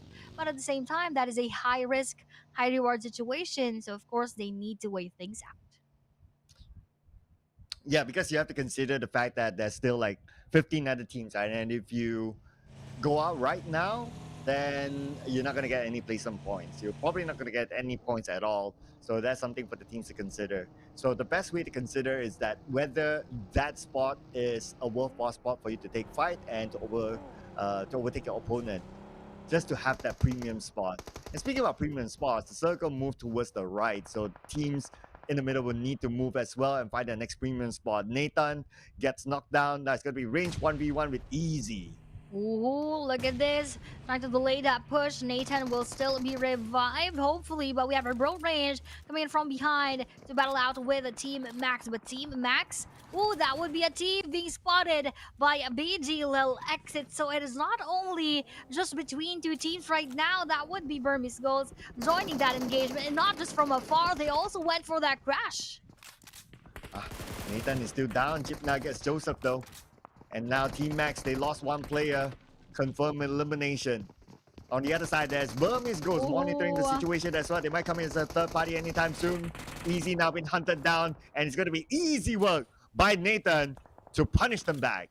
Punishing them back, but there is not that is not just their opponent right in front of them, because again that would be Burmese goals just across the road, and this is BG Lil Yatka trying his best to have that best spot onto him. Oh, look at this, Lil Shalom spotted Bro Jappy, who apparently was not moving earlier on. He was just standing at that part on the corner of the buildings, and they're now in their vehicles and indeed going for that crash onto the bros. And what a peek coming in from Bro Jibna. That was really on point, and Lil Yatka went that bullet through the head of Jibna right there. Meanwhile, for the other players, let's see how this will be turning out for the side of Bro, because two already are out of the match for the Harame Bros. Oh, and Ichi's on the other side. He's healing up. He's back up to 80% of health.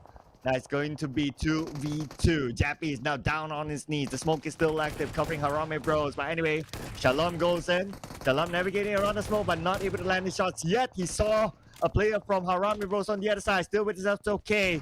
Ichi managed to pick up a couple of bullets. Much needed bullets. Shalom will finish off Jappy. Still the 2v2 situation. Shalom pretty low. Gunned down by range. Now it's only Ichi left. The defense of Bros are quite collapsing at this point, and that goes the same way for our BG. But with Range being the lone ranger right here, will he make his way through? But nope, that flames from that molly would just end his life right there and then. And that is courtesy of our Burmese goals having 4 eliminations right now. But we are also hearing a bit of those bullets actually damaging that unfinished building wherein that was taken by our BGs. I'm not just quite sure where the bullets are coming from, but now for Go Esports, they have the APG just around the corner. Yeah. Right now, maybe it's the one on the outer side.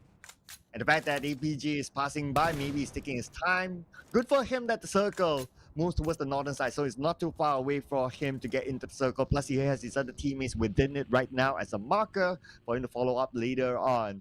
Coming back onto Yangu Gadigo, still on the outer side of the circle. This time, they are behind Burmese goals. But are they willing to take this fight? Is it going to be worth it? Because there's about 35 more seconds before the zone starts to close again. Oh yeah, we will wait for that later on. As Time to Quick is also just waiting for the moment for KE to pass by, and they were not really initiating for that knockdown. But now that they have the distance, that was the moment for them take them down. So probably they would not want that CQC fights earlier on, but now that with that distance, they got that knockdown through. Let's see if they would actually be able to confirm those eliminations, or like that, KE Devon is now up and alive again. And here comes KE, passing by, getting into the circle, gunfire onto them. 007 got Devon. Devon now down on his knees. At the same time, Fearless Esports on the other side in engagement with PBMS. PBMS, one player currently down, and they're rushing in to clean up job. Looking on to that feed right there. PBM Espresso will be knocked by our Fearless, and Fearless Popo will also receive that same treatment coming from PBEXMSI, and Ranzer still on his way to rescue his teammates for Fearless. And Scaddy would want to escape this engagement, but Miner is now already quite far. They both need to escape. They both need to run away from this situation because they are at a huge disadvantage. But Scaddy right there will be lucky to not receive all of those bullets that Ranzer pushed through his side. And Fearless Esports, they have the high guy advantage against them. PBMS, they have to back out this situation. Sydney Esports, on the other hand, going up against Burmese goals. One player currently down, make that 2, as FB is now chasing them. But Ichi fires back. Beautifully done by Ichi. And this could give them a chance to seek revenge against Sydney Esports. Now taking that revenge exactly right through our Sin Esports. The rest of the team would be wiped by the Burmese goals. Oh, nicely done by Ichi still. He still has it from his Genesis Esports days, showing his value towards Burmese goals. Now, Burmese goals, only 2 players left. On the elimination feed, Smile will be knocked down. But anyway, Saycloud is there to pick him up. They do have a decent round of cover, while Mernad keeps an eye on their opposition on the other side.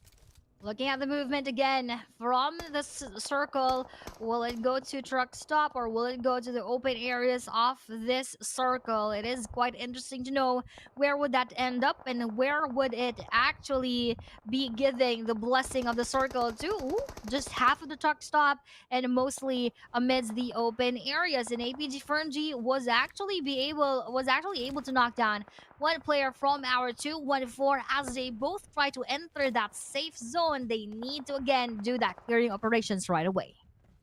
Yeah, a lot of teams on the outside because of the hardship towards the left. And here comes Skynin, Oh. scouting the area. They want to finish up 214. Yummy Boy inside the shack. Nate will be lobbed across. Yummy Boy is still okay, but he's all alone and finally ran over by the OG, the golden boy, Skynin. Oh no, and with that addition of the Molly to secure the elimination onto Yumi Boy right there, we are now left with the other half of 214. Ooh, we have that Camel right there for MS, just trying to make sure that he is quite safe. Ooh, well, we have here one more knockdown onto Nang-X, and that is courtesy of another team coming from the outside who are actually gatekeeping them, which is our GOAT Esports right here, and that would be Bunny taking down Nang-X completely. Yeah, there's 3 more players for APG now. Still on the outside of the circle, needing to find their way in. Next is going to be Gold Esports in front of them. Same time, Burmese Ghosts, they're not stopping yet. They managed to secure their next elimination, but they're fighting against Goa right now. Shalom will be knocked down. Only 1 player left for Burmese Ghosts. They're currently at 9 elimination points, looking to at least make it 10. Yes, I think they're really wanting to make that up to 10 points even before they go out of the lobby. As they are just left with 2 players and one is heavily damaged right here, needing that revive from Master Itchy. And they are still inside of the circle and they are quite untouchable at this point because of the red rocks that they are taking. So they have a bit of that leeway and that ample time to heal themselves up before being spotted by those teams, just like the Goa right here, right below them, and the other teams who are just around the corner on our stage number 4. Lucky for them, they have the high ground, like what you said. Yep. But for Fearless Esports, even though they have this high ground, but they don't have the circle, so it's still really, really important that they go through this phase. Now, they do have 1 player within the circle as a marker, but they're taking their time to try to lock out 214. Now, the challenge is for 214 to get out of this building to survive this stage, while there's another team behind 214. Yep, that is quite interesting right here as ABG is already securing their spots inside of that circle, and they really need to have that effort in order to secure those spots, because that would be Fearless just right beside them. That would be 214 right behind them. So a lot of contenders, but look at that, contending once more is Hive International GFS, and that would be Shaco now already out for our Godfellas Gaming, leaving only 1 more player left to survive the engagement for Godfellas. And for Fearless Pop-Up, he is also already being damaged by the blue zone, so that is now the signal for him to enter right away. Time for him to get into the circle, but the fight will continue on, this time against APG on the other side. Skynim will be needed out by support from Fearless Esports. Oh no, he's pretty far away from his other teammates, while 214 is coming into the circle as well. APG, they're losing men. They just lost another player. Now it's only top for APG. Now for our APG, last player would be top. Will he be able to push their team towards the top, or will other teams now hinder them from doing so? As Time to Quick now is also giving a hard time onto NX, but we also have here KE Master D2K from above damaging our Time to Quick. KH was taken down, Gus was also taken down.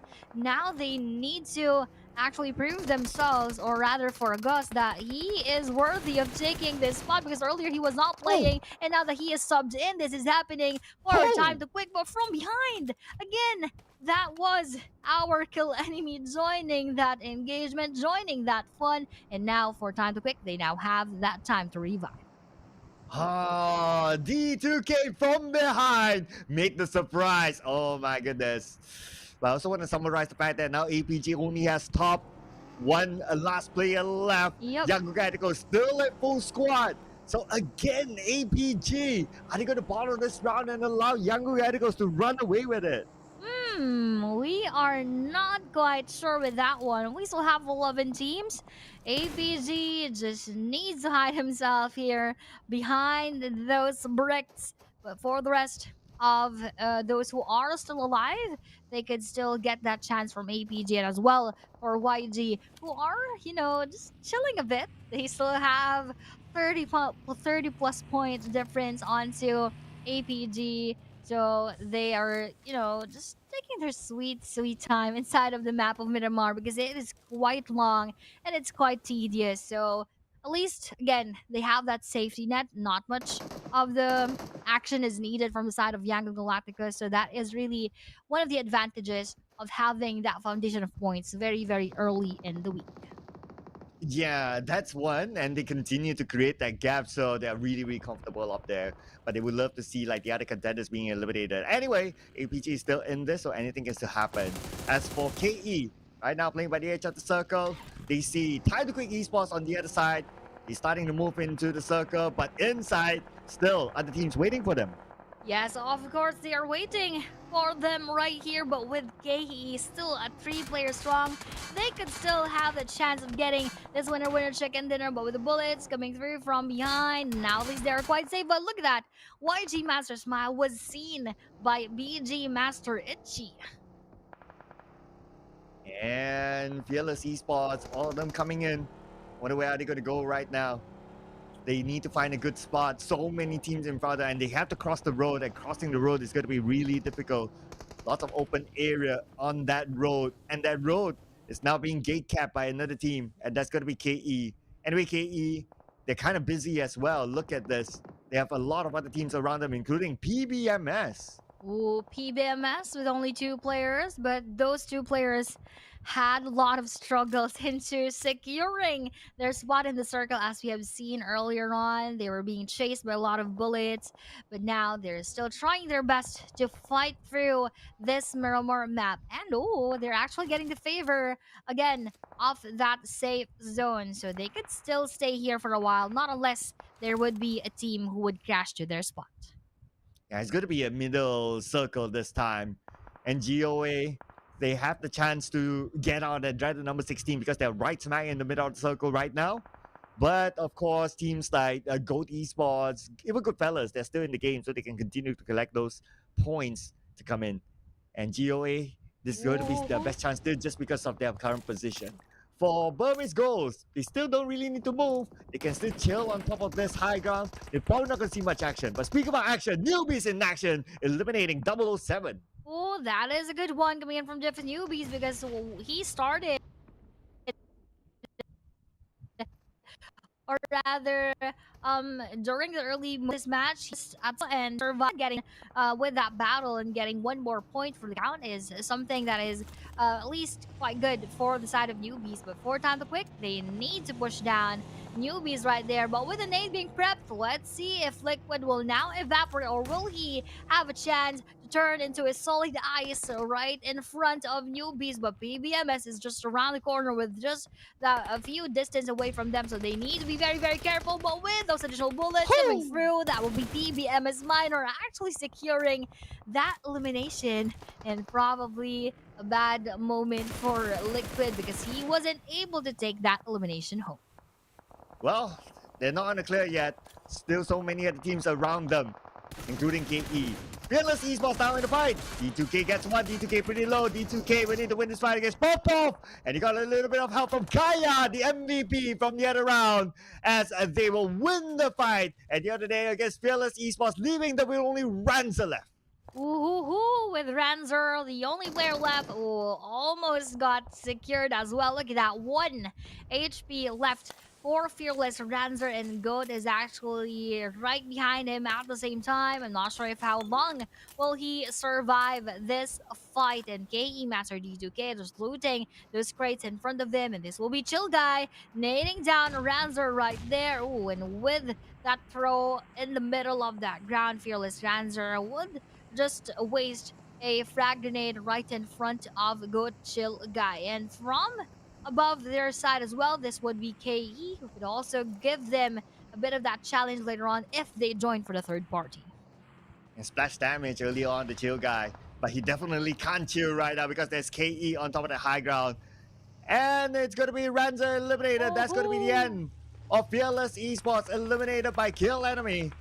And now they still have other teams coming by.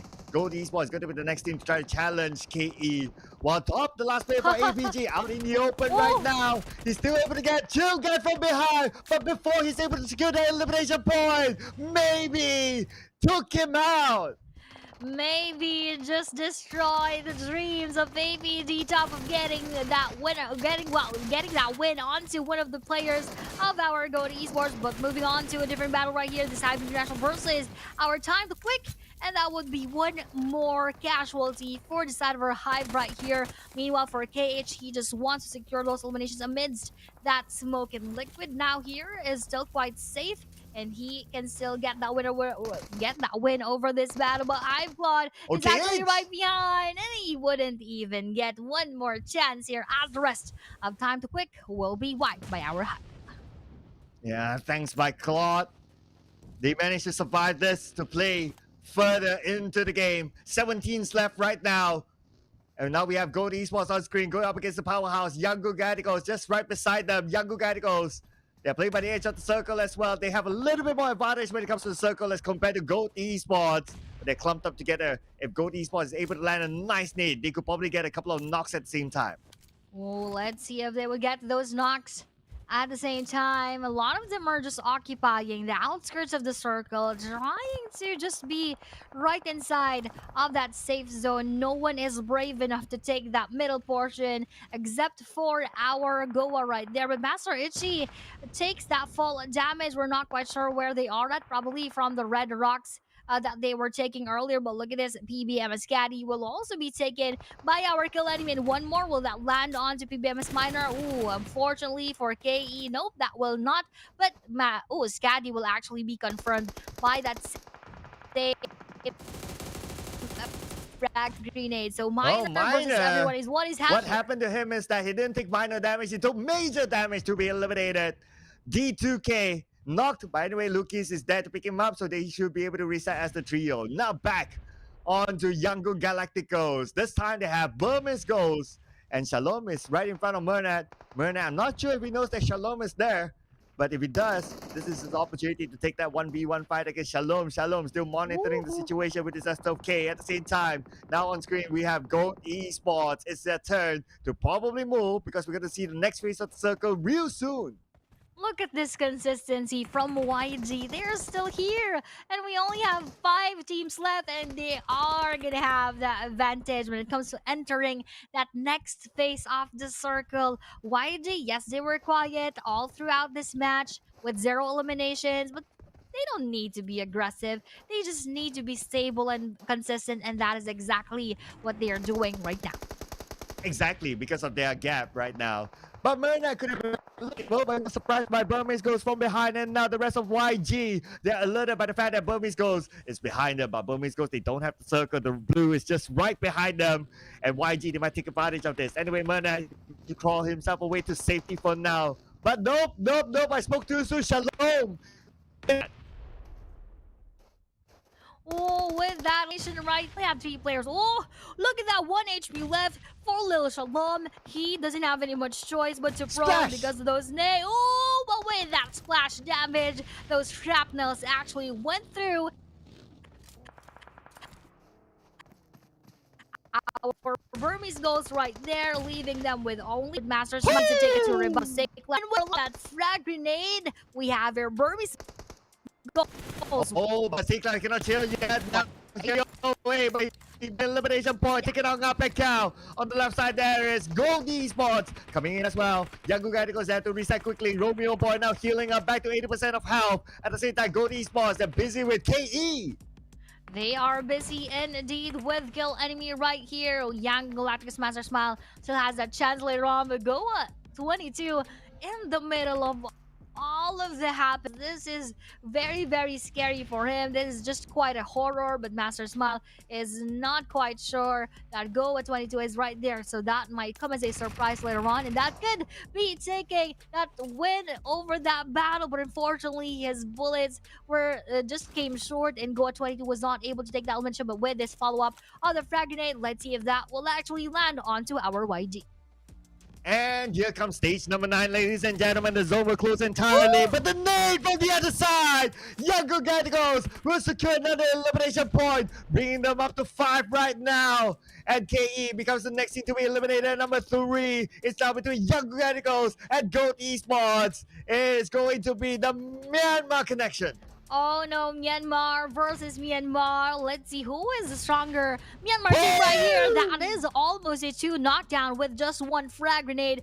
Damaging so much onto Ryder right here. Oh, Yo! that one more. That will actually end 2 of the GOAT Esports. So with the streak that they are showing right here, the rhythm is quite again in the favor of YG. And with that peak from above, one more winner chicken dinner goes to Yangon Galacticus. 2 chicken dinners today for Younger Galacticos. Another one to the pocket in the grand finals. And again, and again, and again, and again for Younger Galacticos. They pull away from all their competition at the top. Woohoo! For the side of our YG, that was really, really on point. GG's to our YG. And they are really, they're really strong for today. They've dominated so far, Sir Cloud, and I'm just really excited. What more will YG do tomorrow, and how else will the other teams catch Exactly up right. to what This YG? is the question that all the other teams need to answer. What does it take to stop Younger Galacticos? Look with he took in 2 players from Genesis Esports, Mernat and Smile, and he has totally changed the performance of Younger Galacticos this season. This is definitely the best season so far for Younger Galacticos. What a round they had. And not only the chicken dinner, they brought together with them 8 elimination points.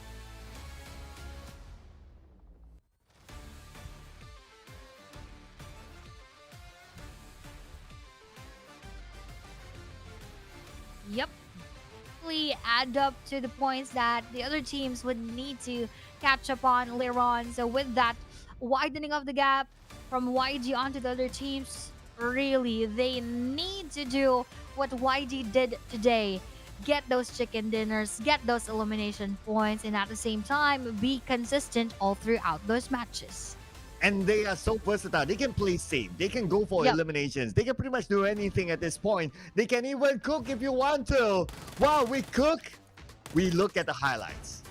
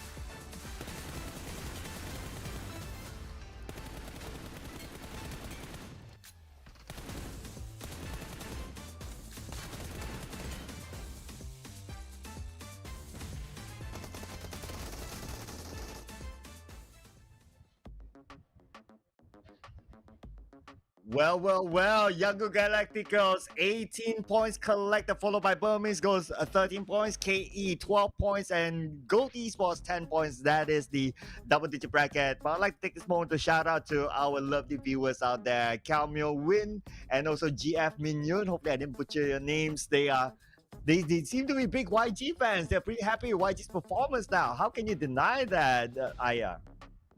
Definitely clever movements have been seen for YG. So shout out to all the YG fans right there.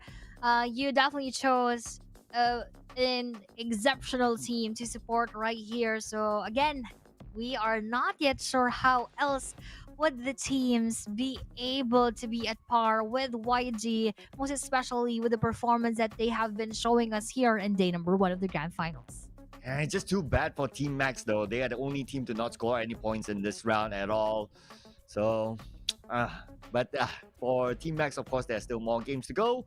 But here comes the big question, right? What does it take to stop Yango Galacticos? They can play in any style. You want them to play aggressive, they can bring in the elimination points, they can win fights. You want them to play a little bit safer, they can show up towards the end as a full team. They can do anything at this point. So YG, they're super duper consistent. But let's check out the overalls right now. Ooh. How far is Oh my Yango gosh. Galacticos? They are 44 points ahead of KE. Oh my gosh, and they're almost reaching that 100-point mark, and no doubt they could easily do that in the last game for today. And with them getting that 100-point mark, all of the points, just after them is either double what they have right now, or you need to double those points to get to the points of YG right now, and even times 5 of what Bro has right here with 20 points. So that only means that they need that amount of effort times 5, or even for the others times 2 of their efforts to be at par of YG. So really, hands down to Young and Galacticus as of now. Yeah, even if you put the tiebreaker in right now at this moment, Yango Galacticos will still win any tiebreaker as well. Yeah. So you need a lot more than 44 points. You need at least 45 points to overcome YG at this moment. Of course, shout out to Burmese Goals. It was a very entertaining round that they gave us. They scored 10 elimination points to come together with it. KE gave us a very entertaining round as well, 7 eliminations. And Gold Esports, they had a full squad time of 24 minutes 13 seconds. They survived pretty much till the end. And the only blocker was Yango Galacticos, of course. They brought 4 eliminations this round. 4 eliminations for the side of Gold Esports. Not so much, but at least that is still something for their side. And YG Say Cloud here will be the MVP of the match. Definitely deserving of this title here with 430 damage and 4 eliminations, and with only 163 damage taken across that game, with 34% of the team contribution. That really meant that he brought so much of that chance for YG getting again that winner chicken dinner. It looks like, it almost feels like everyone from Yango Galacticos can be the MVP. But of course, Yeah, based on the stats, we exactly. can only award one player. But this team is working like a well-oiled machine. So YG, they're definitely playing on a different level at this moment. So 2 chicken dinners so far for Yango Galacticos today. In case you just joined us for whatever reason, they scored the first one in Sanhok itself. Looking to wrap up the day with another chicken dinner in our final Miramar match after this. But before we head on to that, we're going to take a short break, ladies and gentlemen. We'll see you all in a bit for the final match.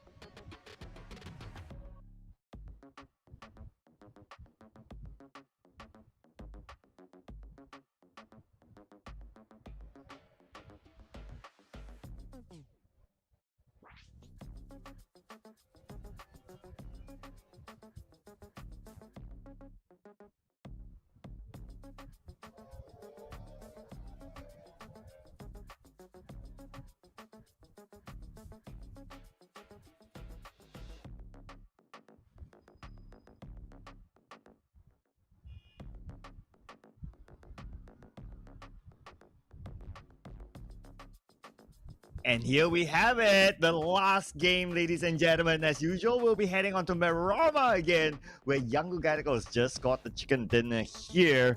Still, it's the puzzle for the other teams to resolve. How are they going to overcome Young Galacticos? Do you think, Sir Cloud, they would still have a big chance of getting this final winner chicken dinner? Man, it doesn't look like anything is stopping them. So, frankly speaking, I think they could. But honestly, even if they don't, they could probably still Yep. come back with a good placement, good amount of eliminations, and they will still be on top of all the other teams. Not only that, but also pull away from the competition. Young Gaticos, they're not showing any signs of slowing down at all. Let's head on to Miramar in our final game.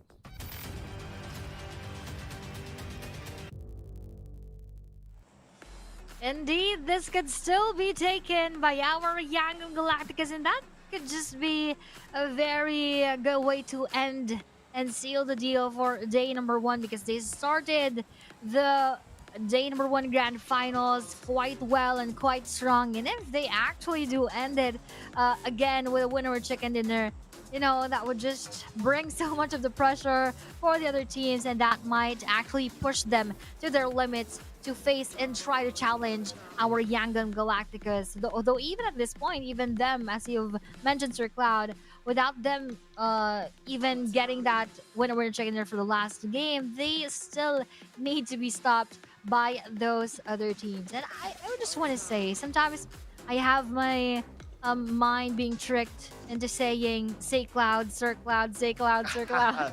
I have that confusion going on. I know, right? We're actually long lost brothers. We got separated at birth. Oh, So yeah, I know, right? That's I've been trying why. to look for him again, but he still has not been able to see me because he's so busy with these tournaments. So, say Cloud, if you're listening, drop me a DM. You know, we need to talk. Yeah, I would want to see, and I would want to witness that too next time as you meet your long lost brother, because you only have two letters different in your name, Sir Cloud and Say Cloud. So let's now first focus on this battle right in front of us. NX Nexus Vanguards versus 214 Esports. Both of them are not yet ready. Look at that, Kari now just getting that weapon of M762 in his hands, and he still needs to gather all of the other equipments before facing our Nexus Vanguards with that crossbow. What will that crossbow do?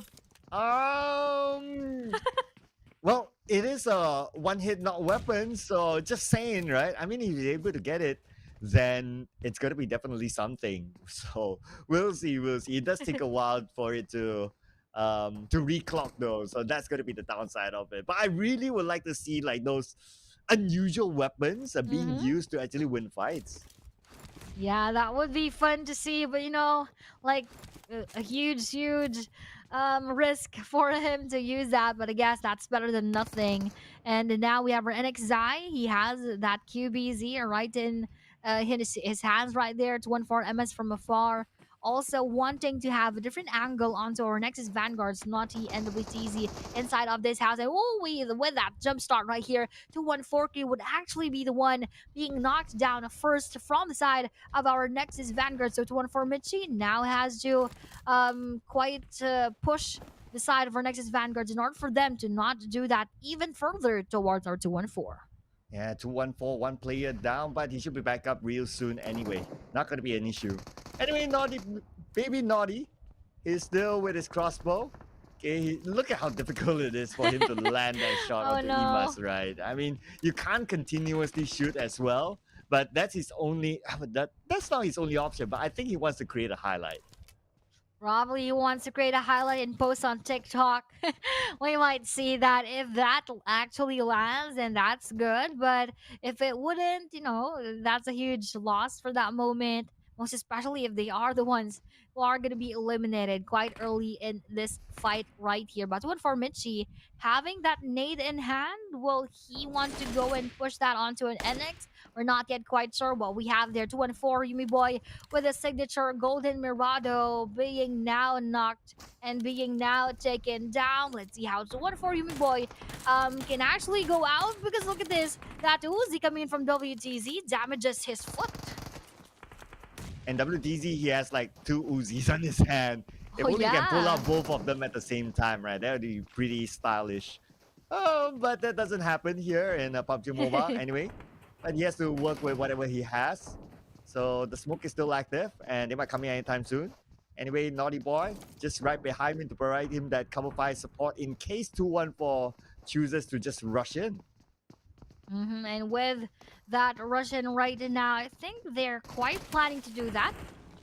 But I'm not quite sure if that's easy to pull off 2-4 Amazon right in front. Oh, but with that Uzi of WTZ, that will land on 2-4 Emerson. That is one more elimination onto them. So 1-for-1 trade is what we're seeing between 2-4 and our Nexus Vanguards. The fight's not over yet.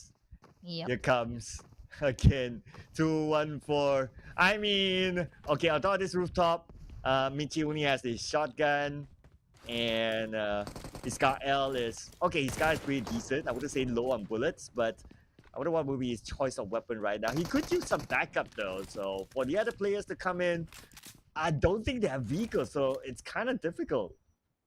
Yeah, that's really difficult. Without a vehicle and just walking on foot, I'm not sure how they would do that right now. But we have here Michi on the rooftop, just finding that perfect timing to actually want to push WTZ or either Naughty on the side. Naughty just has a win 94. Not sure what he is targeting. Probably Yumi Boy from afar, but Naughty here. Let's see if how else would he survive this engagement. Yeah, they're still dancing around. Good thing is that they are in the circle, so they could still buy a little bit more time. But the longer time passes by, other teams would have looted, would have got like a good position in the circle, and they're still kind of stuck here. So it's also a lose-lose situation if this fight continues on. Ooh, we don't know how else would this continue. Have you just Michi right in between two players of Nexus Vanguards. One is Kree from above, but the lack of utilities, the lack of everything else really hinders them to go for that push, because that will be a very, very huge risk. But with that jump coming in from Nexus Naughty, that will be knocking down Michi right there. The NX Godspeed also got knocked down. We still have them having that 2 points from both of the from both sides of the teams. Godspeed here will now be confirmed by Yumi Boy. Yeah, for sure, for sure. Don't see any of his other teammates coming to save him. And that's going to be the end of Godspeed. 2-1-4 collected 2 elimination points out of that fight, but heavy casualty on their side, losing Michi and Imas to the senior players as well. So I don't know about how worth it is that, but they were probably forced into the situation because of that early drop, and they happened to meet up with two different teams at the same time, so they had to take the fight anyway. They need to take that fight to, of course, finish whatever in front of them before time to quit. And now Gus is still playing with the team. He is still in, although he is actually technically got eliminated earlier. No full team is yet eliminated, so a lot of them still has that fair chance of getting that winner chicken dinner. But going back to this heavily dominating deal. Look at that top five of five. One from YG, one from BG, and one from Hive International. So indeed, that only just translates to YG being the dominators of this day. Exactly, that is a good reflection of their current performance and their current position. I'm looking at Yango Galacticos right now, and okay, they're somewhere in the middle of the circle. Circle number 2. They have the best high ground possible in this circle. It's a prime position for Yango Galacticos. Prime position, power position for Yangon Galacticus. You know, it's fitting for a very full team right there for Yangon Galacticus. And now that they have once again the favor, I think it is really quite possible for them to take one more winner chicken dinner. But looking at the battle right in front of versus our Sin Esports, Lyatka is still the only player from his team fighting together with our Sin Esports. Oh, with a nade coming in from Sin Ranked. That is really for those 3 points right there. But with the molly that Liliatka actually threw onto our Sin Esports, that damage two of their players, one taking him out completely and one with a heavily damaged now. Sir Cloud, this is Row versus Hive International. Oh yeah, it's going to be the Filipino connection as Nathan they connected on the red. But Claude, he got range instead, a bit of a trade between the two teams. And at the same time, the fight continues on. We got Nathan and Jappy at the forefront, and Nate will be lopped across, but nobody's home. Range will be picked up by Jappy while Nathan buys time. He needs to buy time for his teammates in order for them to go for that revive and heal up. And Liquidator would be liquidated by Goat Rider with that ran over off his vehicle. And BG Lil Exit in the process will be spotted by Bro Jibna as well. And Lil Exit now will be confirmed from the side of our Burmese goal. So that only says to us that Jibna is actually quite far from where our bros are at right now. And we have our YG actually taking that fall damage right there because of their power position, prime position. But now going back to the battle, this is still again Hive versus Bro Nathan, and that would be Jappy taking down that last player. Hive going out with 0. In the face by Jappy, Harame Bros. A clean win for them. They did not lose any players. But again, Hive International with their inconsistency. It's hurting them again now that they're out without any points. Definitely would take a toll on their scores later on because they started quite strong and now ending probably, of course, still around that 4th spot or can be pushed down by PBMS later on. But at least they are still there, probably looking at the brighter side, but they need to bounce back and to be more consistent tomorrow, just like what YG. Again, we've been highlighting YG, a well-deserved spot, a well-deserved highlight and mentions of YG because they are not just strong in one map. They just make sure to get all of those points across all of our games. Well, I'm going to be the bad guy here, right? So YG, even though they have a power position, but they have 2 players out now. So, But anyway, they still get the middle of the circle. So it's a pretty nice position for Yango Galacticos. So let's see what will KE and APG do this time to try to at least close the gap. Definitely they won't be able to collect enough points to overcome YG, or overtake YG in the overall charts. But to close the gap at least by the end of this game is going to be important for KE and APG and other closest contenders like PBMS. Yep, that is of course going to be very significant later on, most especially if they just try their best to get at least a bit closer to YG, because in the process of wanting to get closer to YG, of course they would be pushed to get more of those elimination points, and of course that would definitely change their rankings overall. And with now the change of the movement coming in from Time to Quick, receiving still so much of those bullets, and his vehicle actually is close to explosion, and that's why well, he doesn't have anywhere else to go to hide, because YG Murna boy has a perfect angle onto him, and wherever he goes, he would definitely be spotted. And just like that, Time to Quick together with Gus will now be out. Well, second point for Young Radicals now. On the elimination field, we have Astro X taken out. Sin FV is down, but he's not out yet. So it could be a long-range knock. Anyway, Team Max now will be approached by Gold Esports. Now with that approach onto Team Max. Oh, Go Bunny will actually be the first one to be knocked down right there. Meanwhile, Chill Guy is also heavily damaged with that red on his HP bar. Maybe also receives so much with that knockdown onto his opponent right here. And a team 4-3. 3 eliminations right there in the bag, wiping out the rest of Gold Esports. Beautiful dance there by Atif. Of course, he was supported by the other teammates. Team Max collects 4 elimination points, but Atif was the star of the show, securing 3 elimination points for Team Max themselves. And now, the next challenger is going to be the heavy hitters, APG in front.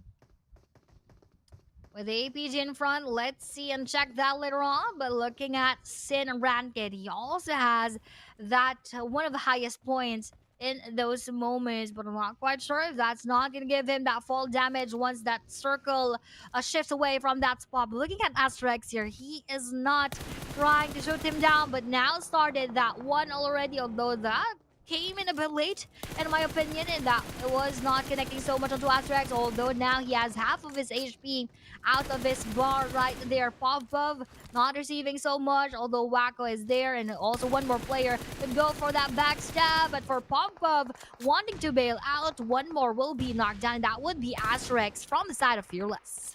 And we have FV on screen.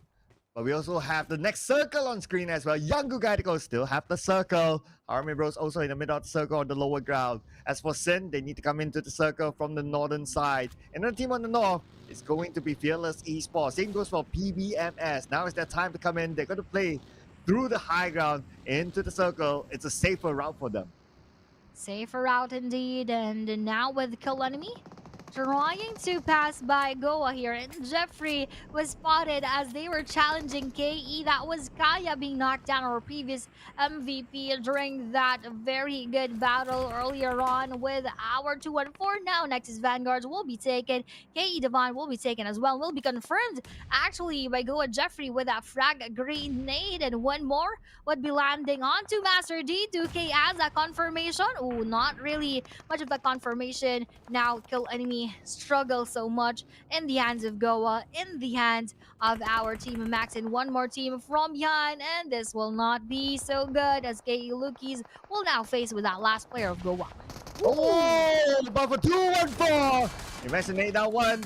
And 2-1-4, they try to defend their ground against their opponents from Fearless Esports. So far, so good for them. And Lucas, he did it! He did it! So far, so good. Defended his ground. But he needs to chill. He needs to reset quickly. He needs to get to a safer spot. But it's not going to be easy for him. Anyway, the good news is that he is in the circle. So he's still fine. But on the minimap, Team Max is coming. Team Mac is coming indeed, and they need to give them that warm welcome. But how warm would that be? Ooh, with a lot of those flames, that is indeed exactly warm. With all of those connecting in, and K. Lukis was damaged with an additional bullet coming in from that DBS. Now they will be taken by our Team Max in the process, and with their safe zone. With that part inside of the safe zone, they could take that all for themselves, and they just need to wait for our GFS, rather APG, from behind to enter. And here comes APG on the Team Max. The drive-by Skyden knocks out the John. Team Max eventually might lose one player. But anyway, cross into the shack. Joseph will be there to pick him up. But that's the opening for APG. APG getting closer and closer to Team Max. The smoke is buying them a little bit more time. While Romeo Boy gets eliminated. Now YG, only one player left. But we're going to focus on the APG right now. They're on the Team Max. Oh, they're on the Team Max right here, but now they're all up and alive. Let's see. Oh, with that APG top, knocking down Max EZK from the side. This is looking good as APG is disrupting the Team Max right here. Oh, but from above, going There up we and go. Cow joins that engagement and actually sandwiches Team Max. Woo! From the other end, Skynet had taken out the up and cow. There's going to be another point in the bag. But Team Max, they're not out of it yet. APG is getting closer and closer now. Atif is just right in front of them. But they know where Atif is at. Atif, he has to take this shot. Atif spraying down into the smoke. One knock by Atif. The follow-on has happened right now. Now there's no fall as well. Thanks to the John. The John right now is going to be the final player of Team Max. But top from the other side will make sure that Team Max will not clutch his team. Oh no, they were not able to clutch them out, but this is one more nice clutch coming in from Bro. I believe that was Jibna knocking down top in the process, and they are not really over with the battles right there. APG still needs to heal up their teammates. Fernji is the last surviving player and member of that team. Now Bro Range would want to disrupt and would want to interrupt their healing right there, but they don't have an exact angle onto their side. Meanwhile, for PBMS, they would go right above this spot wherein that was taken actually by YG Murnat Boy. Are they going to hike up? Do they really think want to hike so. up? Okay, they know that Murnat is there though. Murnat lobs some molly just to buy a little bit more time. But now we switch over to APG. The nade by Jibna. Knocking out Fern, leaving top. The only active player left right now. But he can still save his teammate as long as he's crossing to the shack. Now they should be back as a duo, but now Murnat going in against PBMS. Young Gugatti goes eliminated. This will open up the door for APG. 2-1 for PBMS to close the gap. Oh no, I think that is the earliest that YG would be taken out. But now, moving on to and going back to the battle we had with the Bros and our APG. Now the Bros are actually awake. Sir Cloud, they're getting already 6 elimination, but with his land pressure, ooh, that will take down 2 more of those damaged players of APG, but still remains alive is APG top with that 1 HP as his surviving chance there. Ooh, but with all of those bullets coming in from Jibna, eliminates the rest of APG. Bro now from 15 will climb up to 12 and will probably climb even further if they get that winner chicken dinner. Well, still gotta give it to top, right? There must be some divine intervention for allowing him to survive the extra few seconds before Harame Bros came in to wipe them all out. He should have been a goner early on, but yeah, that was a miraculous survival for him. But anyway, it didn't really change too much. It was just something just to point out in that fight. Yep. Exactly. That was notable to mention because you've seen his 2 teammates, just die in front of him and die together with him in that very small shack. But he manages to survive even a few more seconds into the game. So indeed, yeah, that was worthy to mention on how top tried his best to survive during those moments. But now going back to BG, Burmese goals are now just left with one, which is Lil Shalom right here, and he would still need to meet with the Bros later on, most especially that moves away from his spot. Hearing those bullets, he's now very much more cautious. Yeah, he's looking around, checking the corner because he's the final player for Burmese goals right now. On the elimination feed, PBMS in action this time against Sin. One of the players currently knocked down.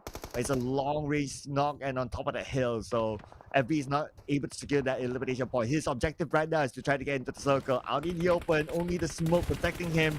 And Pretzel spraying into the smoke. One last bullet, one last hit, and FB will fall. Oh, I think he would. So he needs to be very careful. And look at this fall coming in from BBMS Caddy onto those attempts coming in from our GFS to go up the hill, which they are taking right now. And with that fall for GFS Shackle, that is an instant elimination. But with Sinefdi being out as well, that is courtesy of PBMS Minor right there. And with the rotation, there's also still Sin Rankid just right in front of them and giving them all of those bullets, but unfortunately will not be able to take them. PBMS Pretzel will need to face it with Rankid right there through the smoke. Will be that elimination coming in from Pretzel. There goes Rankid, the risk it eliminated. And Sin is out at number 6. Anyway, now we have 5 more teams to go with 13 remaining players on the map. PBMS, they still need to get into the circle. While Burmese goes, Shalom, somehow he's still able to hold on to more positioning points for the team. Oh, he indeed needs to keep alive to get more of those placement points later on. Looking at we have here GFS newbies. He has a long way to go down. I'm not sure if he will not receive that fall damage later on, but at least he has this buggy. So that is now the moment for the other teams on the other end to actually damage those vehicles in order for him to not be able to go down anymore. And that will be PBMSMM taking down a GFS Beast. PBMS, they're not in the circle yet. Great work so far. 7 eliminations for them, but now they have to cut across a couple of these other teams, including 2-1-4, looking at them, making their movement into the circle. Cutting down Shalom is on the other side, but Kree, he does not know that Shalom is there. Anyway, Kree is together with Yumi Boy right now in the same shack. One nade could rule them all. So PBMS, if they're able to lob one nade in, they could immediately score 2 elimination points. Now with those 2 elimination points, let's see how else could that happen. I'm just, it is quite fun to see that YG, AVG is not there because they are the ones really dominating for the previous matches. But now 2-4, Yumi Boy trying to heal up Kree right here, but a lot of bullets are trying to interrupt them to do that right here. And PBMS actually on the push right now with PBMS Pretzel being knocked down. Oh, wait a second. It's by Harame Bros on the other side. Naturally intervene. And from afar, Harame Bros is the one that's able to collect those elimination points. 2 extra points for Harame Bros, saving PBMS in the process. Oh, right now, leaving us with only 4 teams right here. BG, last player, still hanging on for his dear life. PVMS left with 2, Bros with a full squad, and GFS with 2. So this probably, again, gives that chance for the Bros to redeem themselves in this final match. Oh man, what took you, Harame Bros? What took you? But the mission is not over yet. They still need to overcome PBMS and Goodfellas, who's still in the game. 3 for PBMS, 2 for Goodfellas, as we check out the next phase of the circle. But anyway, Japanese in the middle of the circle. Very likely that Harame Bros will be able to secure that compound, that will be that fortress against the remaining 2 teams. Oh no, this is looking good for the side of our Bros. Probably looking a bit good for our PBMS. Oh, but with the circle, I take that back. That all just goes into the favor of our Harame Bro right here. Let's see if they will be able to utilize this chance very, very well with that nade onto GFS. I'm not sure if that will land perfectly. Nope, I don't think so. Even a bit of splash damage was not taken by Chewy's right there. Meanwhile, for newbies, he has a good spot as well to scout the surroundings, but not a good spot to be inside of the circle. But no circle now for newbies. He has to cut across the road. It's going to be rather difficult. He does have a buggy though. And he does have his teammate Chewy inside the circle as a marker. But it's still going to be a tall order for newbies to cut across now because he has to look at other teams as well. He also has to look at PBMS on the left side. Anyway, he still needs to move. The zone is now closing. Let's see if he's able to get across safely. There's going to be the risk that he's currently taking right now. Buggy is not the most secure vehicle, but it's going to be a man first down. Ooh, now looking at this, more odds, more chances for the Bros to get that win. They have all the advantages onto their side. The number advantage, the firepower, and of course the circle advantage right here. So now they're spotting mine right here, Pretzel on the other hand, and the other half of Bros are busy with our GFS. A lot could still happen because this could also be the same thing that happened with YG earlier on, that there's still full squad, but then those 2 duos left were the ones who were both targeting them, trimmed down to a 1v1v1 situation, and then eventually to a 1v1. So that could also happen here, but let's see if that will exactly be the same case, or will Bros continuously dominate this engagement. And newbies continue to put pressure on the PBMS. Pretzel on the other side takes a lot of damage, but he's still not down and out yet. But Pretzel is still not in the circle. That's going to be a big problem for Pretzel. Anyway, Jibna with security elimination point. Number 13 right now for Harame Bros. 3 more targets to go before Harame Bros scores the chicken dinner.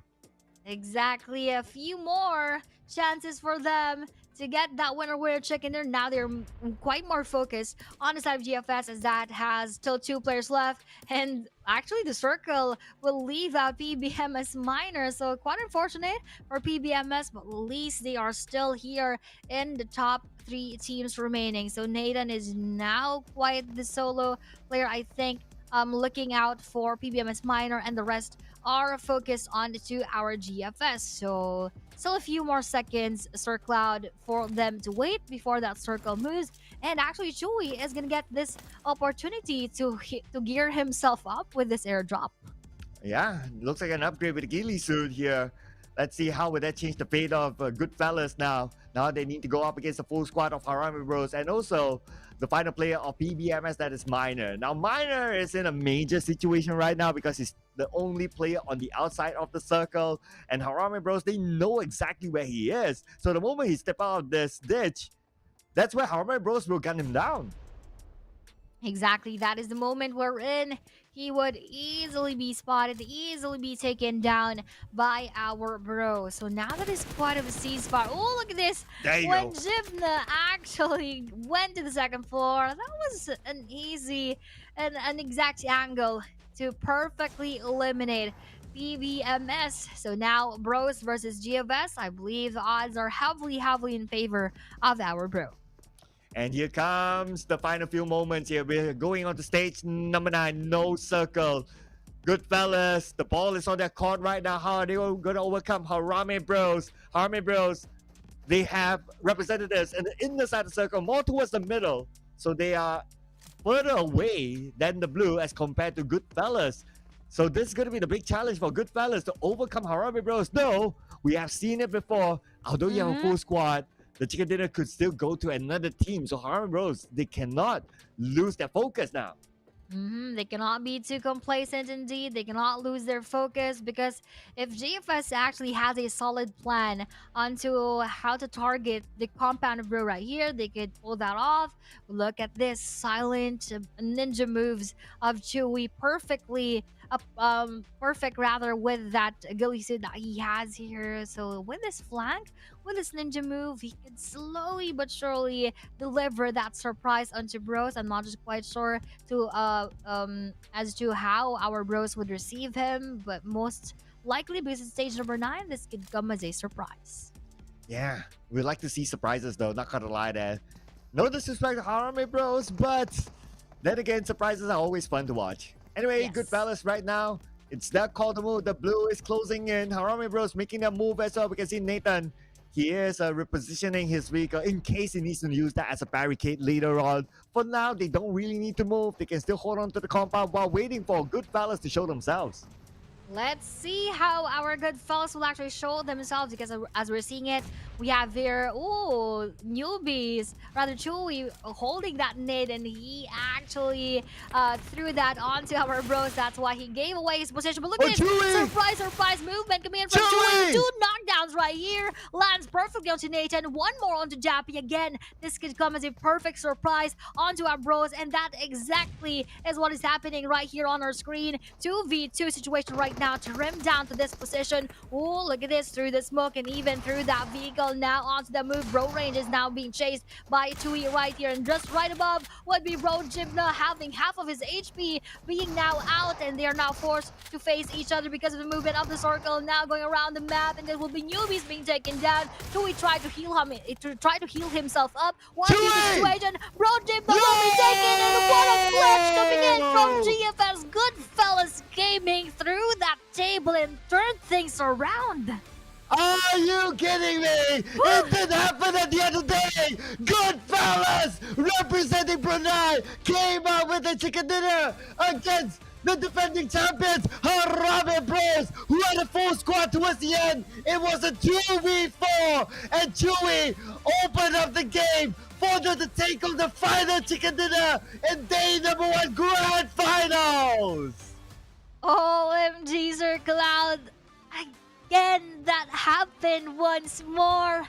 Surprise moment. 2v4 situation. And they just turned that around very well. Really commendable play coming in from GFS. newbies, Chewy, Beast, and Shaco, and most especially for what Chewy did during those final moments. They had that perfect timing. I really, really commend that attempt to go for that ninja movement onto the eastern side. But now, first, let's watch what are the highlights during that final match.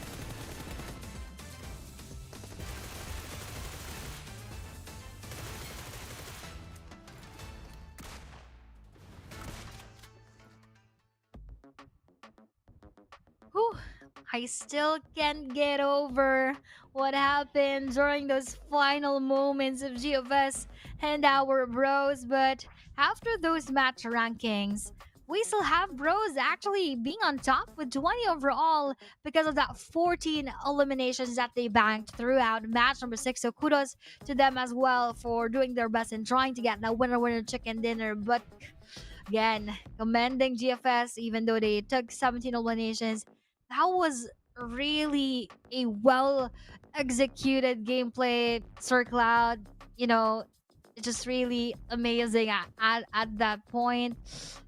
I'm really very speechless, and I just like to congratulate GFS for trying to do that. More so that this is their first time in the grand finals and even in the PMCL.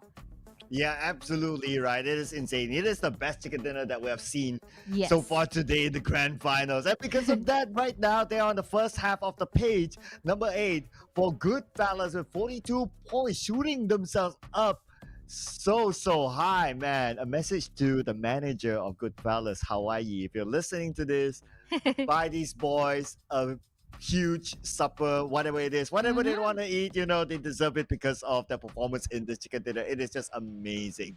But you know what is amazing? Yangon Galacticos is now 42 points ahead of PBMS, the number 2 team, and they have broken the 100-point mark. Exactly that 100-point mark. But I'd also like to commend PBMS. Although they weren't able to, do so much of those explosive highlights each and every time, but at least they were consistent as well into taking those points home, and that brought them to that number 2 spot right now. But for the top 14s that we have seen during match number 6, that was Bros taking 14 eliminations, GFS with 7, and PBMS with 8, and so on and so forth. And of course, no doubt, this is a no-brainer. MVP title goes to GFS Chewy. Of course. He brought the chicken dinner to them. He was the one that got the Gilisu. He got the off angle, but gotta give it to his teammate Newbies as well. He was the front line fragger to kind of open up the space for Chewy to be successful as well. So, like what you said, still no doubt, he brought the chicken dinner to the team and he deserved that MVP title for Goodfellas. So great work by Chewy. Now I am looking forward to see if Goodfellas can actually be one of the surprise teams, because we have 2 more days to go, and that is 12 games in total, so still anything can happen. Anything could still happen right here, of course, but this would not all happen if this is not brought to us by Techno, a brand that understands the needs of hardcore gamers with a Camel 30S powered by a fast gaming processor and a 120Hz ultra smooth AMOLED curved screen. Also, exclusive support Dolby Atmos in game. Your gaming experience is now more responsive and lag. Yes, and thank you so much to Techno for being together with us for this season and hopefully for more seasons to come. Yep. Because this season could be really, really exciting with the 12 more games to go. Young Organicals, they kind of chill in the final game, but I totally understand because they have that gap. But you guys can also chill with Alan Walker's music in conjunction with PUBG Mobile 7th anniversary. Alan Walker is back. The first track is faded. What is track number 2? Track number 3? Leave it in the comment section. Oh, that's interesting. You guys comment that out for us to know, of course. Even though we know, we just want to make sure that you know. But the Golden Moon event is now on, so don't forget to collect the Times token and redeem the Camel Super Fan set for free. And also the Desert Boat Camel, which will soon join PUBG Mobile Battlegrounds and to join you on your Golden Moon journey. So for everyone else who is watching and not yet playing PUBG Mobile, don't forget to check our stores and download PUBG Mobile. Oh yeah, and for those of you who have downloaded, obviously you got to update to check out these new features. But what a day has been, Aya, for day number 1 of the grand finals. How are you feeling now after looking at the first day? Oh, I am really full of a lot of emotions. Indeed, I was excited during the beginning, and then I was thrilled at the middle, and now I am really surprised at the ending. But I guess, Sir Cloud, we will be ending for today. Thank you so much to all of our viewers. Once again, this is yours truly, I Plays with Sir Cloud in the PMCL Southeast Asia Spring 2025 Grand Final.